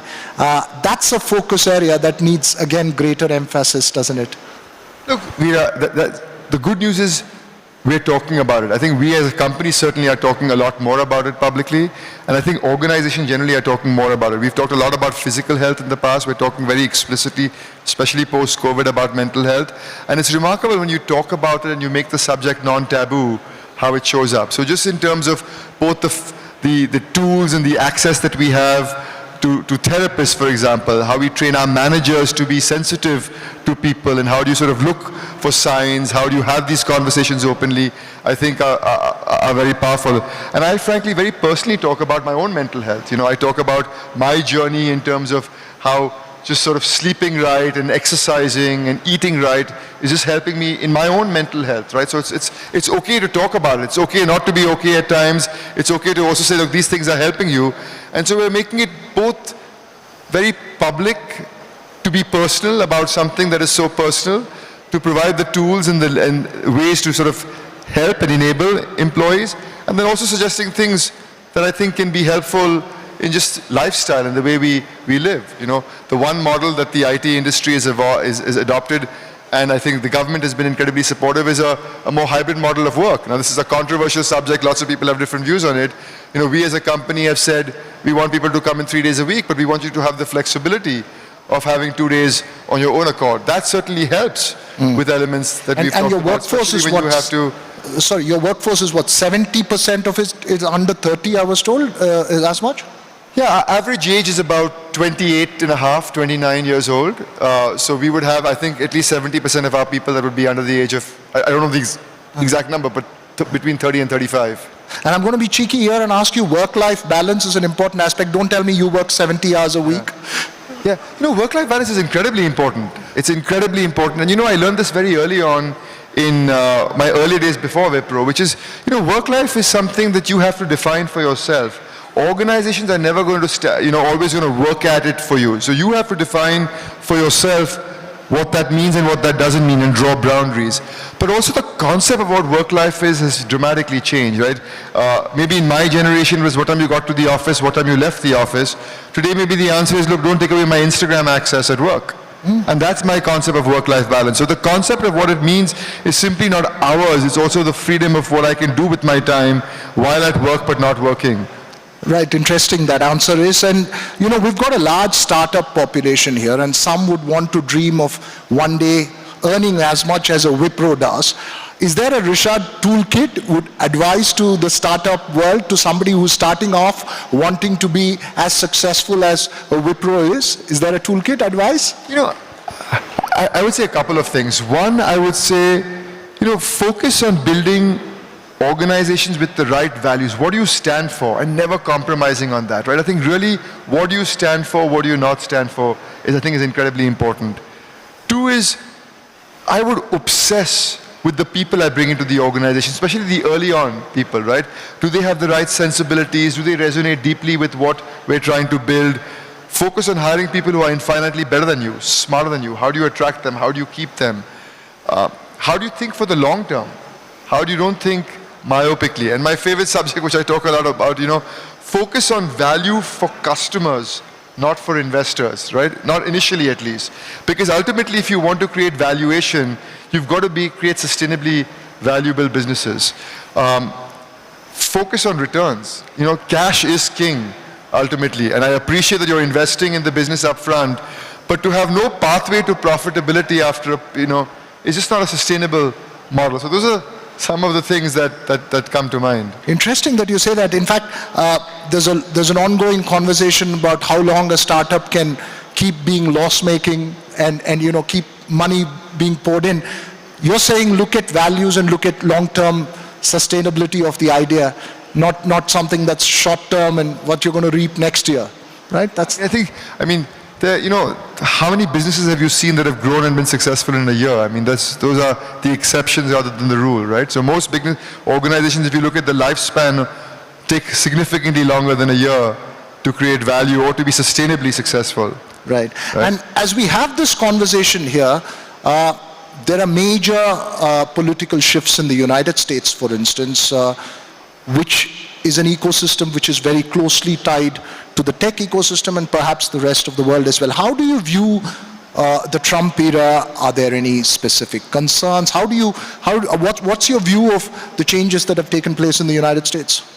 So Veera, the one sort of broader comment to make on this is if you look over the last 25, 30 years that the tech services model has survived and thrived, they've survived and thrived irrespective of what party and what government is formed, right? So I'm quite hopeful just generally that there is some amount of political rhetoric that unfolds in any election, but I think generally the model is quite strong and sustainable irrespective of what government is in power. It's a broader point. But look, I certainly think that the current outcome is certainly going to be more pro-business and pro-growth. The conversation we're having on less taxes, less regulation, I think can be incredibly powerful, and I think it just bodes well for the business and how customers will spend. So I'm actually quite hopeful. But I think we've also got to be watchful a little bit about just the inflationary pressure that you can see, right? Both with the whole conversation around tariffs that can unfold and what does that mean for just how things, and also frankly from an immigration standpoint, right? Both elements, can you create some inflationary pressure, which we also have to watch for. But I think it's largely a pro-growth, pro-business agenda, which is very good for the tech services industry. Interesting. You're saying that the economic factors and the policy factors are more important than the political factors and the political change that we're seeing. Let's look closer at the economic factors and the... No, I'm saying the government is very much focused on business through driving less taxes, driving less regulation, which just helps business. So the government is very pro-business and pro-growth, which just helps all of our customers, which ultimately helps partners here in India and world over. And in terms of the larger geopolitical realities in the world, we seem to be moving into an extremely polarized atmosphere in terms of what events that we've seen in West Asia, in Ukraine. How does a corporate leader from India navigate this? Is it a challenge, or is it again something that you take as par for the course? You take it as a part of the course. You certainly think about that risk and how do you de-risk from that risk to some extent. But look, as geopolitically divided I find, Veera, as the world is getting economically and from a supply chain perspective, the world is still so deeply interconnected. And I think being able to undo that is not going to be able to be easy. And so how do we find ways to work in a manner where we de-risk by creating more optionality, so you can't be one country dependent or one supply chain dependent, but you create more opportunities. And you see India being a huge beneficiary of some of that, especially on the manufacturing side. But so you have to sort of look at that as a risk and address that risk. But I think the economic opportunity, at least in the business the businesses that we are in and we see, continues to survive and thrive despite the geopolitical uncertainty. And I'm going to get to the last few questions because we were requested to keep this conversation shorter than what was planned earlier. From the time you took charge to now, what's perhaps the one thing that you've learned, possibly the most compelling lesson that you've learned from the time you took charge, run this business till now? No, staying humble and staying close to the ground, right? Staying close to people, spending time with people across all elements of the organization, because most of the learning happens with people that are closest to where the action happens, which is closest to the ground. So staying humble and not taking anything for granted and never letting something get to your head too easily, at least. How do you do that? with all this surround sound that you have to contend with, how do you stay humble? No, I suppose, having a father like the one I have has certainly helped just fundamentally in my DNA. It's sort of one of those things. But just the curiosity to learn, and I find learning and the openness to learn and humility are very closely coupled. But just, it just is who I am, I suppose. I don't know. Interesting that you say from your father, right? You're a parent now. What's the difference in the approach that your father took to parenting and you take to parenting? Is it just the same, or is there something different that you... No, it's a generational difference, certainly, right? Yeah, I think some of us grew up, my father spent a lot of his time working, but I think the one thing which I subscribe to, which he did brilliantly, and I learned this actually heard this from somebody else, which is, if somebody was asking, how do I be a good parent? What do I do? And somebody said to them, do nothing. They're observing you, right? And I think he was the best role model by the observation of the way he lived his life and sort of conducted himself. And so I think that's the best learning that I've taken away, and that's the thing I try and subscribe to most, which is, if I don't spend too much time with my kids, hopefully they're just observing me. And if I'm okay with that, then hopefully they'll be okay. At the risk of making this a school PTM kind of conversation, I wonder, we try very hard, but it's often very difficult not to be just the observers, right, as parents? Yeah, it's a different generation. It's the cell phone generation. It's the generation of, You observe them lectures. on Instagram. It's the generation where you don't lecture too much, and hopefully you just influence delicately. Okay, my final question to you, and it's actually a sharing. There was a venture capital VC, Venk Krishnan, who I met yesterday casually, and we were just having a casual conversation when he suddenly started talking about your father. He started his career in Wipro. I think he was the 30th employee or something, and he suddenly got all emotional. His eyes got moist when he was talking about your father and the culture that your father left behind on him. Largely, that emotion is perhaps the most powerful legacy that you leave behind. Does it, is it a daunting challenge for you to live up to that legacy? Does it give you stress? Or is there something else you'd focus on as going to be your legacy?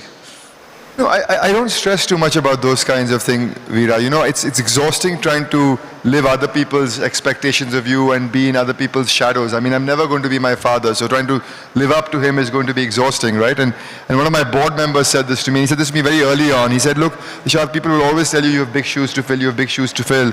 And you tell them you can't fill big shoes, you'll try and stitch your own. Right? Because it's exhausting to live other people's expectations. And the other thing I'm a big believer in, Veera, is ultimately you can only do the best you're capable of.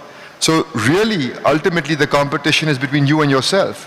Whatever you're capable of is what you can deliver. You can't deliver something that you don't have within you. And so trying to live up to other people's expectations, because there'll always be somebody who's happy with you, there'll always be somebody who's disappointed you, is a recipe for poor happiness and ultimately poor mental health. And what would you do rather if you weren't running such a big corporation? Would you have fancied being a cricketer? What is it that you would have liked to be? I'm not very good at too many things, so I'm glad I ended up where I ended up, but yeah, I haven't thought about that, frankly. So you'd rather be where you are? I'm happy being where I am.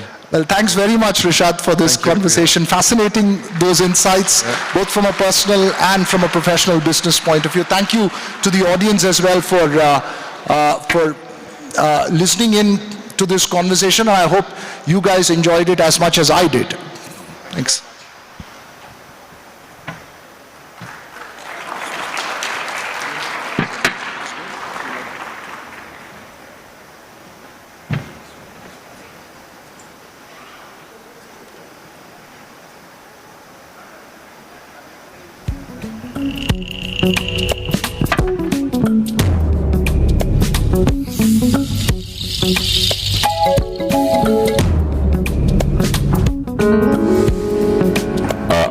I would request Mr. Veer to kindly come back. Mr. Veer, please come back. I would request the Honorable Minister, Shri Priyank Kharge and Madam Ekrup Kaur to kindly give a mementos.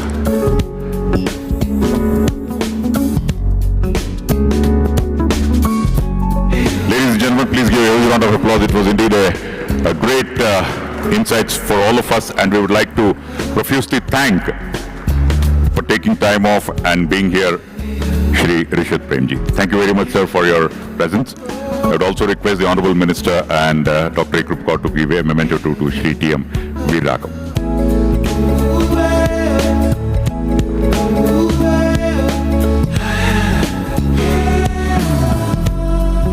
Ladies and gentlemen, let's give a huge round of applause once again and thank both Shri Rishit Premji and Mr. Veeraraghavan. I'd also like to thank Shri Priyank Kharge and Dr. Ekrup for doing the honors. Well, ladies and gentlemen, with this we come to the conclusion of day one, but please do not forget that tomorrow morning the deliberations will start early, and request all of you to kindly be around 9:15, 9:30 and head towards the respective halls of interest for you. So thank you very much. Namaskara. Have a great evening. All of you, please take care. Namaskara.